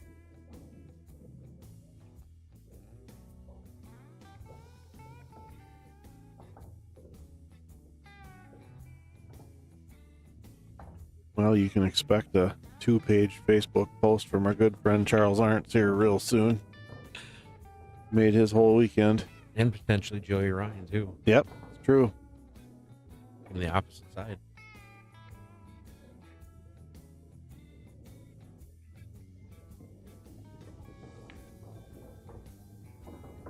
He made a nice shot to roll that in. Got the 3 ball hanging in the pocket there.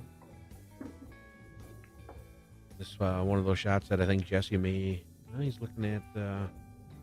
He can go potentially even rail first, or just cut that in with running English and go 2 rails out.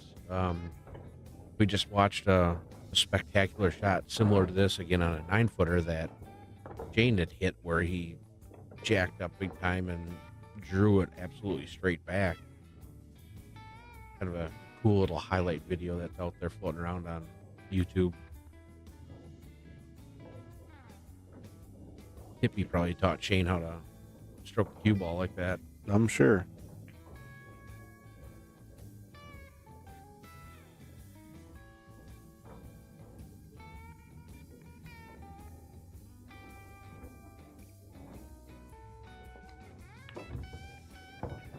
Was able to sneak through the 8 and the 5 really nice. Going to get just a hair more pace, but this should work for Jesse to shoot the 4 ball in and come down table. Just looking to kind of split that between the 5-9.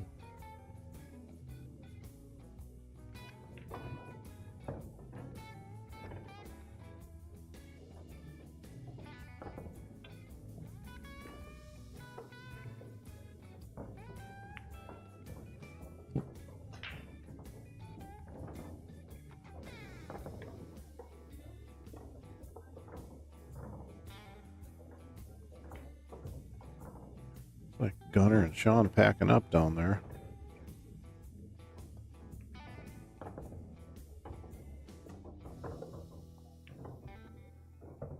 Jesse hit that with just good enough speed too, where he didn't end up over the top of the 9 ball, so should be able to freely move the cue ball where he needs to shoot the 6 in the upper left-hand pocket. I would think that he'll end up going 2 rails for shape for the 7 ball after this.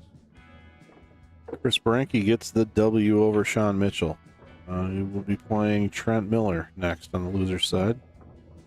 That was probably because Tippy put the fear of God in, Sean. He threatened him that he was looking for some action with him, and Yeah. probably just completely messed him up. Yeah, either that or he wanted to get out of that match so he could get home and get all his money out of the bank. And That's get it probably ready. true. Yeah, he knows that it'll be easy to double, triple, quadruple up. Right.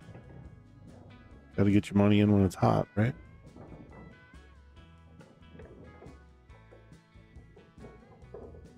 Yeah, I just remember seeing posts back in the day with Tippy on Facebook where he was always offering just ridiculous spots, but only on his birthday. So, somebody's going to end up taking a little vacation to Sioux Falls one of these times when Tippy's birthday is going to come up, take him up on that.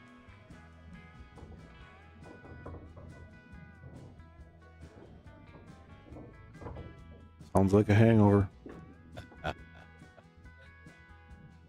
Only a hangover if you quit drinking. That's true. I think I saw an interview just recently with John Daly, and it was John. What happens when you wake up with a hangover? And he says you start drinking the same shit that you drank the night before. I can't handle that kind of action.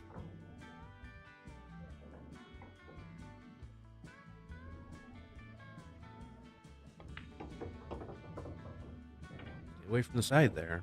Well, Josh, you and Tippy locked horns a couple times, didn't you, on the pool table? Yeah, we matched up a couple times. I think back at the Minnesota ACS tournament, or a couple of old Jackpot Junction tournaments and things like that. We had a couple late night battles here and there.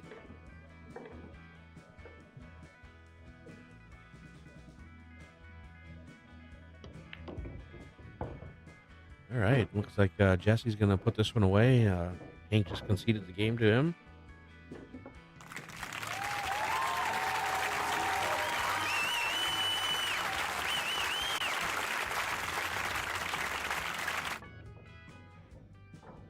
And I know we potentially had a match scheduled here for the streaming table, and we may have a different one, so we'll just kind of see what comes up next.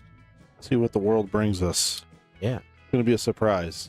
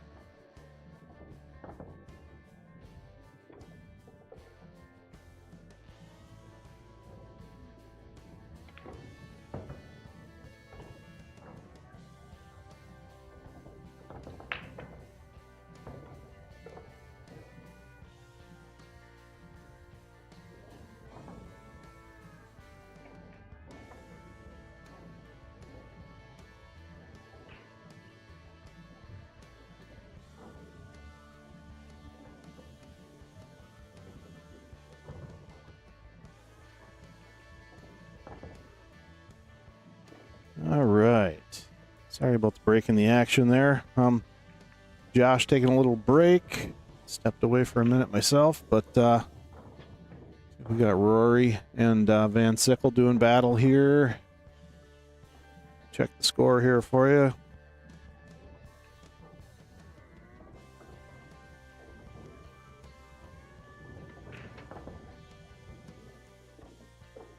CompuSports telling me 1-1.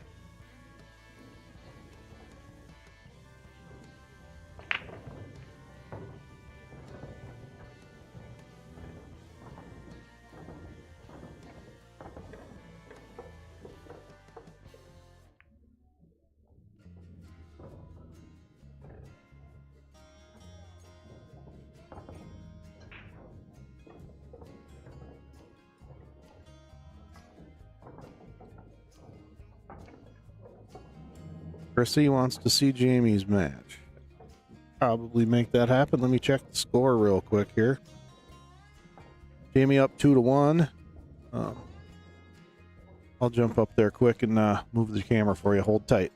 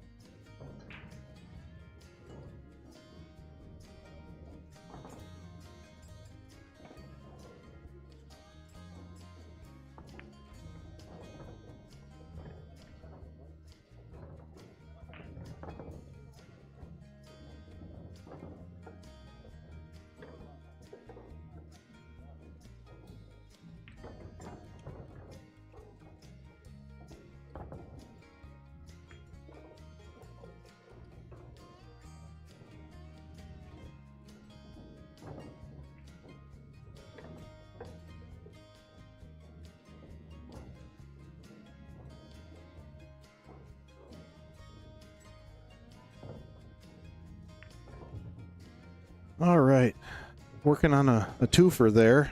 Looks like we got Jamie's match and Gunner's match, and I got the score on Jamie's table. So, not sure who's orange balls or green yet, but when one of them wins a game, well, Jamie must be orange. Jamie's up 2-1. So.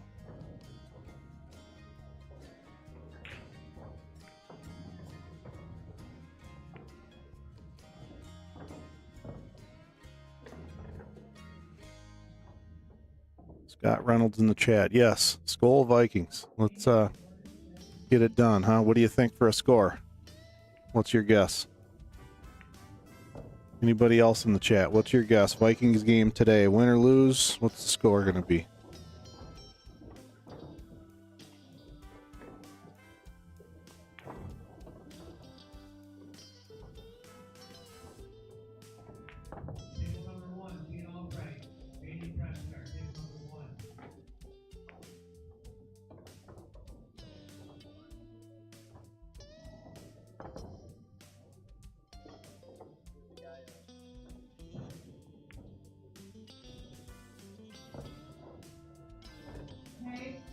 .38-33. That'd be a good one. It'd be a lot of offense. It's going to be a fun game, I think.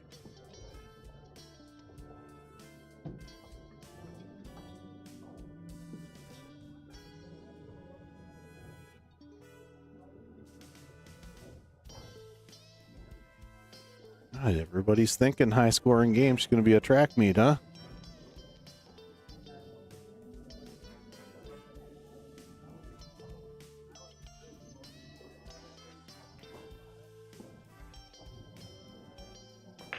Big Leg Bill. I haven't heard that one yet, but I like it.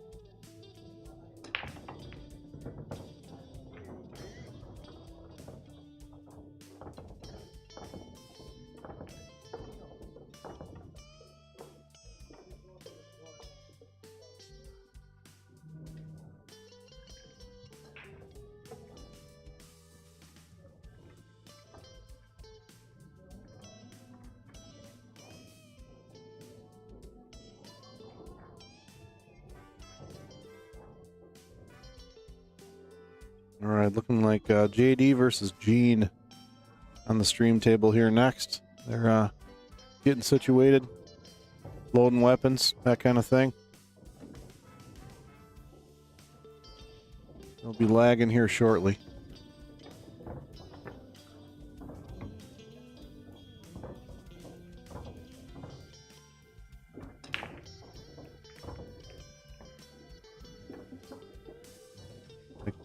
I'll let you handle that, Josh.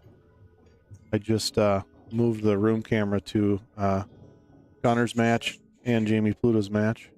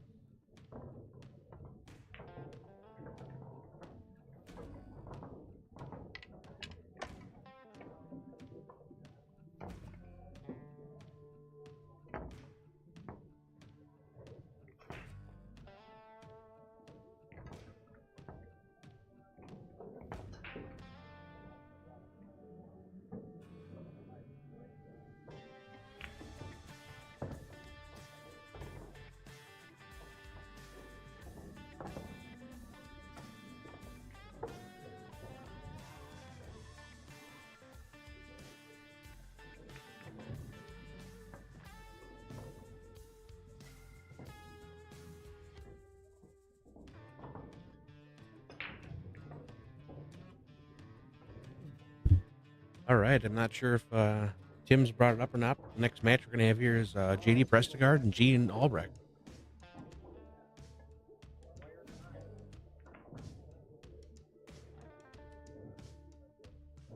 I have not seen. I'm not sure if Gene's just hitting a quick game here or not. We'll see based off of him racking. Nope, looks like JD must have won the leg, and JD to break to start the match.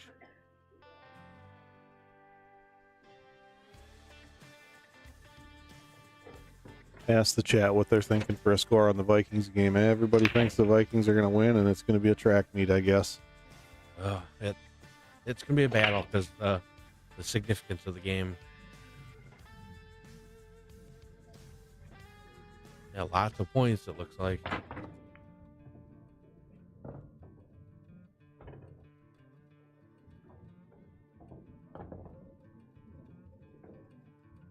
Tippy keeps threatening us with breakfast.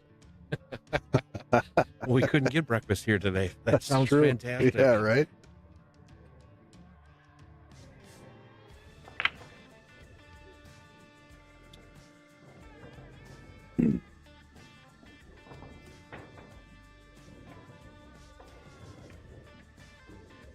All right, Gene was able to sneak the one ball behind the three there, and he's got a great look at this table. He may have fallen a little bit flat here, but I don't really see any kind of issue there.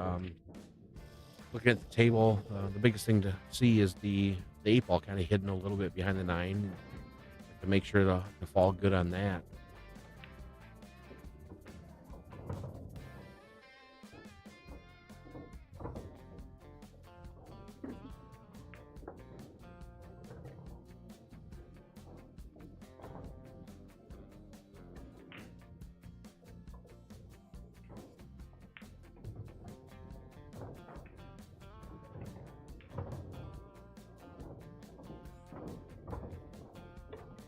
Oh, cool. Okay.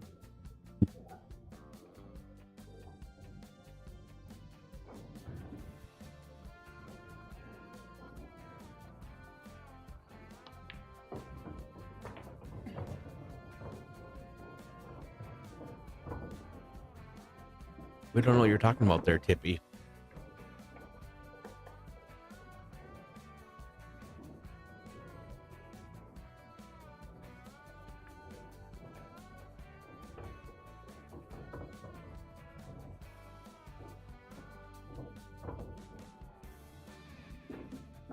All right, we'll see where Gene gets here for the 7-ball.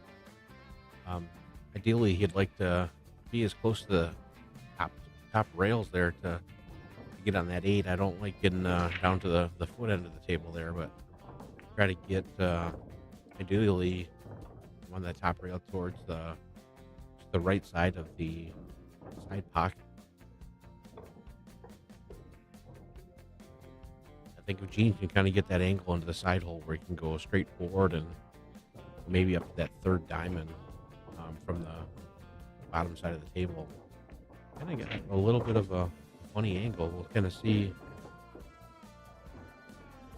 Again, it just doesn't seem like there's a whole lot of room if you're on this end. You'll have to be really tight on that rail.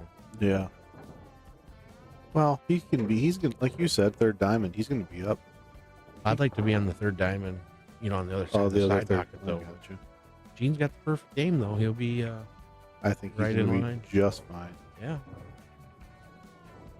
Yeah. Tons of room.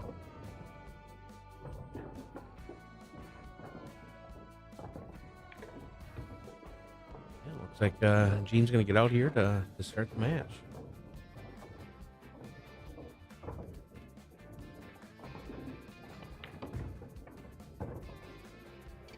We don't know what you're talking about there, Tippy.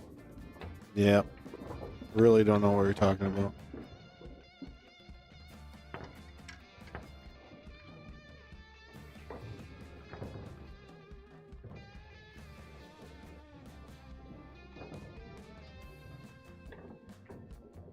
Gene listening to Biggie Smalls. You think so? I love it when you call me Big. Huh? Yeah.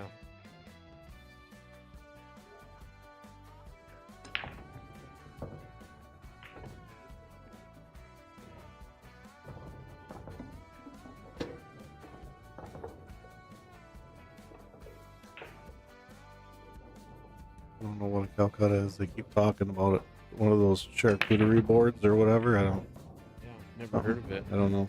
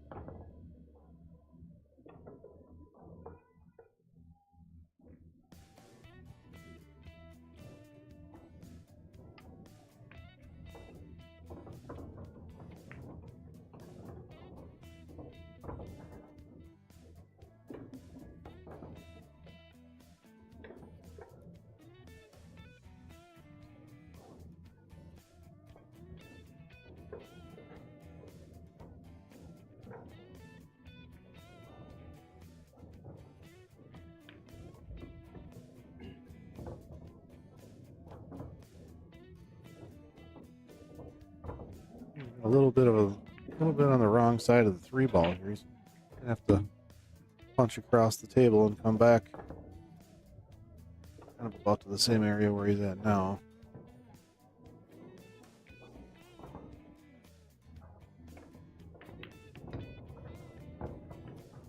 Good shot. Kris Pluta.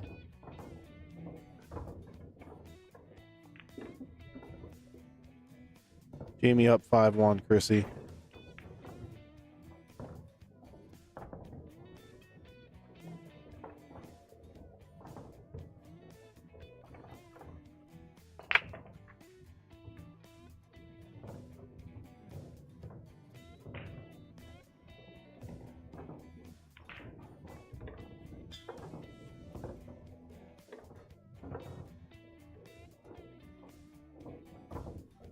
No red in the chat. I did not hear about Vikings buying tickets, selling them to season ticket holders for way less. Sounds like a bad investment. Yeah. I don't know why you'd want to lose money.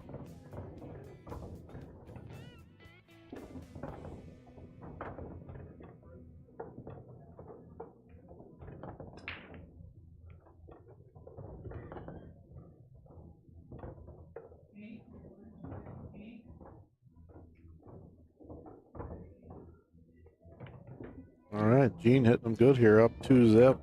Coming out of the gate strong. Yep. Biggie Smalls and the earmuffs. Yeah. It's working.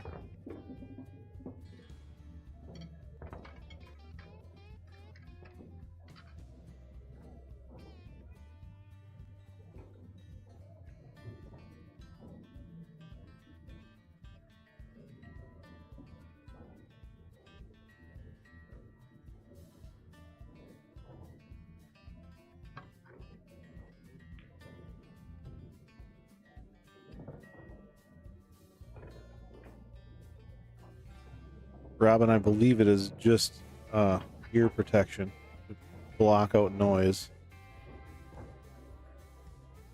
As any kind of earbud or actual Bluetooth anything is not legal, I don't believe, in the tournament. I think it's just to block out noise. Same as wearing earplugs, only bigger.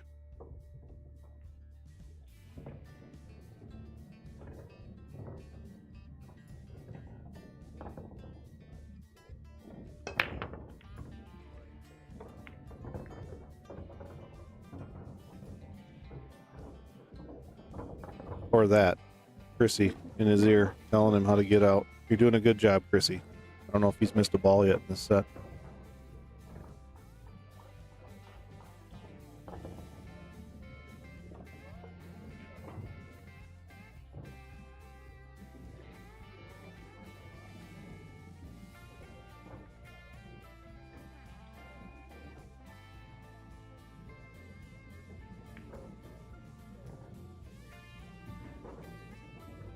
Gene looks like he's feeling good. He's hitting them well. For sure.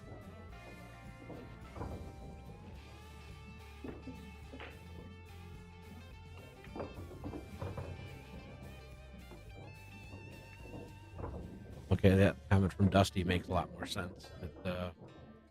Gotcha. Yeah. Robin, yeah, it's theoretically, I guess, him wearing what he's wearing is the same as wearing earplugs, as long as it's not something electronic, right? Gosh, Bluetooth, whatever.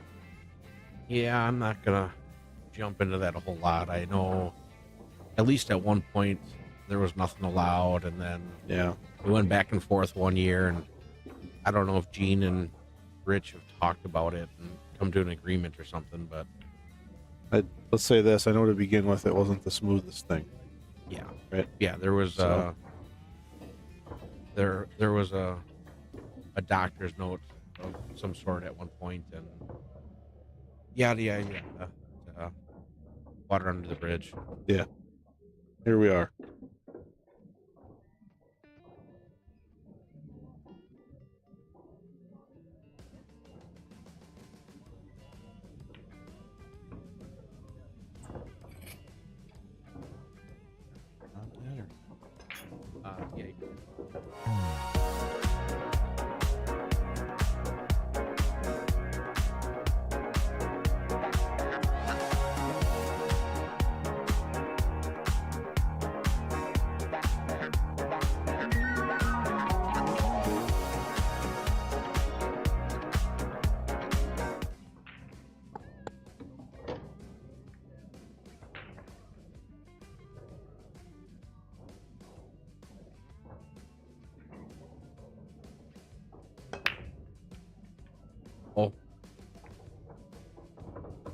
Lost the cue ball there and got kicked in. Mm-hmm.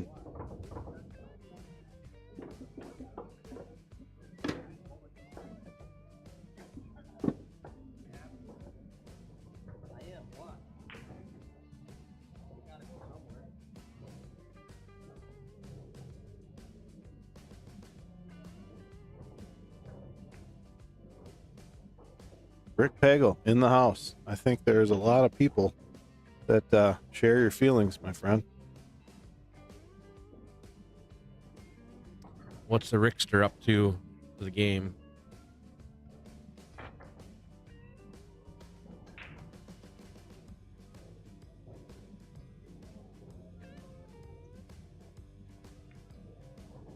All right, JD kind of coming to the table here for the first time. He's got a cluster of balls at the bottom side with the 3-9-4 all kind of tied up.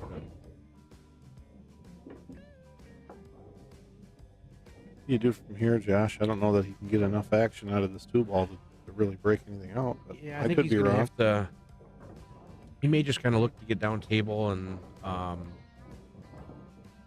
boy, from that angle, I don't know if I like it, but he might be able to hide it behind the 9-ball. Just, I don't know. Try to go 2 rails back down. Yeah, I don't know. Just going to leave him some length here. Might be able to get behind the 6. It lengthens out. Look at that. That Good is shot. A fantastic shot there. Yes. It's a great shot by JD. For sure. A lot going on. Got what he needed out of it. What he saw there was a gigantic 6-ball, and he's going to park it right behind it. Exactly.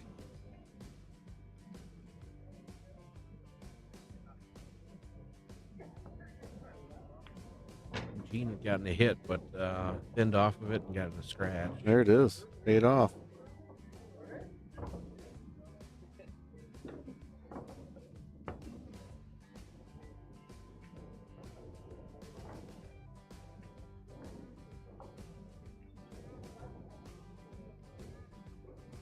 Everything's looking really good here for JD. Come down table, he's probably going to go side rail to side rail and just going to leave a little bit of angle. If he does go all the way down to the bottom rail, he's okay too. Really, there shouldn't not really a whole lot of work here. Yeah, should be pretty routine as long as he gets on this 4-ball and Wants to just get off the rail here a little bit. cruise control from here.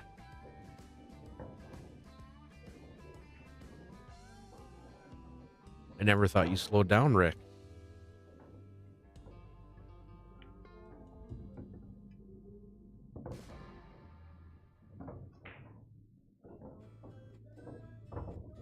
I would say couch time for Rick Bagel means he's probably building a couch. Right? I don't think it'll be done by morning. Yeah, I don't know if those feet ever come off the floor. Yeah. Do they? No. There's some BS in that comment.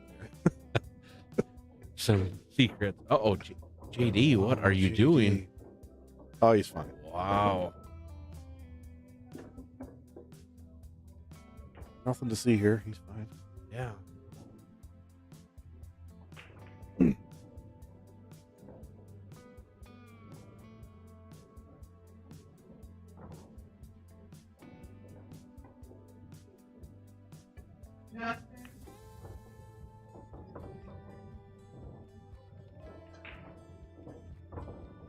Oh, this is a big one here. Yeah, get him back. Get him off to the start here. Get him rolling. Gonna slow down Gene's momentum a little bit. Gonna put some hurt on Gene for those scratches that he had. Good shot. Again, one of the things that we had talked about earlier in the stream, it's again some modified rules here. We are playing the 3-foul rule, but a foul on the break is not the first foul towards the 3-foul rule. It's only after the break. It is, again, rack for your opponent. The 9-ball anywhere on the break counts. Winner breaks, race to 7. And then, again, there is a rollout or a push out allowed for the first shot after the break.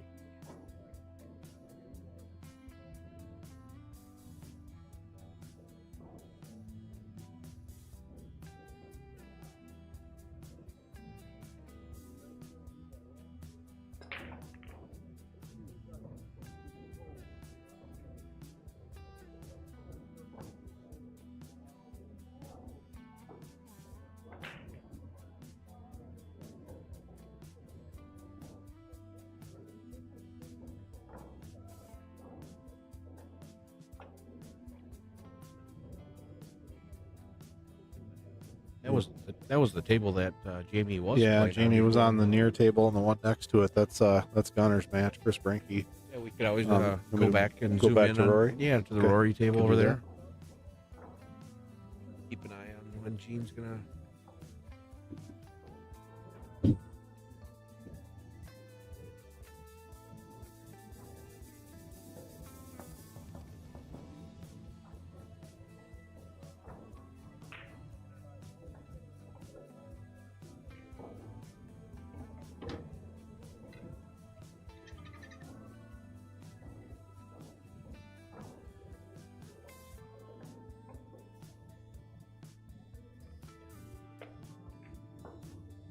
Right, JD's first break in the match here. Breaking from the center of the table and absolutely smashes the break, squats a cue ball, and does not get a ball. Unbelievable. You can't hit it much better than that.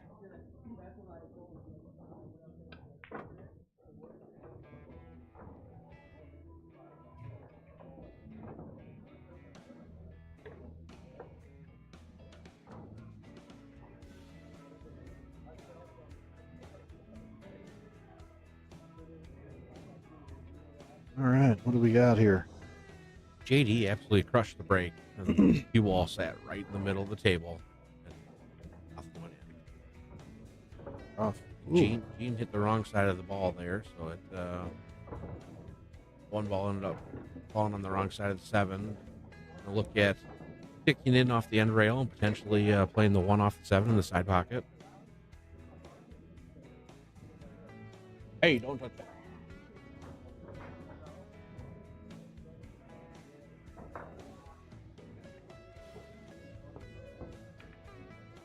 Look at that. Yeah. Which one? Yeah, good to Heck see of a that. shot there by Gene. I don't know if that was planned or not, but he definitely hit it with enough pace to make it. You had to think it was in his mind. So did he kick the 1 kind of into the rail and then the 7 went in? Tim's got a replay here. Potentially playing the 1 off the 7 in the side pocket. He made the 7 up.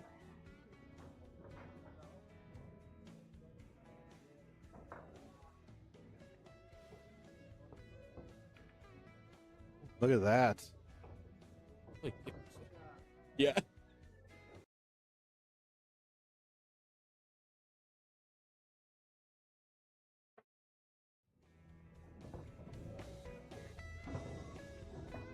Peyton, that's a loaded question there. That'll be something that you'd have to find out with Gene. I'm sure that he's willing to share and talk about it, but There you go, kid. That's your trivia question for the day. we could say science. It's not, yeah. This.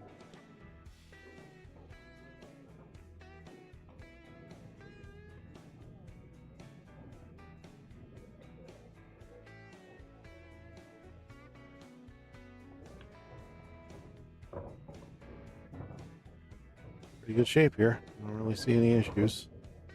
Yeah, I think he's just going to end up floating forward here, and I like going 2 rails forward. Again, don't want to go long and end up anywhere towards the 9 ball. Again, you're just trying to look at probably getting between the 2nd and 3rd diamond on the short rail by the 9 ball. Take just a little bit more of an angle on the 8 rather than floating long and getting hooked.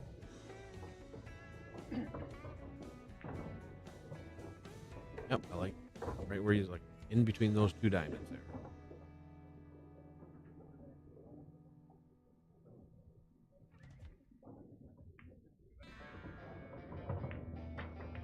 Perfect.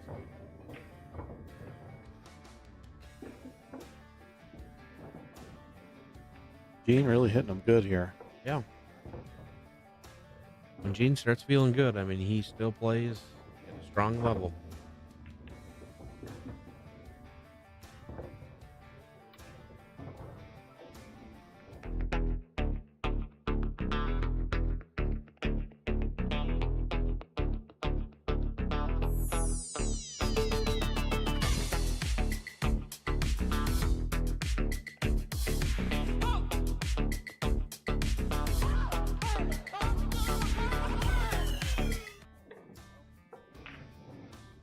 Gene's up to 3.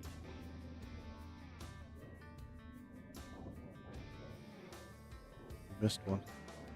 4. Okay. Yeah, we might even be behind the game, so I think Gene might have 4.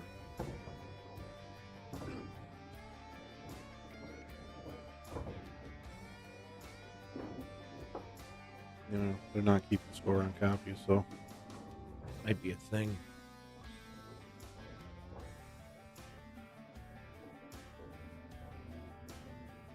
We'll go by the beads on the table. There are shown 4 versus 1, so we're going to mark Gene up to 4, and should it adjust from there, we'll keep in touch. shift on the fly if needed. Yeah. I just received a text message that the most likely the next game on the streaming table is Tim Tonjum and the winner of Rory Hendrickson and Jeff Van Sickle. Looks like Gene got a little bit funny here. He ended up going significantly long, and he's on the end rail here where pretty much dead straight in. There's not really a whole lot that he can do. He may end up looking at ducking with this. He may end up rolling the 3-ball in and then using the 4-ball to duck. But I think the tough part about even rolling forward with the 3-ball is it's easy to get behind the 6 here. Right. Again, big 6-ball. Yeah. Like a bowling ball.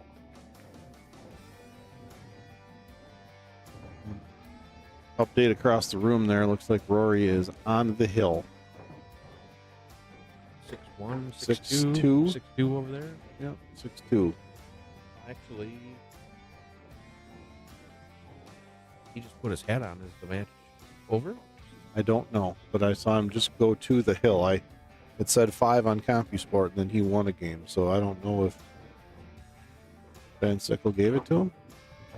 Not sure.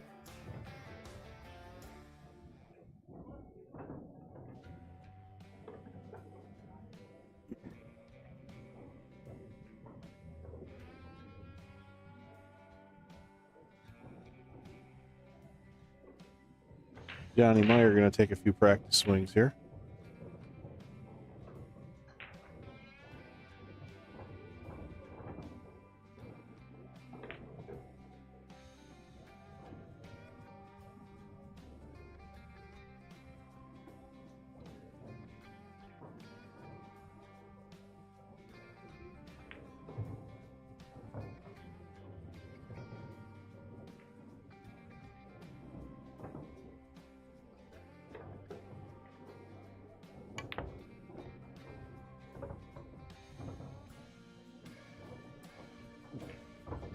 JD swung the 3-ball cross side into the side hole there, and he's got a look on the 4.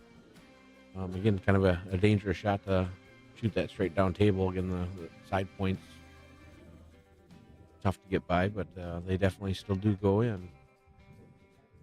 JD hitting him good too here this morning. He hasn't had a lot of opportunity here against Dean. Yeah.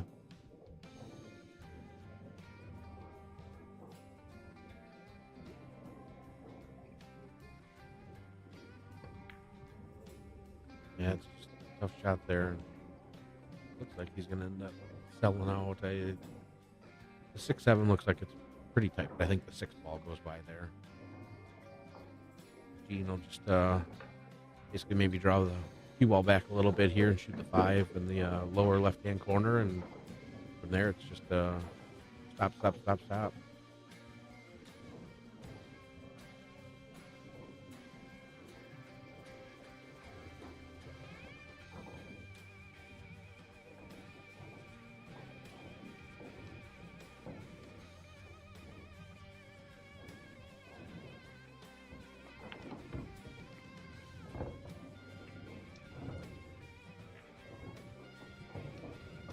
Take a minute here to give a shout out to Chris Brenke.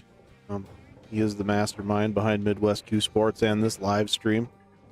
He is currently playing in the event right now. That's why Josh and I are sitting here with the keys to the spaceship. But he puts a lot of hard work into this. And he has his Venmo and his PayPal shared on the comments of this live stream. He does accept donations. As Josh stated earlier, most, if not all, of what he gets through donation goes back into this to make this thing better cameras, more gizmos, more gadgets. The guy is an absolute master at this stuff. And we're just lucky enough to sit back here and talk about pool and push buttons. So thank you to him. And if you feel so inclined, go ahead and make a donation. Thanks for tuning in, and like and share would be fabulous. Yeah, he has an amazing setup already, and just continues to expand year after year.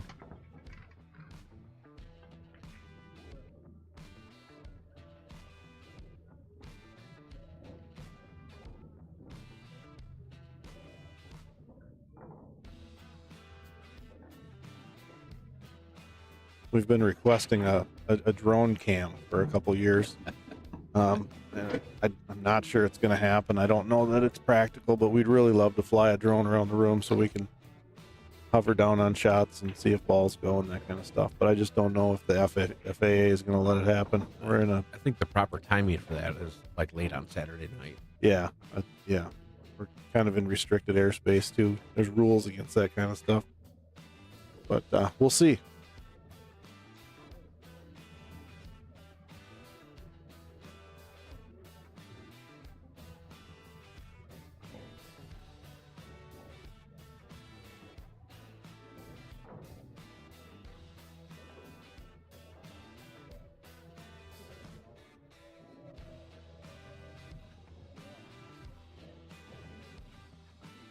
Gene breaking up 5-1.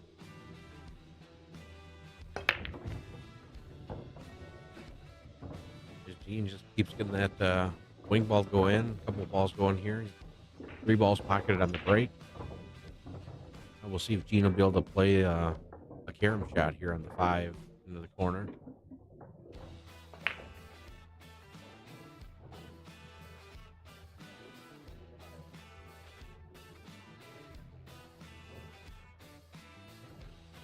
Or he can end up ducking and just kind of thinning off the 1 ball and going down table and putting the cue ball behind the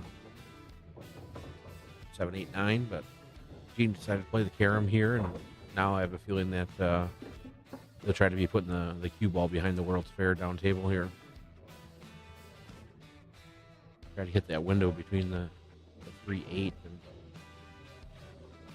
sneak behind the 3 ball. Or you may go 2 rails behind the 9, 3. That would have been another option. Good shot. Jail.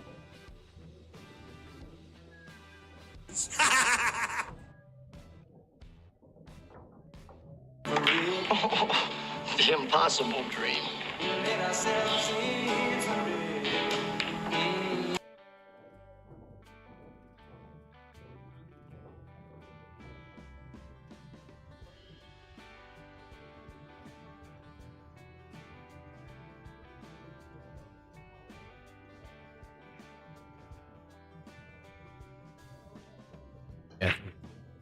JD might have to really manipulate the angle here to even get a hit just because of how big that 8 ball is.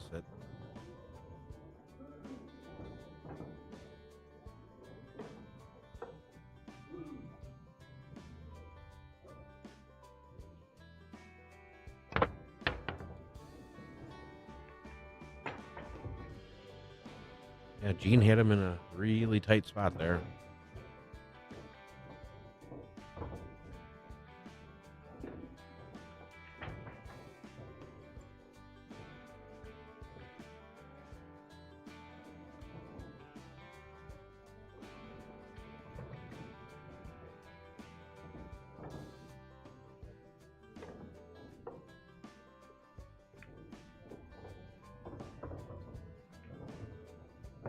Off the side rail there.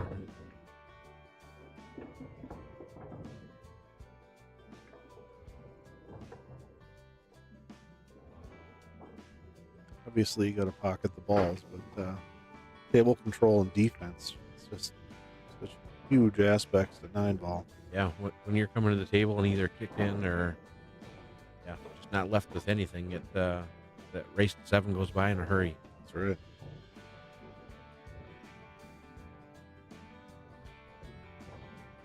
We've seen this a couple times today now.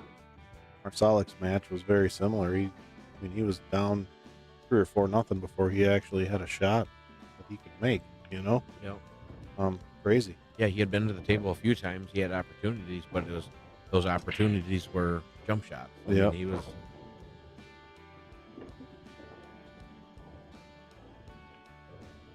Yeah, when you're hitting them like Gene here, what you want to do is just keep playing every single match on this same table.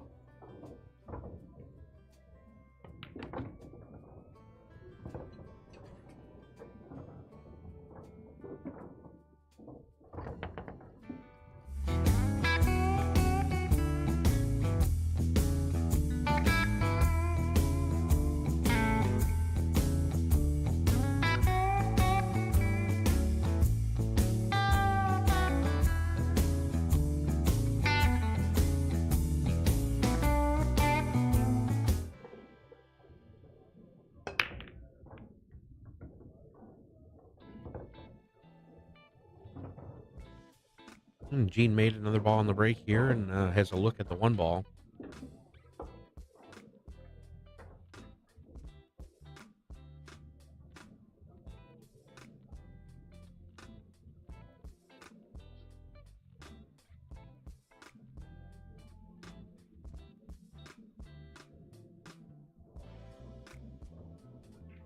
Would just be looking to float down right back between the 2-8. Trying to get the right speed to slow up. Gene's overhit this one a little bit. He might have been trying to run the 8-ball full, and I didn't quite catch it full, and you can see the after effects of this.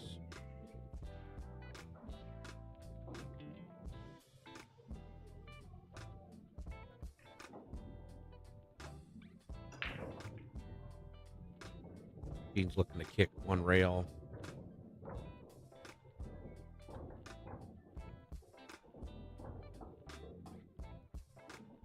Potentially kind of looking to see if cue ball might be able to carry him off the 2-ball and potentially make the 3. Could end up catching the cue ball and hitting the 2-ball on the lower side and sending the 2 maybe potentially just above the 8, or it could go all the way up table by the 5-4. Bunch of different things, but JD's going to be able to come back to the table here, and again, he's just got a shot here where he just needs to shoot it in the pocket and regain control of the table and go from there. He'll have a nice angle to work with on the 3-ball. Again, he'll have length on both of them, but again, this is the opportunity that he's needing.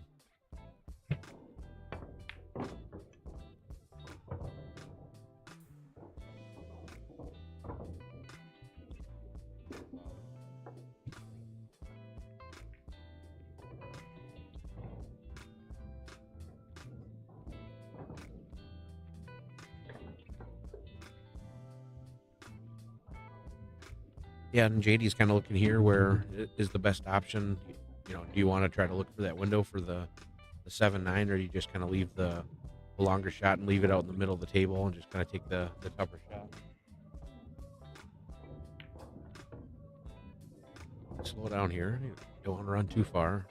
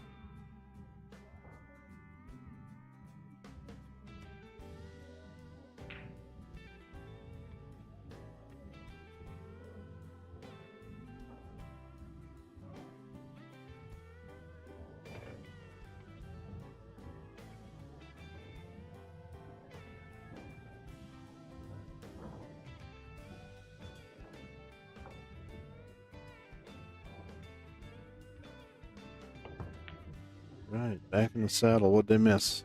JD had a tough angle on the 4-ball. He ended up playing safe. He hit Gene, and then Gene got a good solid hit. Sent the 4-ball towards a couple pockets, but JD's back at the table and looking to get out here, put another game on the win side, and then looking to use that break and try to get some momentum going.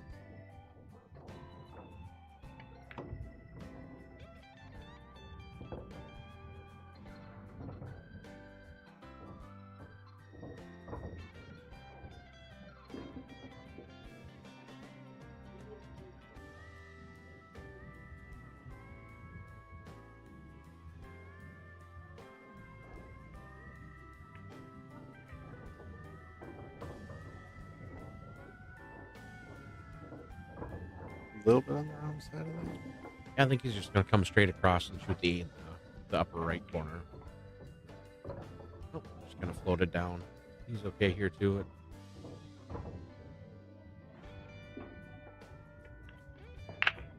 It came too far. That's where, again, I'll go back to, falling on the right side of the ball. Yes. A couple balls ago, he fell on the wrong side. It just kept, again, he just overamped that one, but Oofda. got it All like right. Tippy, right in the middle of the hole. Yeah. Break speed. Yeah. That was a good shot.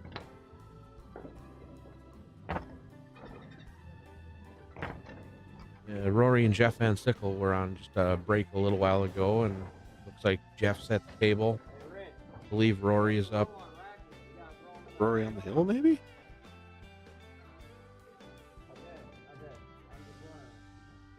I haven't made the two the same ever. Well, I'm just saying, you can't place them.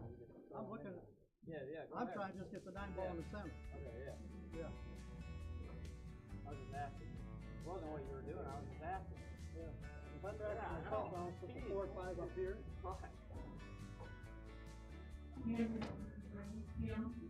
you're 71 years old, you gotta kind of figure out where everything goes.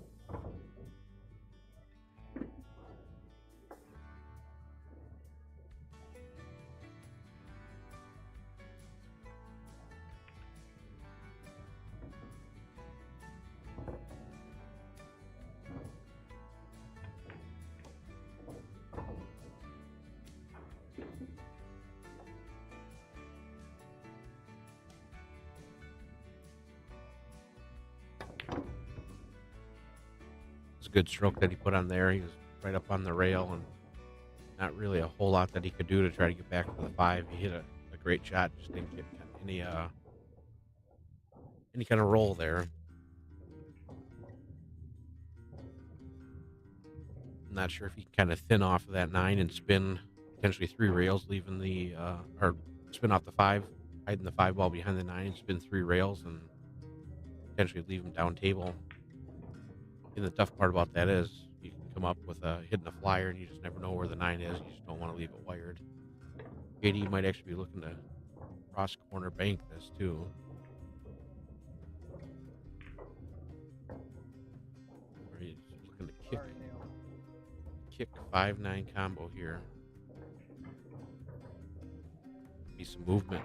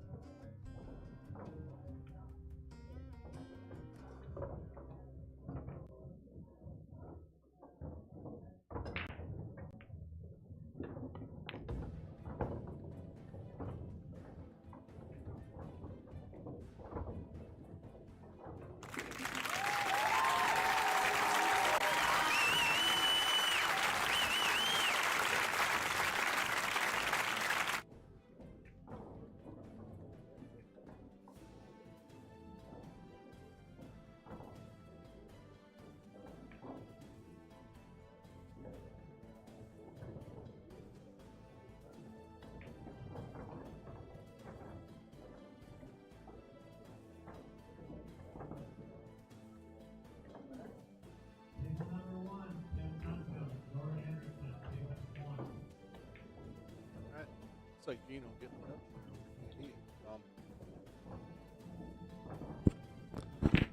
Gino getting the W there over GAD. I think we're going to see Tim Tonjum and Rory Hendrickson up next on the stream table.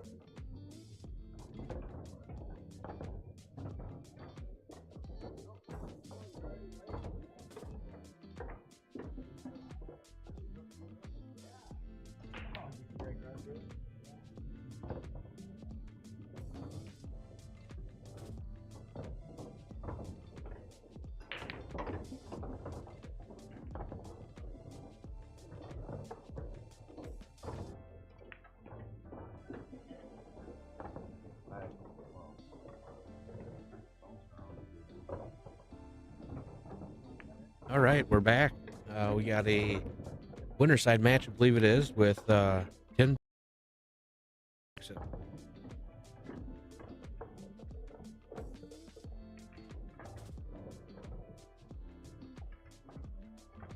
about those for 2 legs? Wow.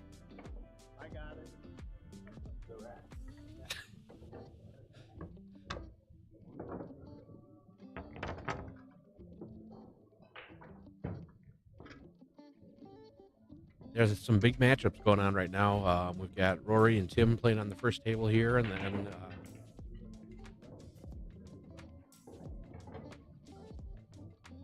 Gene Albrecht and Sean Monkman are playing on the next table there.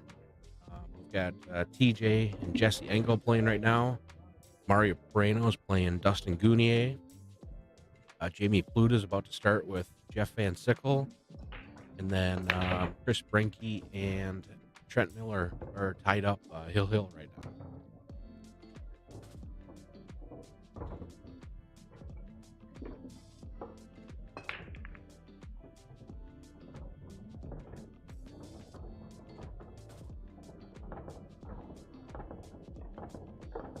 Gene's over there still continuing for where he was last match. He just broke and made 4 balls.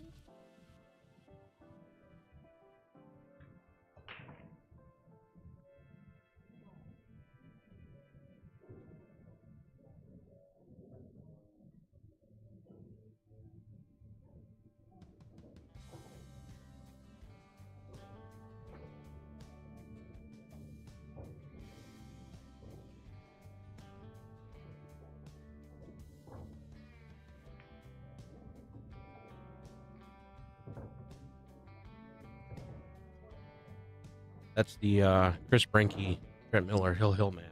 Trent's at the table. You can see the 3 ball there. It does appear that the 6 and 9 are close to each other. I'm not sure if the 6 ball passes into the lower pocket or not. It looks awful tight. But with getting good on the 5, he should be able to shoot the 6 ball up table. But got to let the cue ball go here with position with the 3 and the cue ball.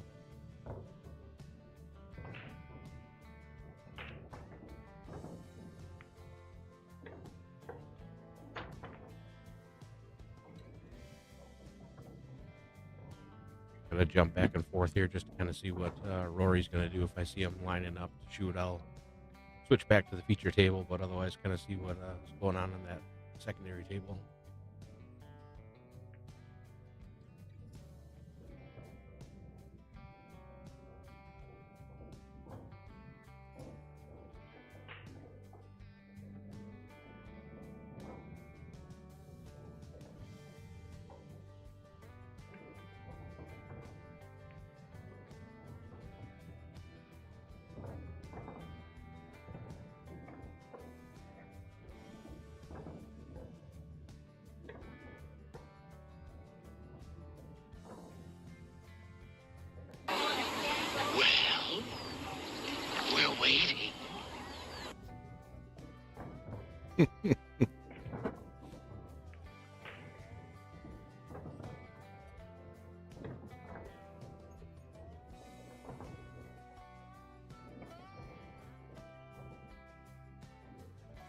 So big match here, right? Winner of this will be playing for the chair. Yeah, correct. This will get you into guaranteed in 3rd place.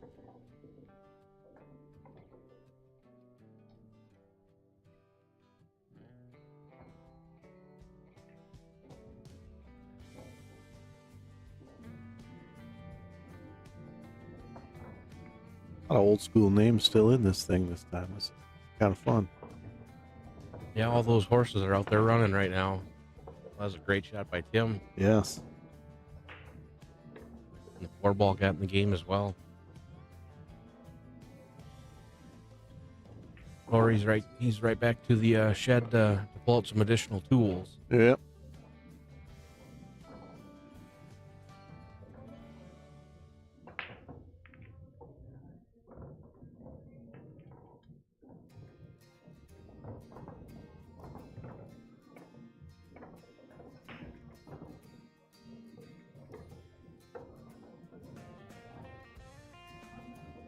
It looks like on that other table, Trent missed a shot. Kris is coming to the table. I'm not sure if he had missed or played safe. It's a little further down. He may have ducked there, and I'm just kind of hit the 4 ball down on the end rail.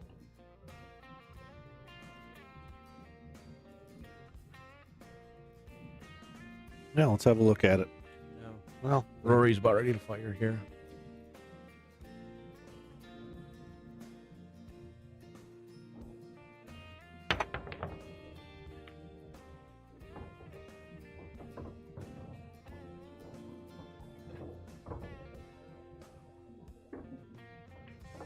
what Kris is faced with right here with Hill game. So what do you do here? Want to come to this bottom rail and try to make the 4, or?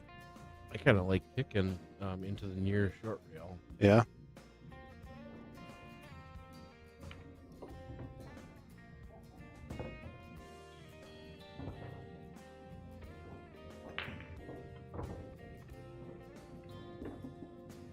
Hey, that's good to hear that you made it home, Charles. Be able to hang out with the kiddos tonight and watch the Vikings win. Yeah.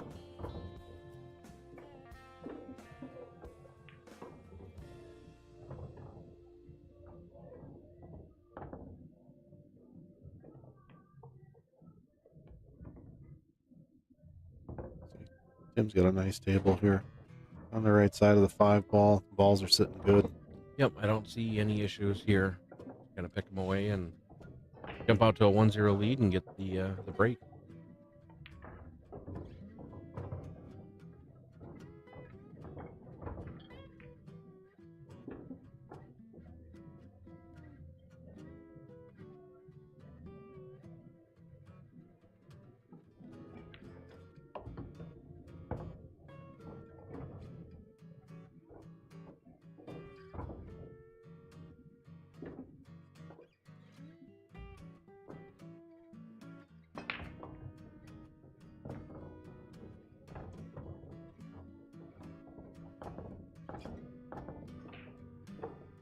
Gene on the next table over again just broke and made 3 balls. I mean, he's got it going on right now.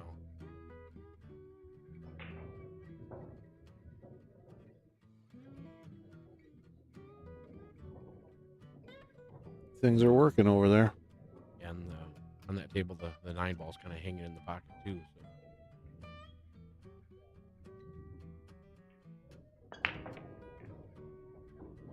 So.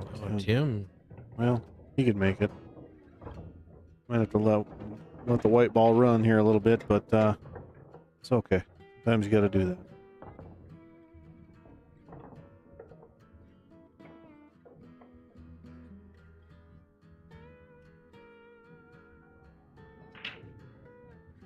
He's going to bring shape with him. Yep, sometimes you got to do that. Bring it with you. A little deep, but he's okay. Wow. We gave it to him. Interesting. Yeah. All right. Timmy T up 1-0. Going back to that Hill match over there. Looks like Trent's right up on the 5 ball.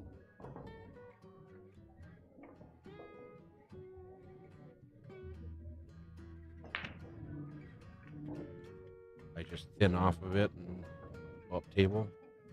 Oh, and he didn't get there either. He may have sold out to Gunner.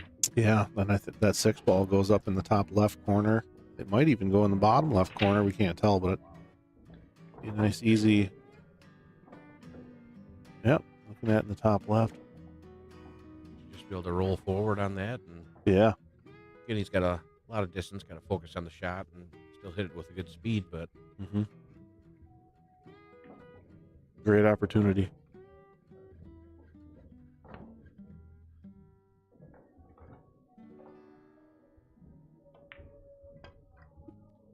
Yeah, while Tim was waiting for this match, he was spending a fair amount of time practicing his break. We'll kind of see where he's sitting. He comes up to break here for the first time.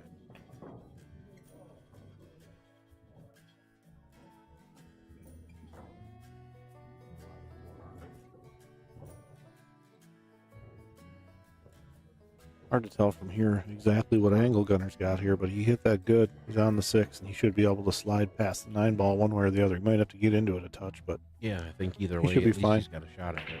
Yep, in pretty good shape here. Bear down and put him in the hole.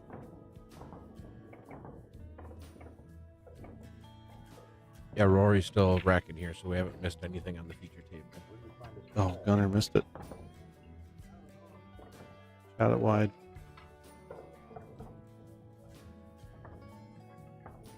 All right, well, we'll see.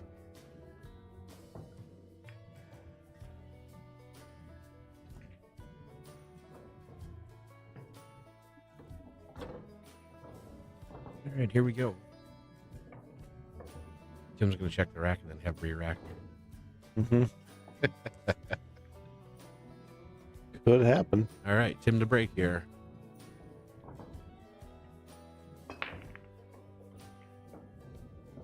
So those, to my knowledge, Ernie, they are not actually headphones. They're just earmuffs. It's just for noise reduction.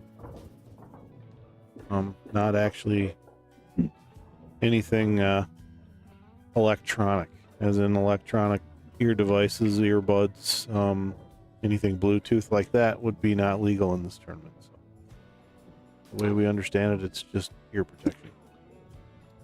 And Trent did get out against Kris there. Okay.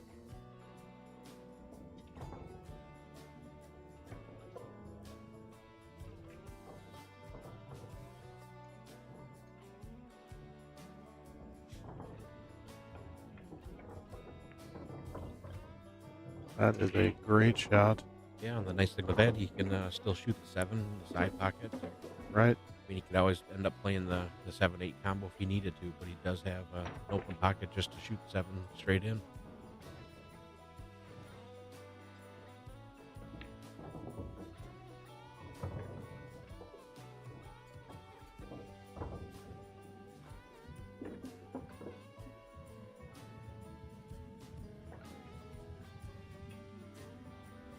Yeah, maybe we'll adjust the secondary camera after this. We'll get it on the other winner side match with Jesse and TJ. We could pull that up and try to keep track of score. Yeah, that'd be great.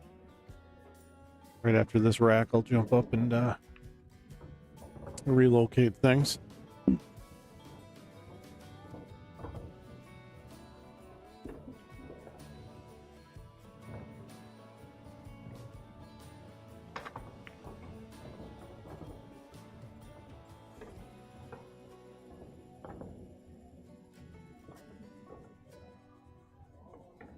Tim looks like he'll have to roll forward and play that combination. Set the bear down and make sure he puts it in the hole here. Yeah, that shouldn't be too big of an issue. Just make sure you hit it good. You don't have to worry too much about the 7 ball moving. It's going to hit it full and pocket plays large. Ooh. Oh, wow. Switch pockets, I think. Bounced off quite a bit. He may have to play another combination. Doesn't have room, does he? You gonna cut it? Is he ducking? He might be playing safe. Wow. Bummer there.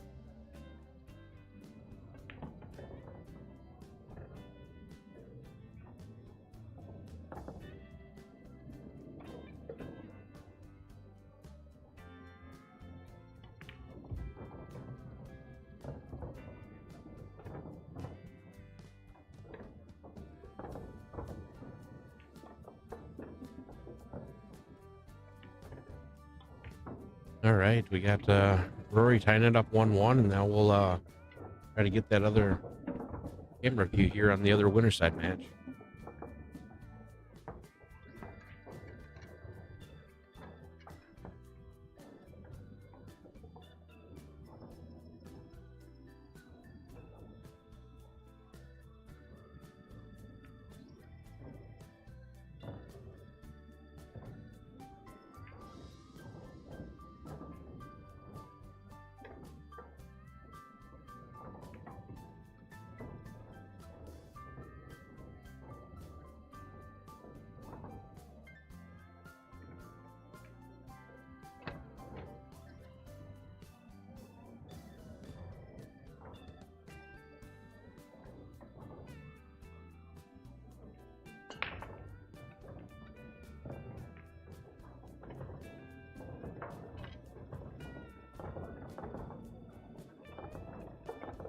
We'll try to take a look at the beads to see what the score is after the first one here.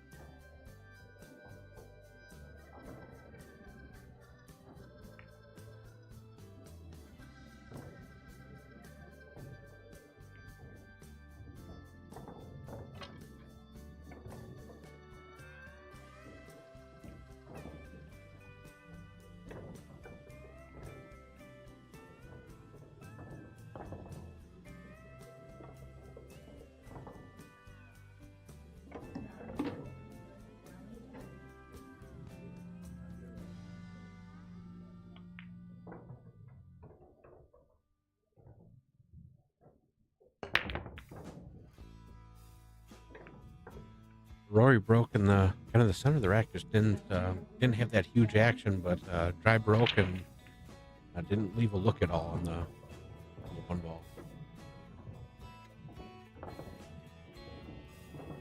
Then as they get into the rack further down, we'll end up seeing that the 4 and the 6 ball pose a little bit of a problem down tape as well.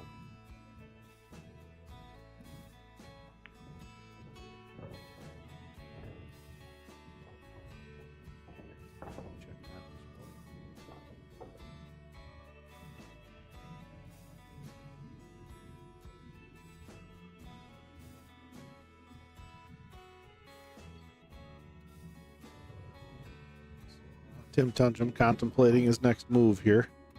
First shot after the break, so we could see a rollout here, right? Yep, he could push if needed.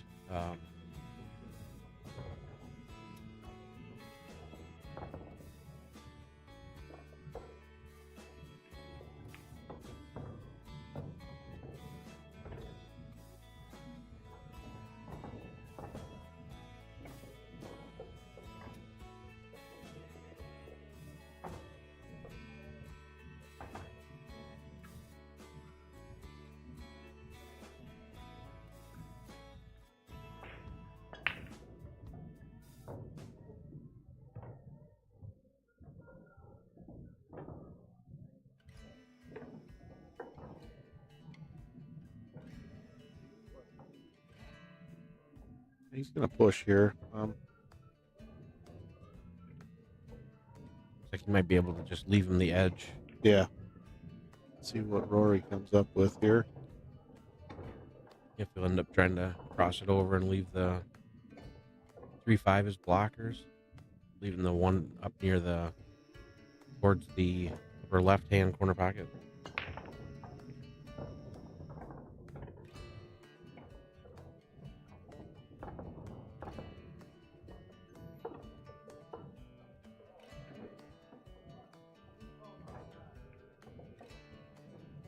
Uh-oh.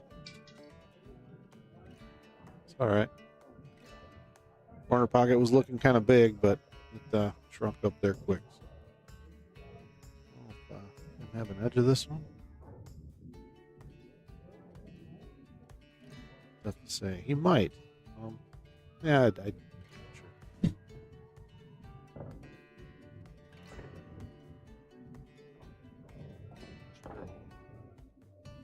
It looks in the Jesse Engel TJ Steinhaus match. Jesse's out 2-0 on TJ.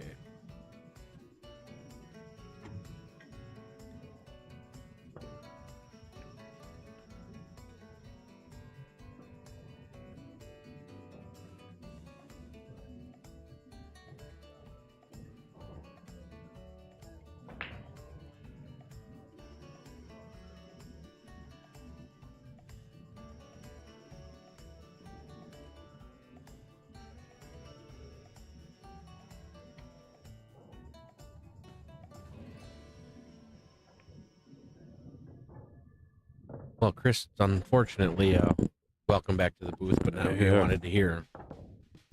Yeah.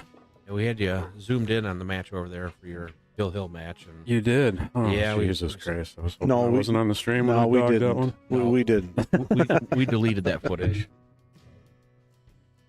Yeah, and then we saw you shoot that 5, and then couldn't tell from here, like, the angle at the 6. Yeah, we had to jump back to the key table, so I don't really want to tell you. Yeah, I'm still kind of decompressing after that. Yeah, that was probably the biggest dog shot I've had in a while.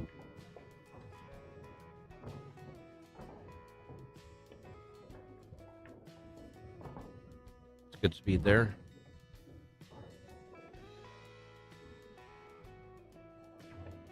Well, now I get to join you guys. Yeah. We the last couple of matches we've had seen a whole lot of racking, that's for sure. Seems like it's been getting a little bit tougher, but I'll tell you what, like, Gene shot a match here just a little bit ago, and Gene's feeling pretty good. Yes. He was hitting the brake really well, and was that against JD? Yeah. Yep. And then kind of keeping track of him on that table beside it. I mean, again, he went right back to making like 2, 3, 4 balls on the break. nonstop and running out over there. Muffs are working. That's right. No distractions.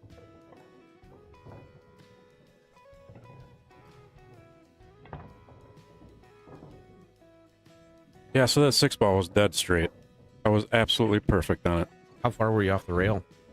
You have a fair amount of room where kind of tight. No, I was kind of on the rail shooting, and what happened, what I feel like what happened, instead of hitting perfectly straight top on it, I accidentally threw just a little bit of right on it, and it threw the object ball to the left side of the pocket, where, I mean, if anything, miss it a little to the right, so it goes down the rail. Yep. It was just, I just dogged it. Dogged it big time. It was right in front of me to win the match and messed it up. See if he gets a double kiss here. Ooh. I'm just going to keep double kissing. It's actually a good shot, though. Yeah. From that distance. And over a ball.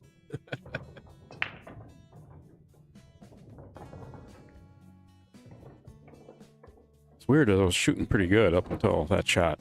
Oh, you know, sure. I felt pretty good. Yeah. I didn't feel pressure on that shot or anything, you know. I felt comfortable. I just...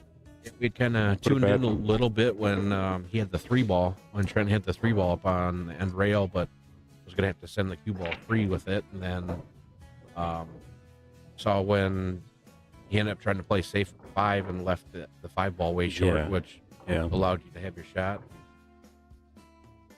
Yeah, I should have got that one.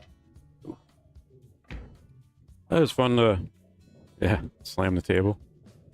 Fun to be in the mix for a little bit. Won a couple matches at least. Yep. Should have had the third one, but it's crazy how the time flies when you're playing a little bit. Oh, absolutely. Yeah, right. I can't believe it's already 5 o'clock. Yeah. 5 o'clock somewhere. Kitchen closes in 6 minutes if you need food.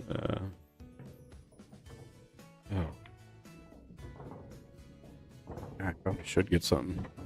Yeah, go over there and get one of them prime ribs. Yep, prime rib. Or ribeye. We were talking earlier, we could probably order some pizza or something. I would be up for that. I know I was looking at Signature here in Faribault. They have good pizza there, but pulled it up on Google, and it appears they're closed on Sundays.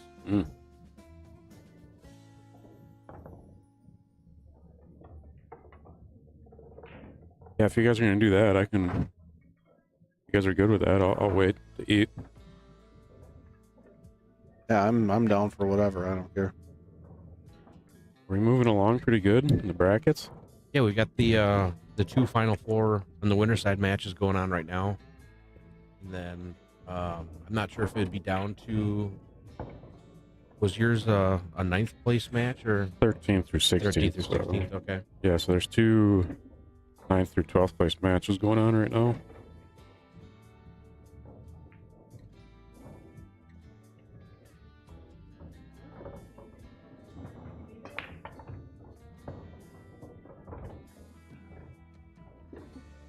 Hopefully there's just non-stop runouts from here on out. Yeah. Yeah. Good for TV and good for us getting out of here earlier. Absolutely. Right. We were trying to think of a way we could maybe come up with some kind of a device to spectate the Vikings game here a little later. Yeah, that would be nice. Yeah. I have the Spectrum app, so I can watch it. It's supposed to be able to watch it anywhere, but I don't know if it'll work if I'm not at home. So, could log into it somewhere or whatever, see what happens.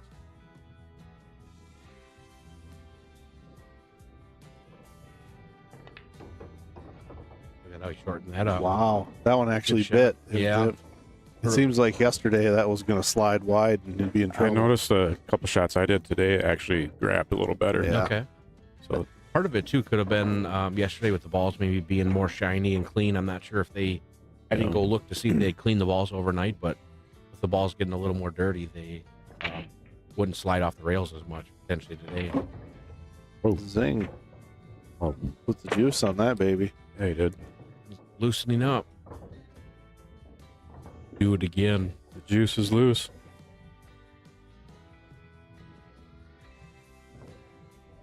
Yeah, might have to do it again.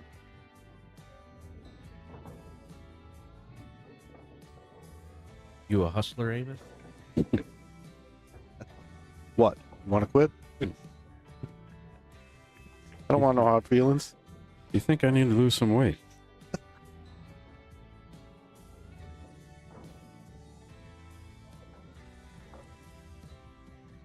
Yeah, I don't know if you guys noticed, but I took off the like gifts whenever somebody likes the stream. Oh, okay. I think that was a bit much last year. Did notice that. Yep. Somebody commented on it last year, and after watching it again, I'm like, yeah, there's way too much of that popping up. Yeah, and I think with we were looking too with the secondary angle of the room. We'd put the names up where we could put them on there. It doesn't have the banner on, but I think that they move and change so quickly that we'll just probably talk through it when we jump over. I can add it. I should have added it earlier. It's almost tough to maintain because you're not on it as much as the main one. So every time you switch back to it, it's wrong. Yep. But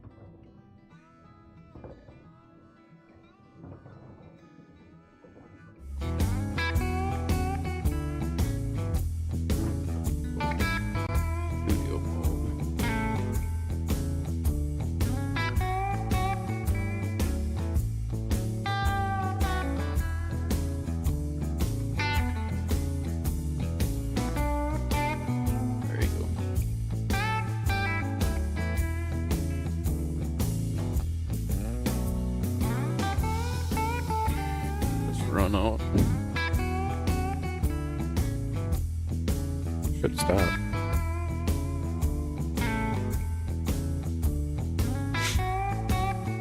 Okay, maybe it's not going to stop. All right.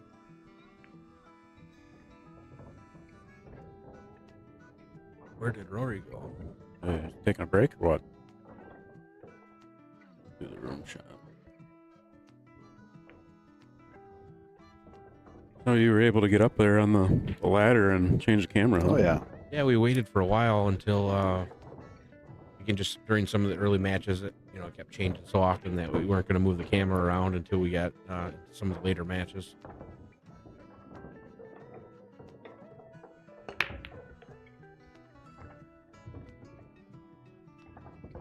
Rory snap a 9-ball there, I think. Oop. Yep. Missed it. You can replay it. It'll put it on that camera. No, we'd still miss it. Yeah. It just goes based off what's showing. The 3-1? Yeah, Rory got there. I didn't see him reappear. Yeah. Yeah, Gene had a couple lockup safes that we got saved, and all right. There's been a couple replays that we got available for you. Okay. Jump shot. Another nice jump shot recently. I don't remember who it was. Yeah. Yeah. Good. I think I'll have a little more this year than I have in the last couple of years. Be some more to come. Yeah. A lot of pool left here. Yeah. I was talking to Rich earlier. So he took over as tournament director in 1999. It doesn't seem like that long ago, but man, that's 26 years. 27th year, I suppose. Yeah. Insane. Done a great job too. I mean, look at it. It's keeps carrying steam. It's crazy.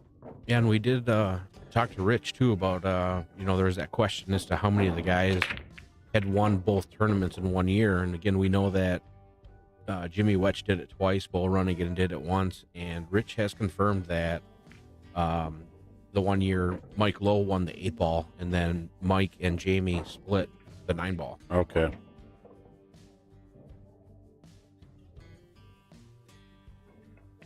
Back when Mike was a beast. Mike played very, very well. Still does. Still plays great.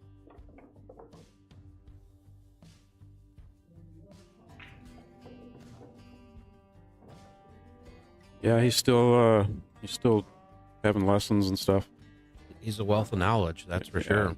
Yeah, he's got a lot of knowledge.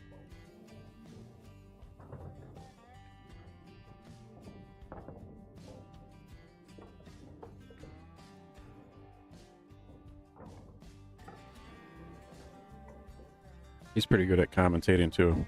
Kind of like, Yeah, I could definitely believe that. Yeah, I believe it. Again, just the ability for him either to talk about stories or talk about the game, things like that. I don't see Mark Weaver around, huh? He must have had home. I talked to him earlier, and I said you could jump in if you want today. Yeah, I mean, that's where we were welcome at any time, but he took he off. never jumped in the booth yesterday or today. Kendra's asking about the score of Gene versus Sean. Somebody's up 5-2, it looks like. We'll try to keep an eye on it to see who's leading in that set. Sean is currently at the table. And it looks like he's shooting an 8 ball as well.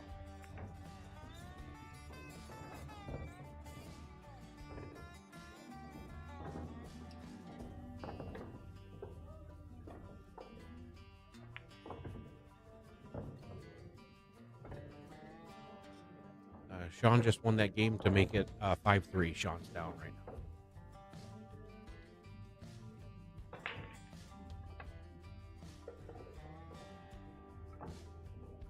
All right, so Tim pushed and got the shot back. So see what the plan is here. Reaching for the jumper. The Bears beat the Packers today? Yep. The Bears did beat the Packers. Wow. I guess they kicked a field goal with like 2 seconds left to win by 2. Charlie's having a good day. They fouled. Yeah. Nudged to 7 a little. Okay.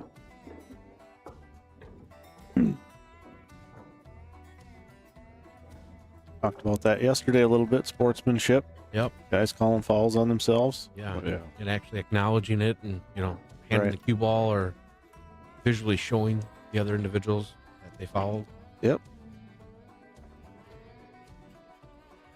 Love to see it.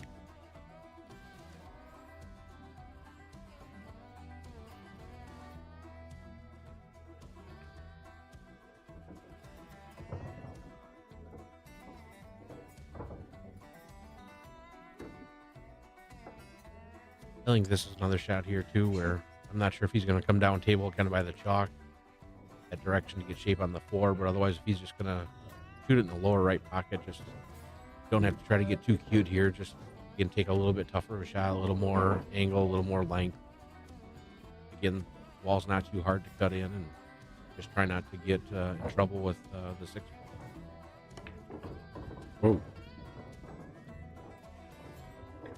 That'll work. Yeah. Or just get close to your work too. Yeah. That was excellent.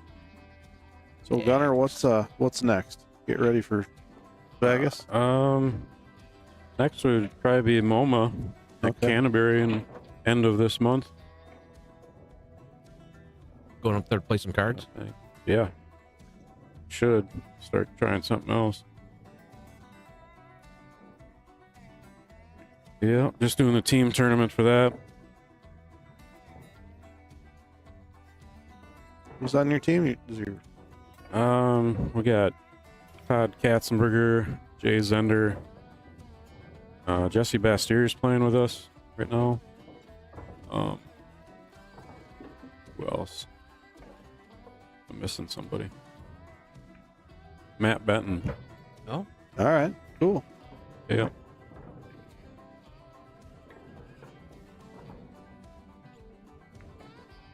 Yeah, I agree with that last comment about, making it more of a gentleman's game where it's just, again, that you don't need any of that kind of crap where, you have to ask somebody whether there's a foul. Just acknowledge that you made the foul and, again, try to win the right way.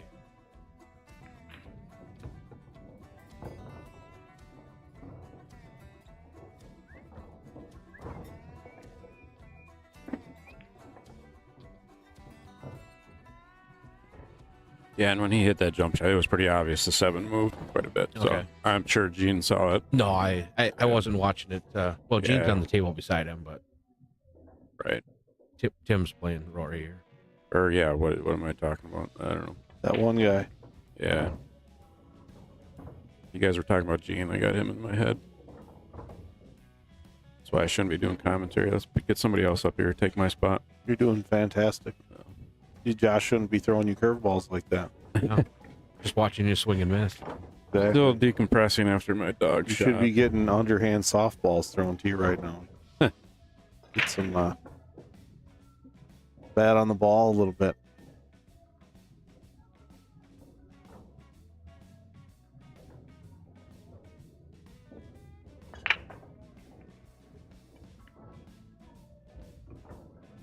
All right, Rory makes the 9 to go up 4-1.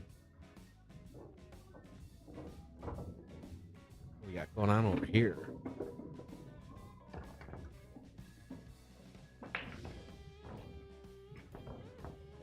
Looks like it's 3-1. Jesse's up on TJ right now. TJ's at the table with the cue balls right up on top of the one ball right here. And this is a winner side match, correct? That is correct. Yep. Final four on the winner's side is both tables that we've got on the stream right now.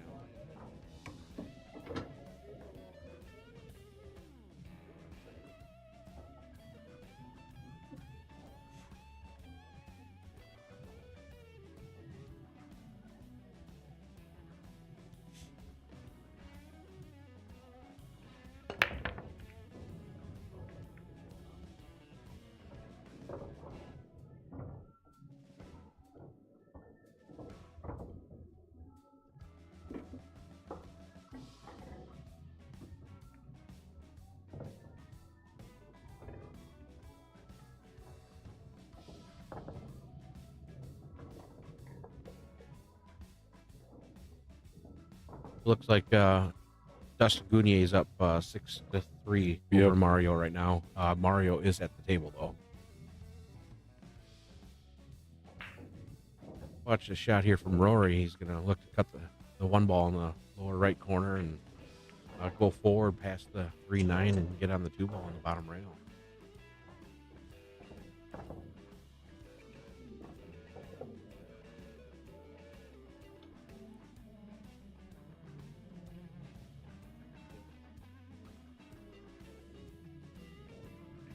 Yeah, I wonder if people can hear the instrumental music. See, it's gone again on there. Yeah, it's weird how it's showing on my end that it's not being played. Well, it was a little bit ago that I thought I remember hearing it. Yeah, I heard it not that long ago. Earphones. I'm not sure if it was again when we put the secondary banner up, but.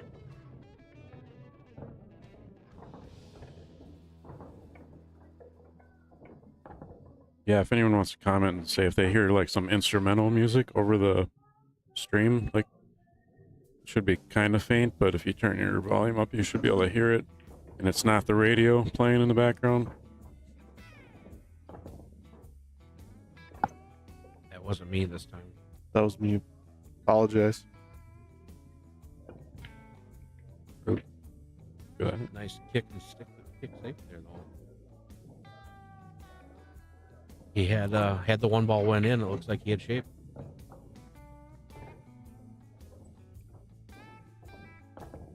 I wasn't really paying attention to the match next to me. It was Pluta and Mike Pankoff, but it looked like Pluta was running out a lot of racks. Yeah, I know. I had stopped over because we were commenting about that earlier.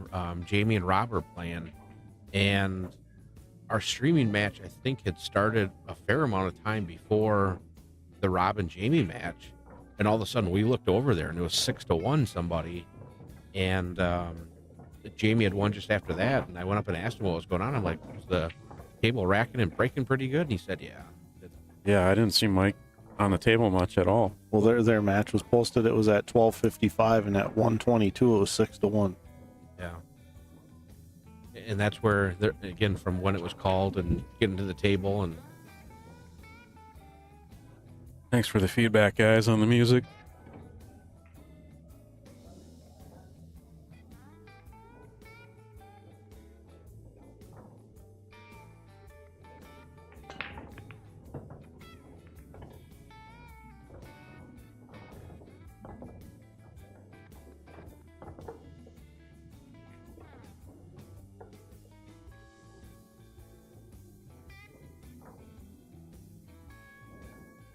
Sean Mitchell played a lot of safes on me. and I had to kick like one game. I think took just as long as the rest of the games took. But 2 times in a row, I tried a 2-rail kick, and I was way off. Like the table was still playing, messed up. Huh. This shit. Ooh. Bad little rub off of it. Man, he hit that good. He almost 3-fouled me, but I got him on the 3rd one. Did you give him the little Batman laugh? Yeah. Said it's like a nightmare, isn't it? Nice try. Yeah.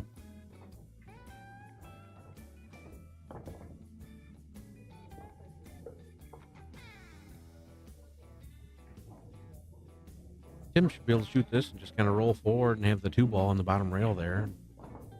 Depending on where he falls, he can have a couple different options based off the 3-ball.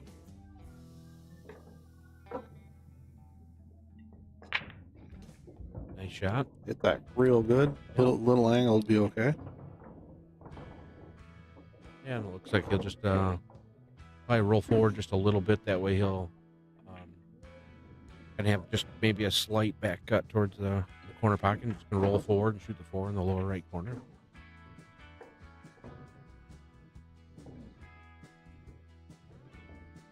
Again, this is that shot that Tim was talking about last night with TJ and how pure he hits that little stun shot. I don't want to hit that one where you just stun forward just a hair, and it'd be nice to stun it off the rail just a hair. Got a little further. Well, a 50-yard line. Yeah, So I mean, he can end up lower looking left.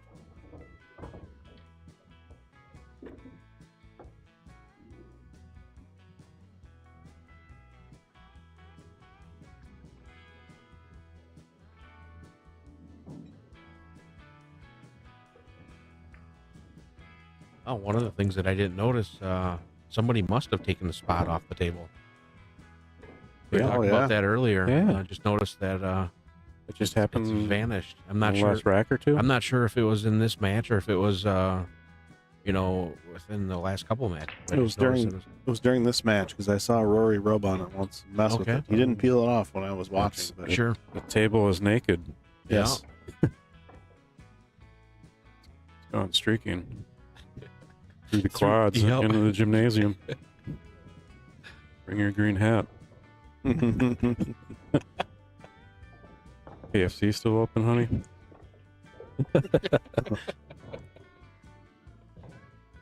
A little cold out there, huh, Frank?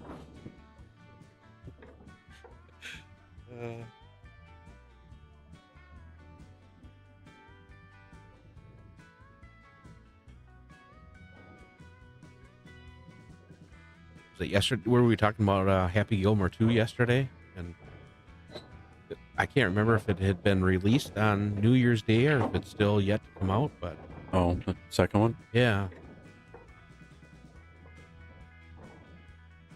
You were saying it's on a streaming service? Is it on Netflix? Or? I thought I remember seeing that it was going to be released on Netflix, but I'm kind of surprised because of how big the first movie is that they wouldn't want to have it in theaters.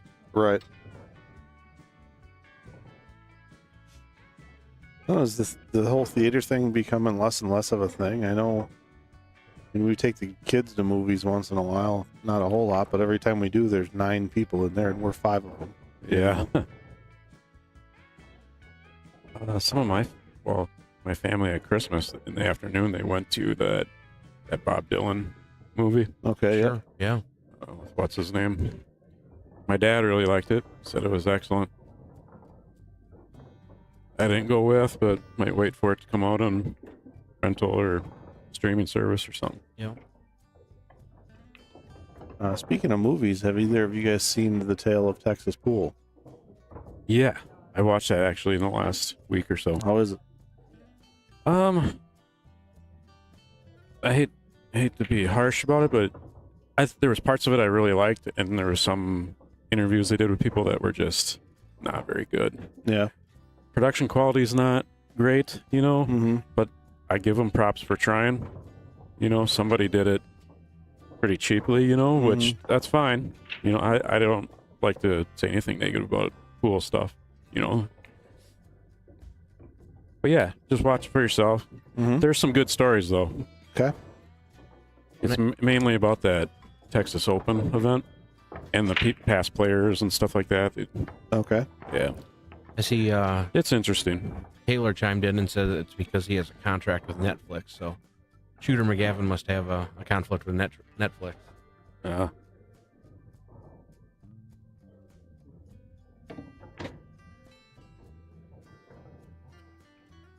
Shooter McGavin. I think we paid. Wow. Wow. That thing just went flying in there. Hey, make a couple more. I think we paid like $6 for that. Gala, Texas. It's worth a watch, but I don't know. It's not.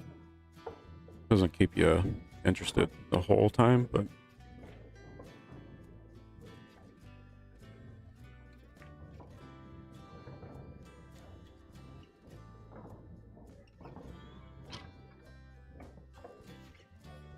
And it looks like it's still 3-1 over on Jesse and TJ.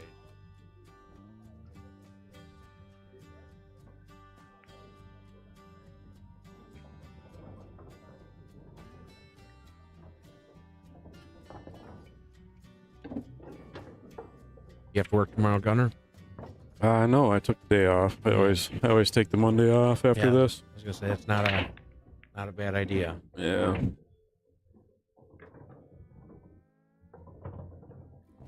I can never sleep in anymore these days, but still it helps to have a full day of not having crap to do. Yep. Don't want to go to work and have your boss yelling at you all day. Yeah. Dude, I've been streaming a tournament all week and get off my back. Yeah, Tippy, Jamie was hitting them pretty good for a match or two there in a row, so there'll be more things to come. He's in the match right now with Jeff Van Sickle. How many are left? I believe there's 4 on the winner side, and we have 6 right now on the loser side. I think there's 2 matches that are like a match behind, and then 1, 2, 3.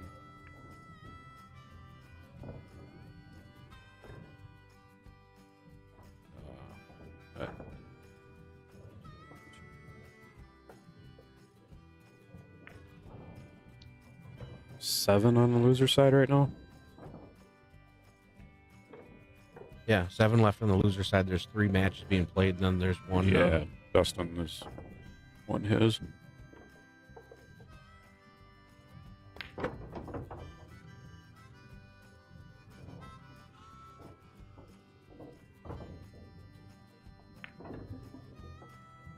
Not a lot of spectators today. Yeah, it's been really quiet in the room. Maybe the stream is at fault for that a little bit. People would rather just sit at home. Yeah, it's too good of a quality that you got going on here, Chris. Yeah, I should start making it worse, huh?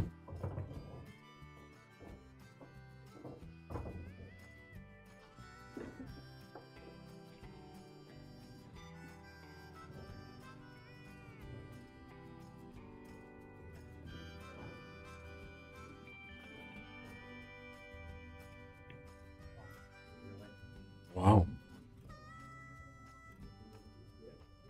Well, it's good to see other people dog shots too.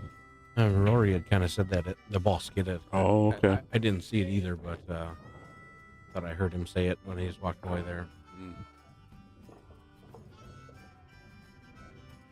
But again, it kind of just brought back yesterday when yesterday he had missed that 8 ball on the side that ended up costing him the match when he was down. Yeah, it was big. Whatever, big. 3-4-1, something like that. He had the big lead in the 8 in the side to put the match away, and then ended up losing. Then, if I remember right, it might have went to play TJ on the loser side right after that. This is what Tim needed. Yep. You can get up there. I mean, you can kind of see how the table's been breaking. If you can make balls and or potentially snap a 9 or 2 in, it's catch up in a hurry. Yeah, we don't want to see skids or no. We want to see good pool, non-runouts. Everything needs to be perfect from here on out. Looks like Jesse and TJ are on a break right now too, so nothing going on the other table.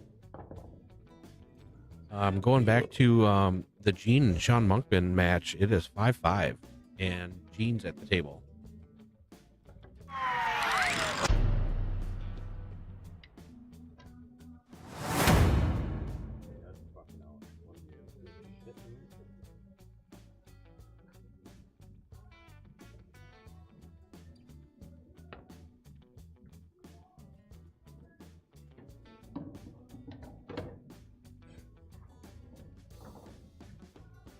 All right, Tim, let's see you get back in the match here. String a couple of them together and put some heat back onto Rory. Oh, and it got kicked in the side. Oh, that's not good. That is brutal.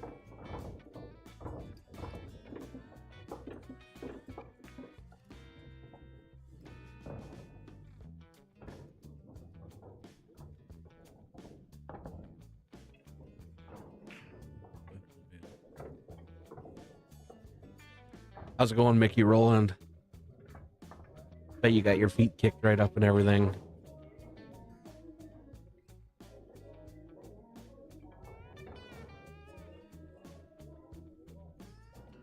Tippy, I did ask Sean. I told him that he's got action. And he said, oh, Tippy knows I'll play him. So you got action with Sean Mitchell. Tippy's going to have to get that ticket counter back out. I mean, I remember back in the day that he always had like 25 people lined up that were looking to gamble with him, and there was a game with every one of them. We always said that, like, when you used to go into Target or whatever, and you had to go to the customer service thing, and it had the little the counter as to who's up next. Tippy had that for action. Nobody was being turned down.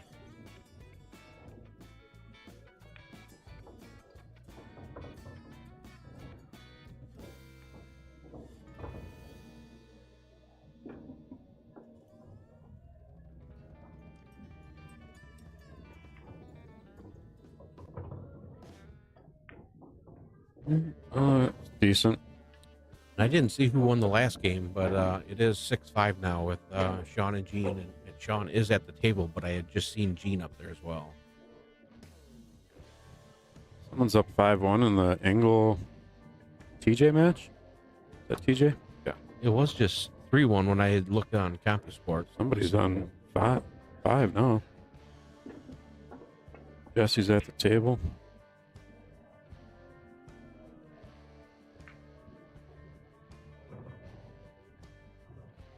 Jesse's up 5-1. I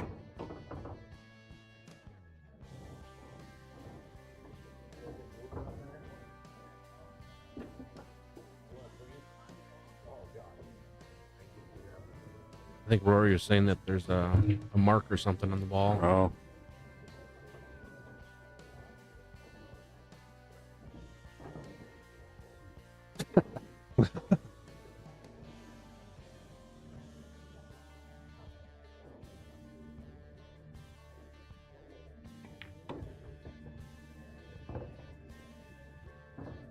And again, good sportsmanship situation where two level-headed people can take a goofy spot and figure it out. Yeah.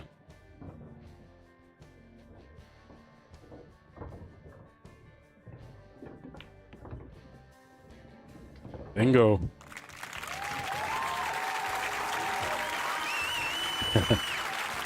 Where's that coming from?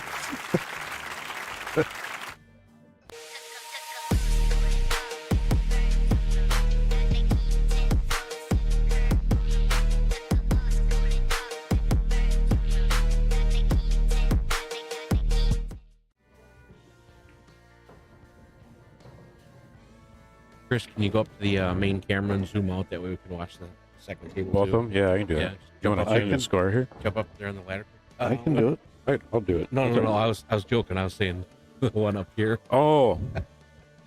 Wait, we've got that one locked in on a match over there with Jesse and TJ. Yeah, I guess. And we were saying I was thinking there was another match right next to him. TJ was at 5-1 to Jesse.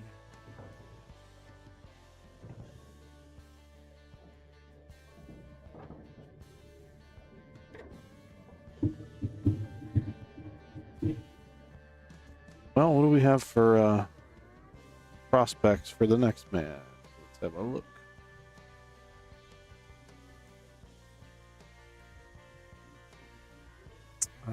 Could be the winner of Trent Miller and Hank Leinen versus Dustin Gunia, or the winner of Gene and Sean against Jamie Pluta. Those look like our options, as I doubt they would play the chair match again right away here. No, I would think that it'll be a little bit of a break.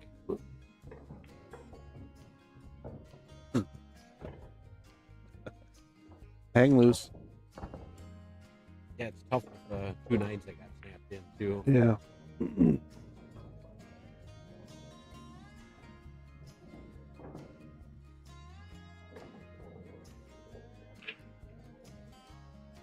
Yeah. Sure.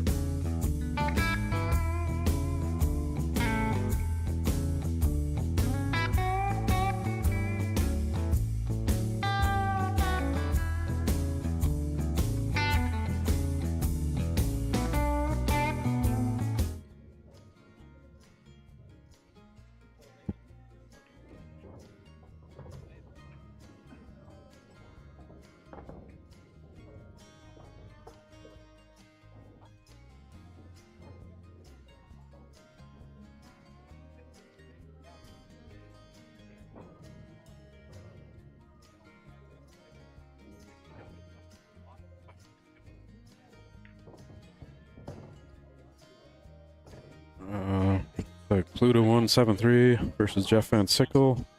They'll play the winner of Gene Albrecht and Sean Monkman. He's playing on the next table over from the stream table.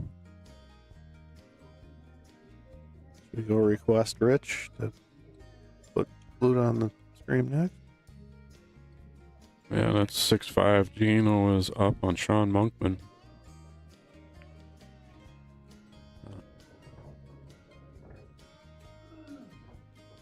That one?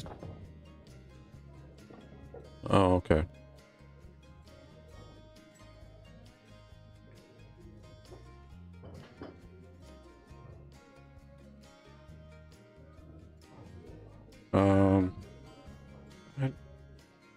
So the next match on the stream table will be Dustin Gunia versus the winner of Hank and Trent.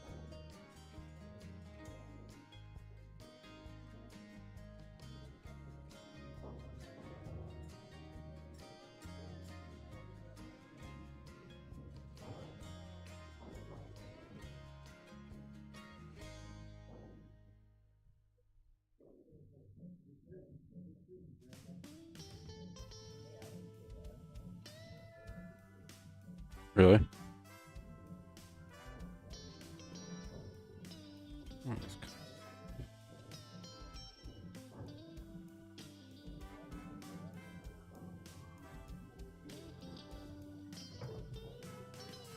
I think Kris is looking up the results, but yeah, Gene won 7-5. But Gene and Jamie are playing. Number 5, Jamie.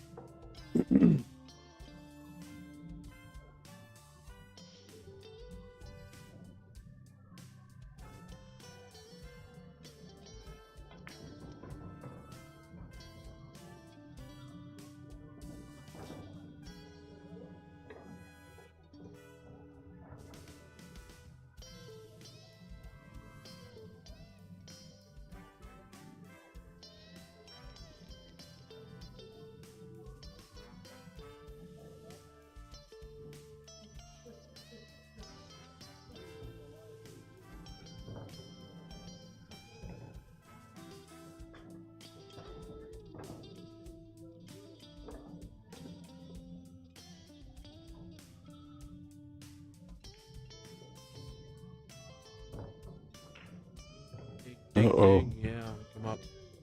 Either a little bit shorter, a little bit long there. Either way. Change plan.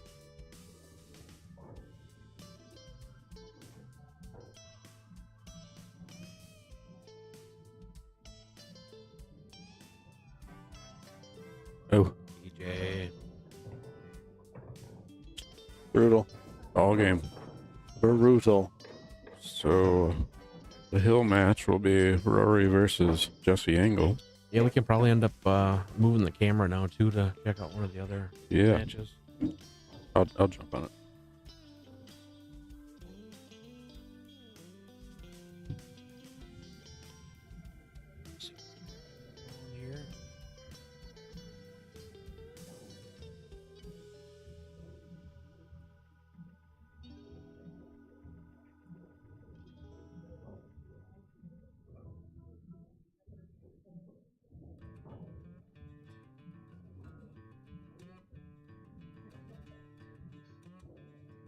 Put on.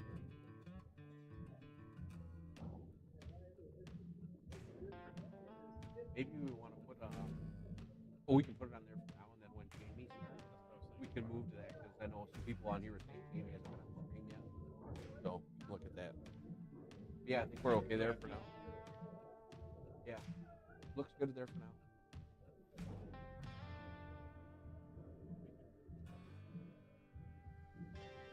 Dr. Rick.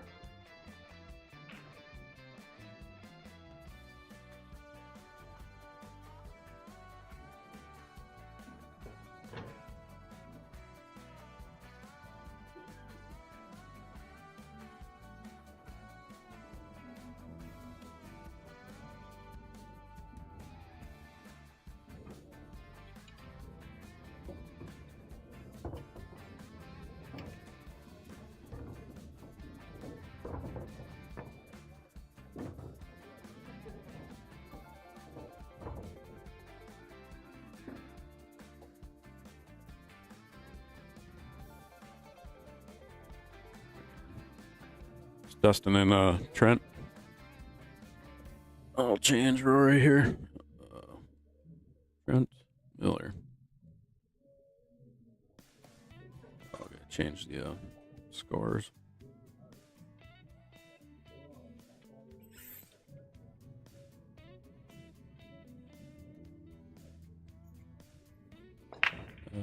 Trent is 662.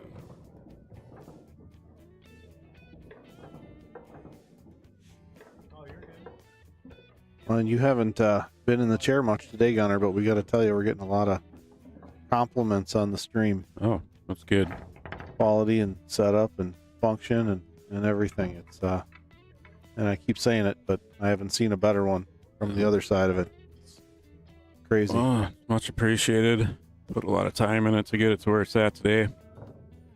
Time and money. If anyone feels like they'd like to donate a little, it's much appreciated. In the description, you'll see my Venmo and PayPal. Any little bit helps. Yeah, we really want the drone cam, so you're right. Takes a little. Really want the drone cam.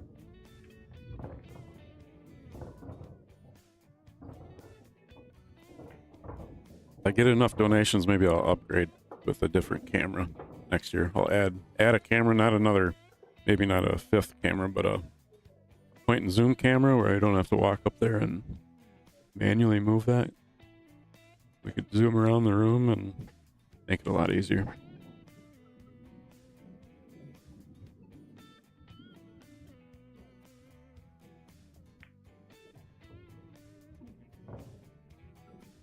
So yeah, earlier, Dania, thank you very much for your donation. That's appreciated.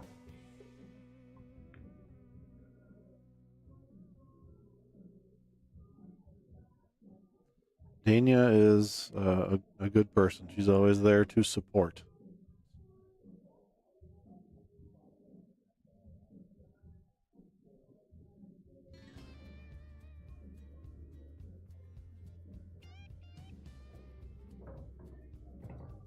Say we got a goofy looking table to start out with, huh? Yeah. Yeah. Very goofy. So is this.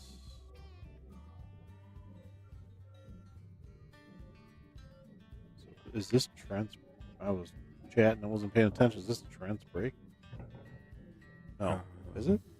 I don't recall who broke. Either. I guess we'll see. Wasn't paying attention.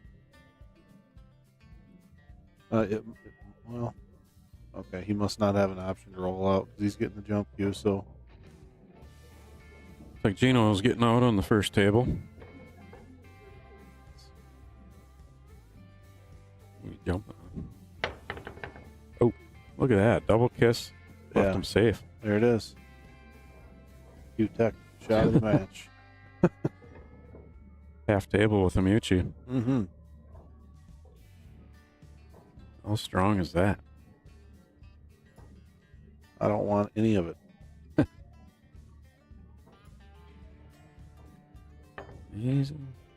That's a hell of a shot.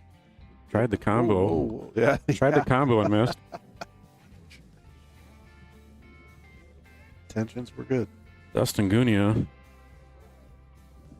He's called the Goon by his Iowa friends. Guys on the stream last year on the chat were saying the Goon. He won the 8-ball last year.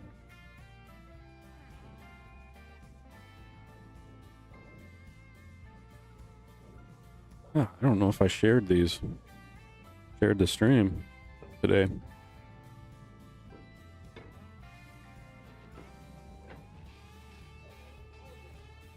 Maybe I did. Yeah, there's 35 shares. I would assume I probably did some of those. Gunia back to the table here. He's in pretty good shape. Little angle on the one. He can get out for the 2-ball. I'm going to share it again. I don't think I shared. Let's see.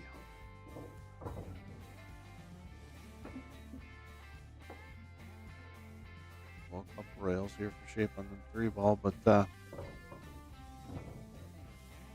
like a nice table.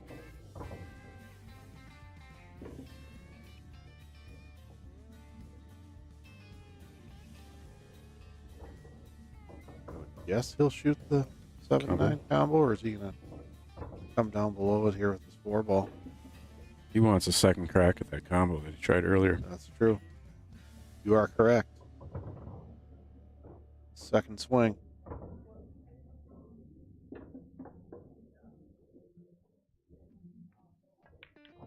Swish. Gunia up 1 zip. And break.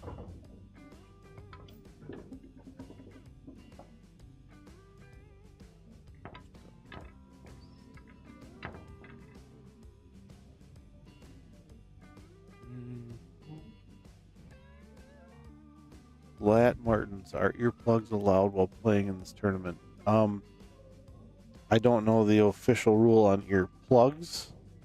I know that I believe earbuds or any type of headphone is not legal, correct? I think that's the gray area. Okay. I think he is allowing it. Okay. Because of, I think, Gene. Right. His situation. I don't know if he's got actual music playing on those, or are they just noise canceling? They look just like noise canceling earmuffs that you would wear at the gun range or whatever. That's what they look like to me. I haven't been real close to them, but I don't see any electronics to them at all. So, obviously, for whatever reason, they're allowed.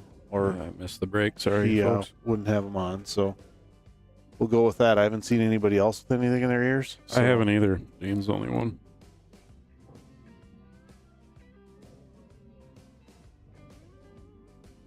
There we go, Ryan Harmson in the chat. Jeans are not electronic. Okay. So they are prescription? Yes. Okay. I was going to say cosmetic, but sure, prescription. Style before function, guys. Right. Right?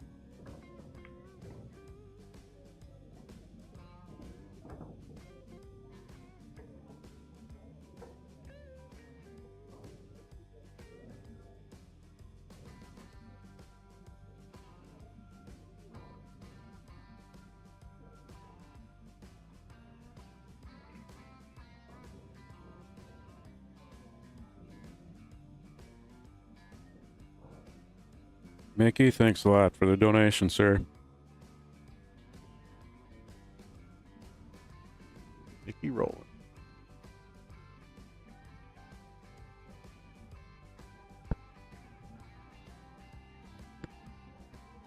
Mickey, you could have graced us with your presence here this weekend. You should be here going to battle with these guys. I heard a rumor, too, that your table was uncovered and you're using it for something other than a desk.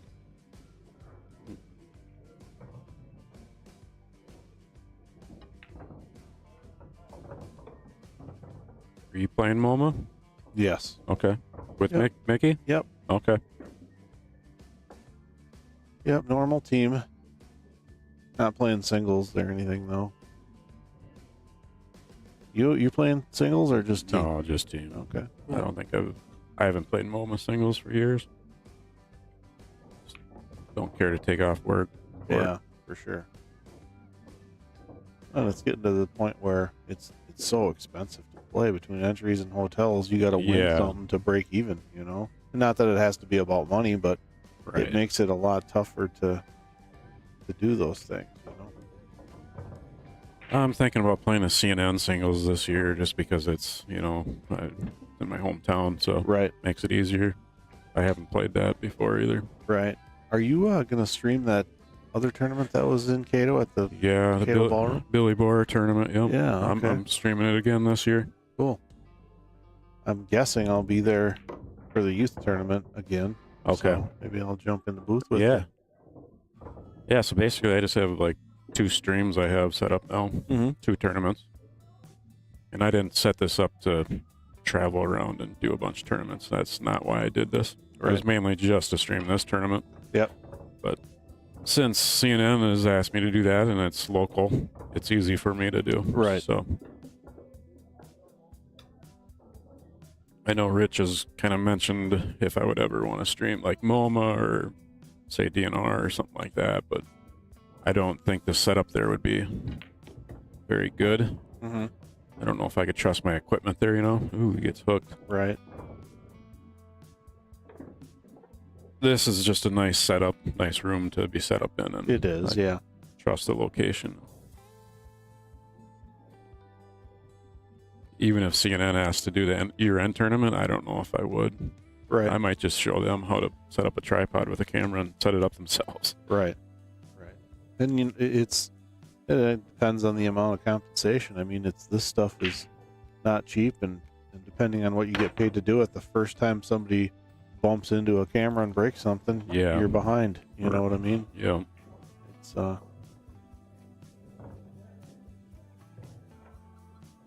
you got some passion behind the stuff too. You know, it's not just bits and pieces. Ooh, he kind of leaned into that like he didn't like it. Right? Yeah, you know, it's strange. I mean, he's okay, but looks like Jamie's getting out on this second rack over there. Or... Yep. Good shot by the goon. Yeah.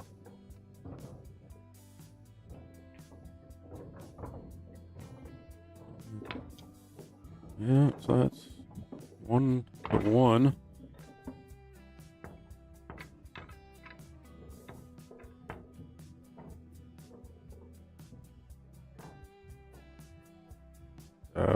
Clint, the match on the mainstream table is a loser side match.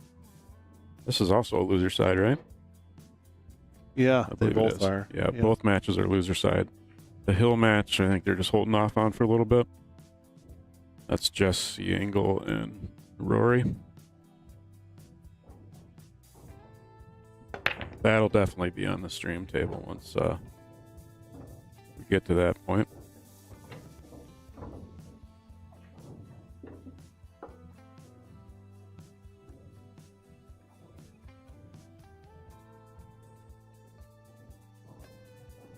Where'd Josh go? He didn't leave, did he? I don't think so.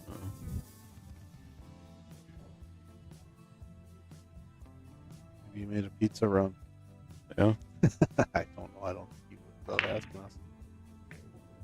Might run into somebody new in the bar or something.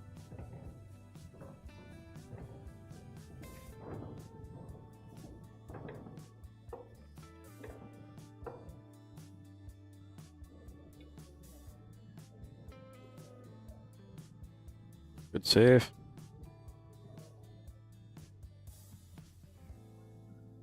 Little Z kick shot. Yeah, I don't know what else you'd do.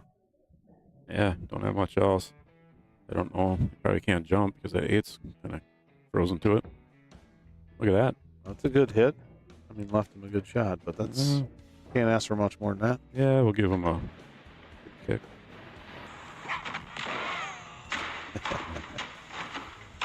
Got him. Into the boxes.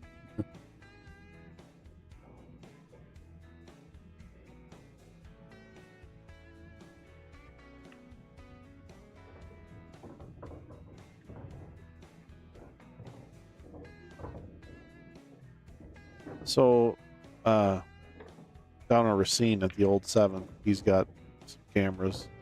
Yeah. And he has one that sits above, there's 4 tables, one that sits above those 4. And that's like a pan and zoom. They can adjust it. Yep. And it looks pretty good. It works good. It's is that kind of what you're talking about for the room? Yep. Okay. And that would replace That's what I'm this thinking. one? Yeah. Okay. Probably the room shot, I'm thinking. Only thing I don't like about that camera he's got there is the location he's got it set up. He has it set up just off center of that table because he's got it right in the middle of a ceiling tile. Mm-hmm. So maybe he has to have it in that spot. But it would be nice if he could just kind of move it to where at least one of those tables is straight on. Right. I'm kind of a stickler for those kind of things. But yeah, centered on one table at least. I mean, I think about things like this. Oh yeah, this banner is parallel to this rail. You know how long it took me? It took me a while just to get that. I bet. I worked hard on getting the table exactly parallel to that scoreboard, so it doesn't. If you measure this distance here, it's the same too. I mess with that too. I'm very particular. I hear you. Another win for That's- the Goon. Makes it look good too. That's Yeah, I watch a lot of streams, and I find it hard to watch ones where the tables are all at weird angles and they're not straight. So yeah, good seeing you. Johnny Meyer leaving the building. Where's Johnny Meyer from? It's a good question. Maybe the chat knows.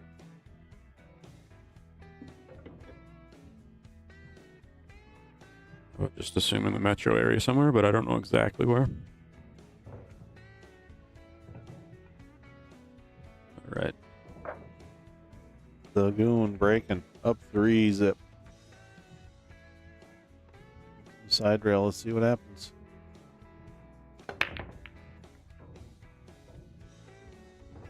All right, making a ball.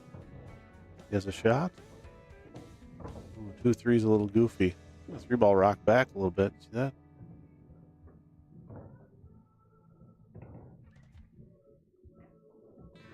Thanks, Chrissy. St. Louis Park. Oh, okay, gotcha.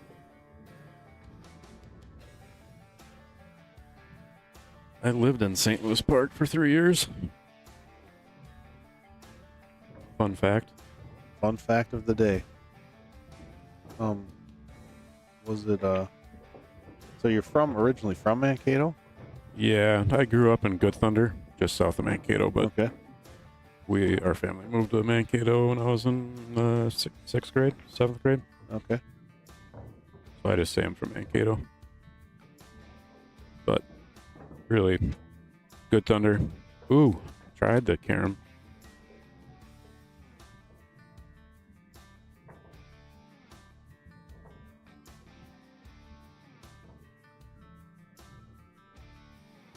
Yeah, there's a lot of good players left.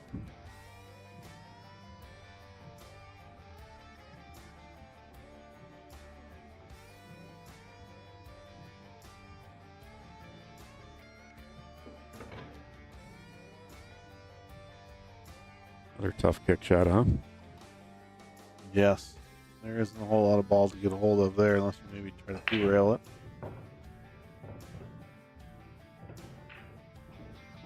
See what he comes with here.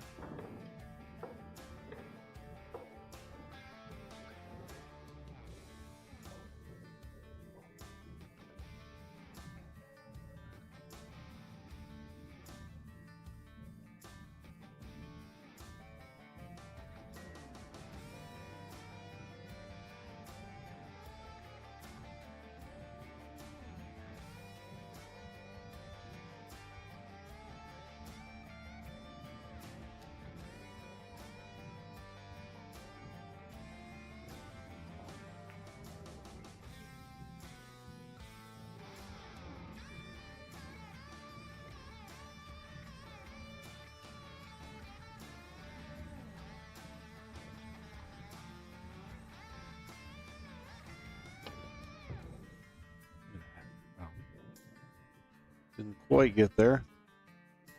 Not for a lack of effort. Valiant effort.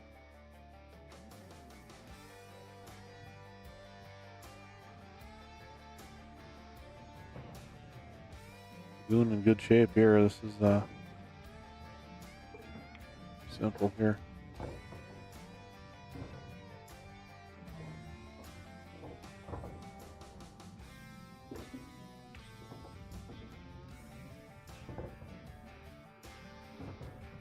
Again, are we shooting the combo here? I'm thinking. Yeah, I would say so. I would assume he's going to try and get on the top side here so he can come around 3 rails. Yeah, I think he can do it. Cheat the pocket a little bit. Sure. A little extra juice. You want more juice? Yeah. Yep, he likes the juice. He gives you more juice. There we go. All right, Jamie looks like he's got a tough cut on the 3 from this angle. I want to say someone's up 2. I think. Ooh, missed the cut. Someone's up 2-1. I think might be Jamie. Was the orange balls, or wherever they are.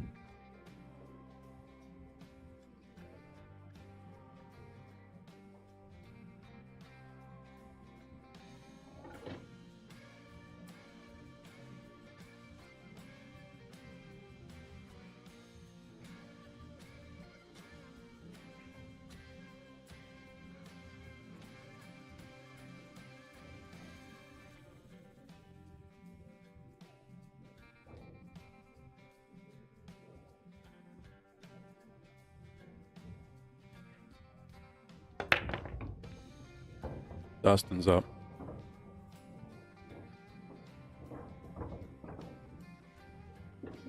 Hmm? Oh.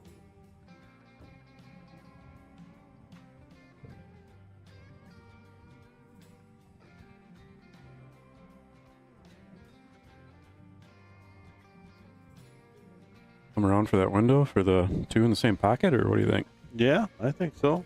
Yep. He's going to come up a little short. Oh. Oh, he's all right. Maybe would have liked another 4 or 5 inches, but Almost, that'll be okay. almost perfect. Yeah.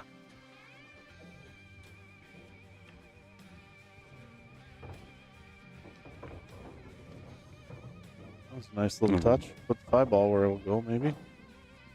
You gonna go for the combo or try and get over for the 5 in the same pocket? Good question. Been kind of a combo afternoon, hasn't it? Yeah. Oh, it might just go by the 8 or the 9. Yeah, probably does. Then he's gonna do the combo. 7, 6, 7. Oh, Combo. now it's straighter. Right. Change plan. Plan B or plan C. Oh man, took it for granted a little bit. Brutal.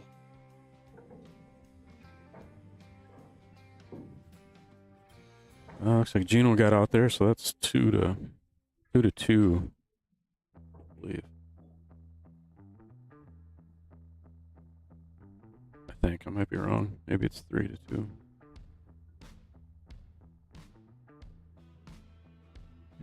Gene Dick, thank you for the donation.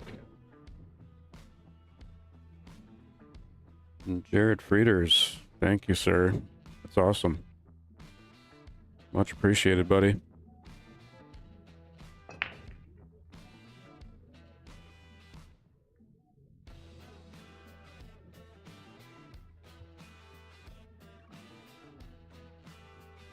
Oofda. Yes.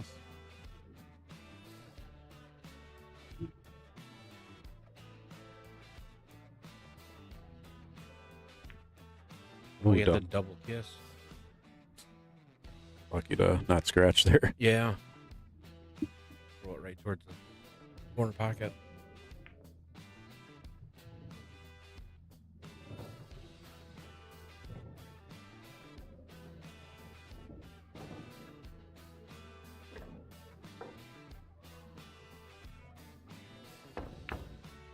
Swish.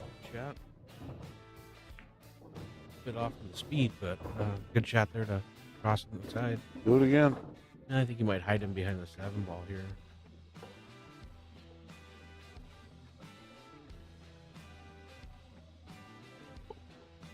Quite get there. Oh.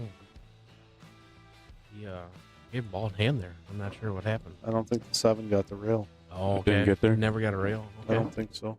I mean, that's the only reason I can think of. Yeah. Christmas is over, so I don't think it's that. At that point, too, he probably just would have raked the balls. Yeah, that could be. Depends on how big of a gift they're doing in the gift exchange. Yeah.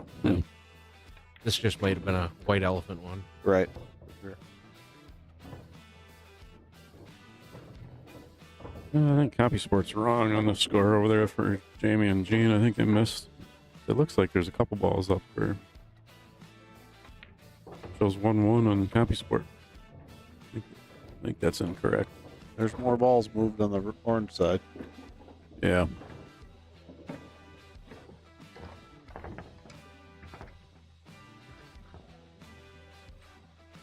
I might be wrong in the 2-2. Might be 2-1. I don't know. Score might be incorrect, people. We'll wait, see if Jamie gets out here and slides the balls over.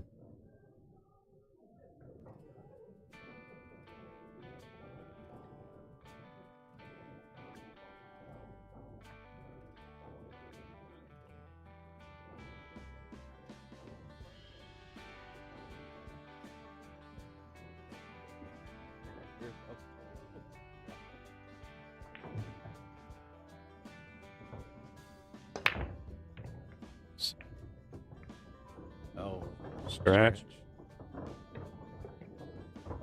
That might leave a mark. Jamie makes that 9 ball. 3-2 Gene.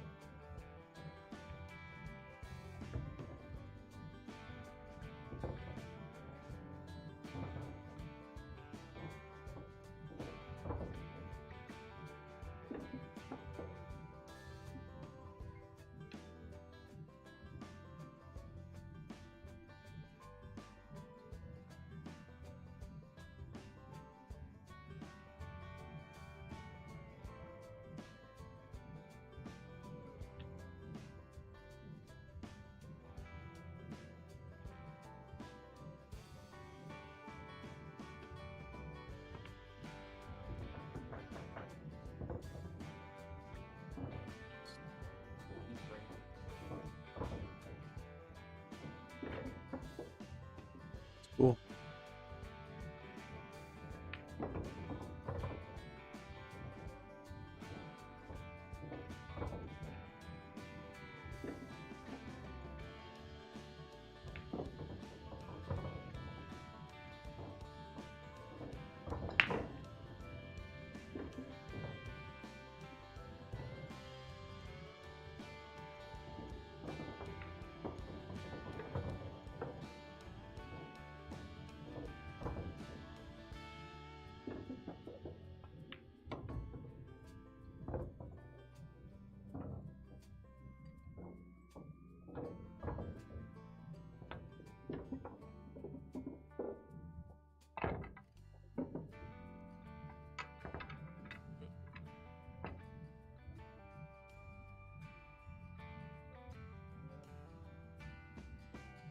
That's strange.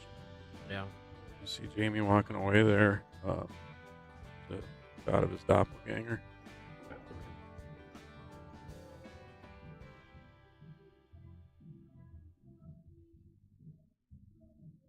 I would say after this match, too, we'll want to restart the stream.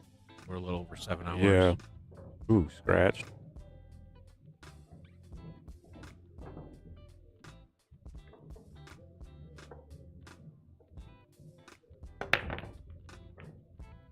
Just the break. Oh, boy.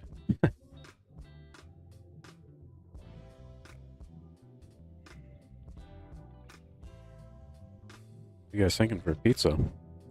Yeah, I was just going to mention that, too. We could... Ready if you guys are ready. I don't know what options we got. We can do a little searching. They don't have pizza here at the bar. They just have Haggis, frozen ones. I'm fine with that. Do that, too. I don't need much. Sure. That's what my wife and I get at home. By Haggis. IB.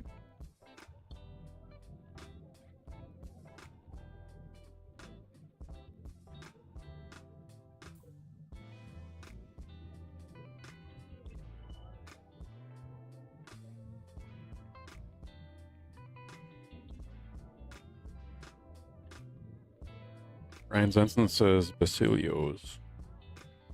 Okay. Yeah, I mean, that could be an option, too. No, Yeah, we doesn't matter. were looking at Signature, but it sounds like they're closed on Sundays. Good shot on the 9 ball. Yeah. You get the Tough when you're jacked up like that. gotta slow clap. Yeah. So there's the situation we talked about earlier where you would roll out and make the 9. Yeah. Right. Perfect scenario. I actually did it once today, too. You did. Yep.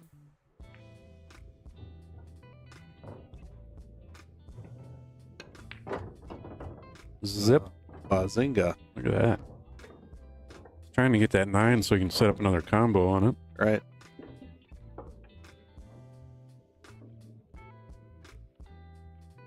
The goon likes combos. Yes. Ooh, And banks. Nice bank shot.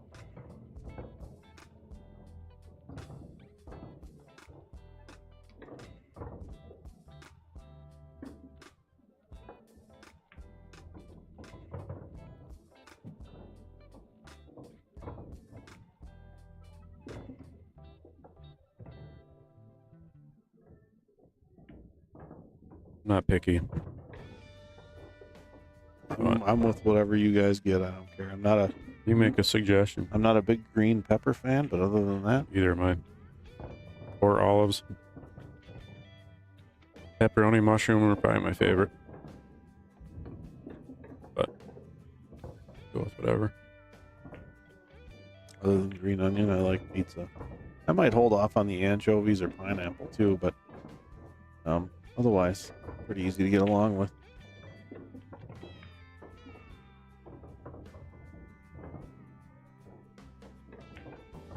Jamie puts down a 9-ball. Boom. So does Gunia. 3s on the Jamie match and Gunia on the hill. Break.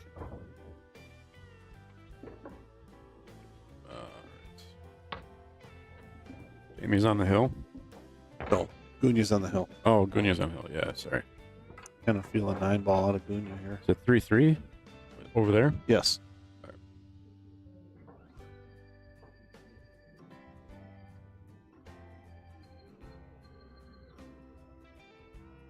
Keep it simple. Or do you want? That's fine. Or do you want to add more? No, that's fine. Keep it simple.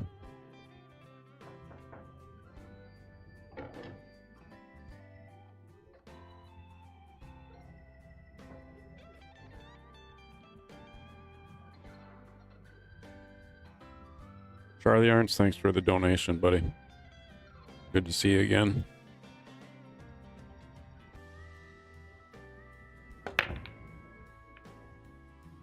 See you next year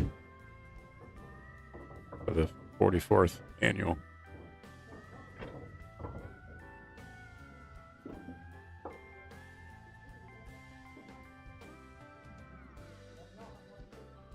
So next year, did I hear The rack's a little crooked over there. Jamie's telling them change. They're laughing about it though. I hear next year a potential earlier start on Saturday? Yeah. For the opening festivities? Yeah. Okay, cool. Yeah, Rich announced that this morning. Love it. I went up and asked him if he would be up for that. Personally, I feel like people can come here an hour earlier. Yeah, yeah. Well, when there's the potential of how long things can take just naturally, there's no reason to wait until 11:30 to start play. You know what I mean? It's so next year that people will show up around 9 o'clock on Saturday. We'll probably get going around 10:30ish, maybe 11. Right. And then Sunday we'll start at 10 instead of 11. I like that. Yeah, a little after 2 a.m. was too much for me last night. Yeah. Yeah, it's a lot. I'll be feeling it for a day or two, but that's all right. It's worth it. Once a year, we can handle it. Yeah, that's what I figured. This is just once a year. I still complain about it, though. That's okay. You can. We'll listen.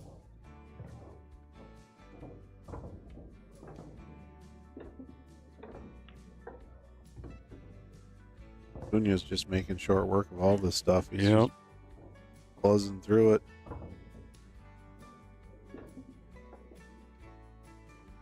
Charlie, I don't know what you're talking about. I don't know what a Calcutta is. It's like a charcuterie board or something, right? Yeah. We're not sure what you're talking about.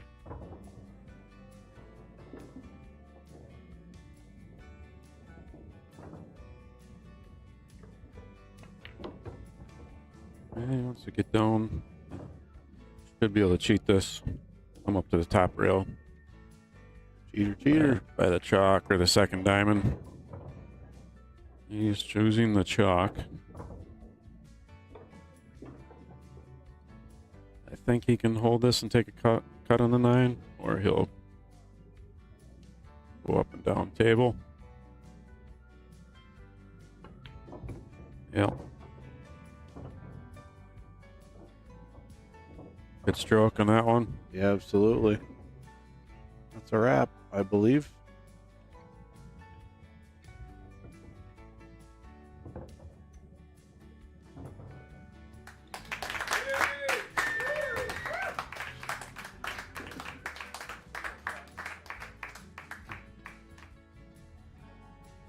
Scores changed. I'll quick go over the other table.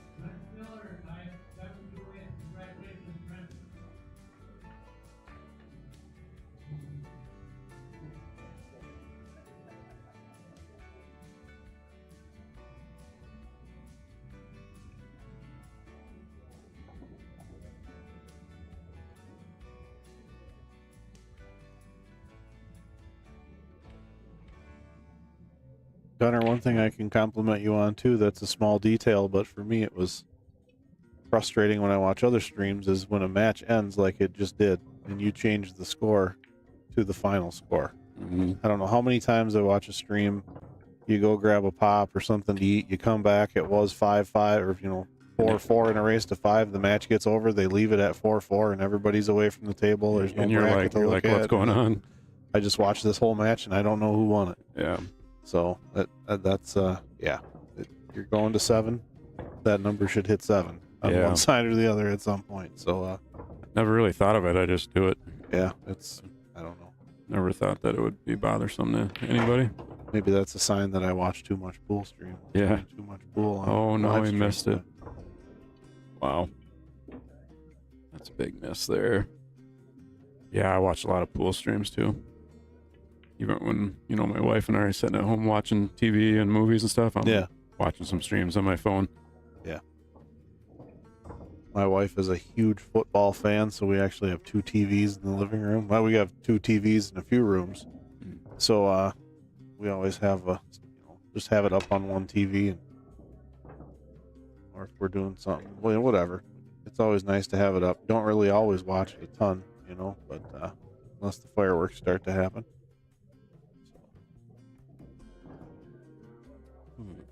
But anyway, that's, if that's my biggest problem, I'm doing pretty good, I guess. Yeah. If I don't know who won the match, I'll live.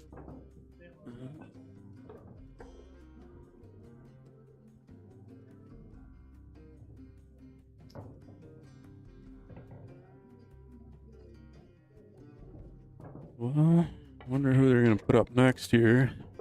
Probably the hill match. I would guess if Rory's hitting balls, that's probably a good sign. Yeah.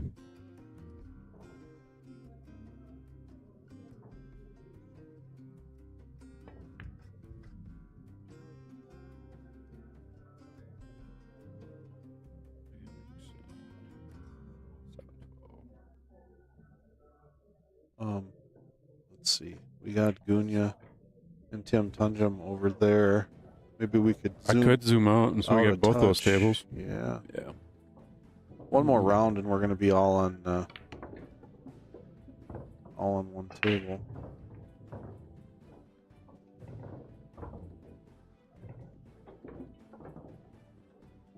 That was a very nice break. Look at that.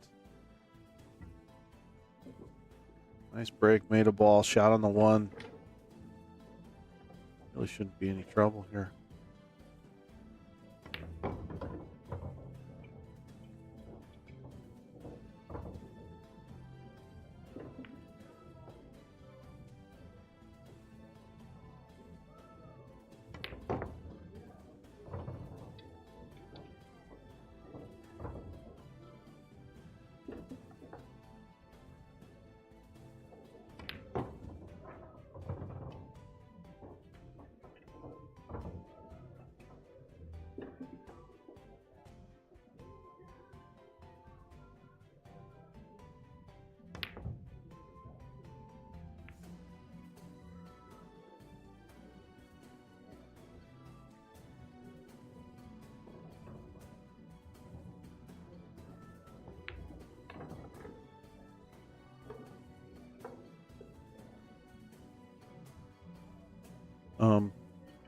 Yeah, we better stop and start here before the hill match. It might be better to do it soon so we can get some viewers back before it goes hot.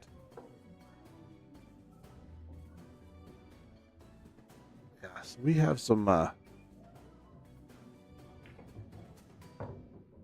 technical projects to tackle. 299 viewers. We will be having to do a stop and start here real soon. Facebook only lets us stream for 8 hours, and then we have to restart, and we don't want it to land in the middle of the hill match. So when Gunner gets back up here, we'll probably be doing a stop and start, but it will only be down for 20 seconds, but you're going to have to come back to the Midwest Q Sports Facebook page or refresh the YouTube page and restart the stream.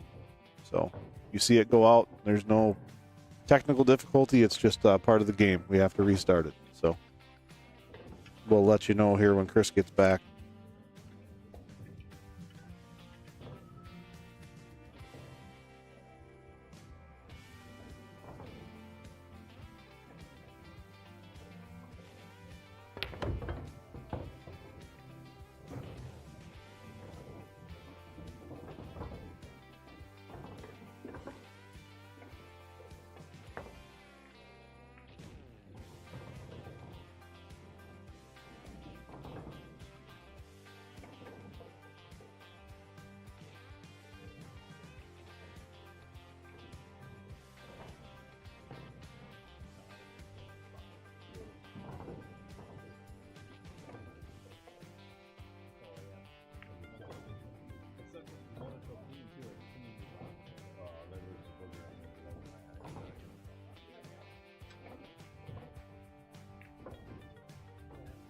Connor, we probably got to do a stop and start here before the home match.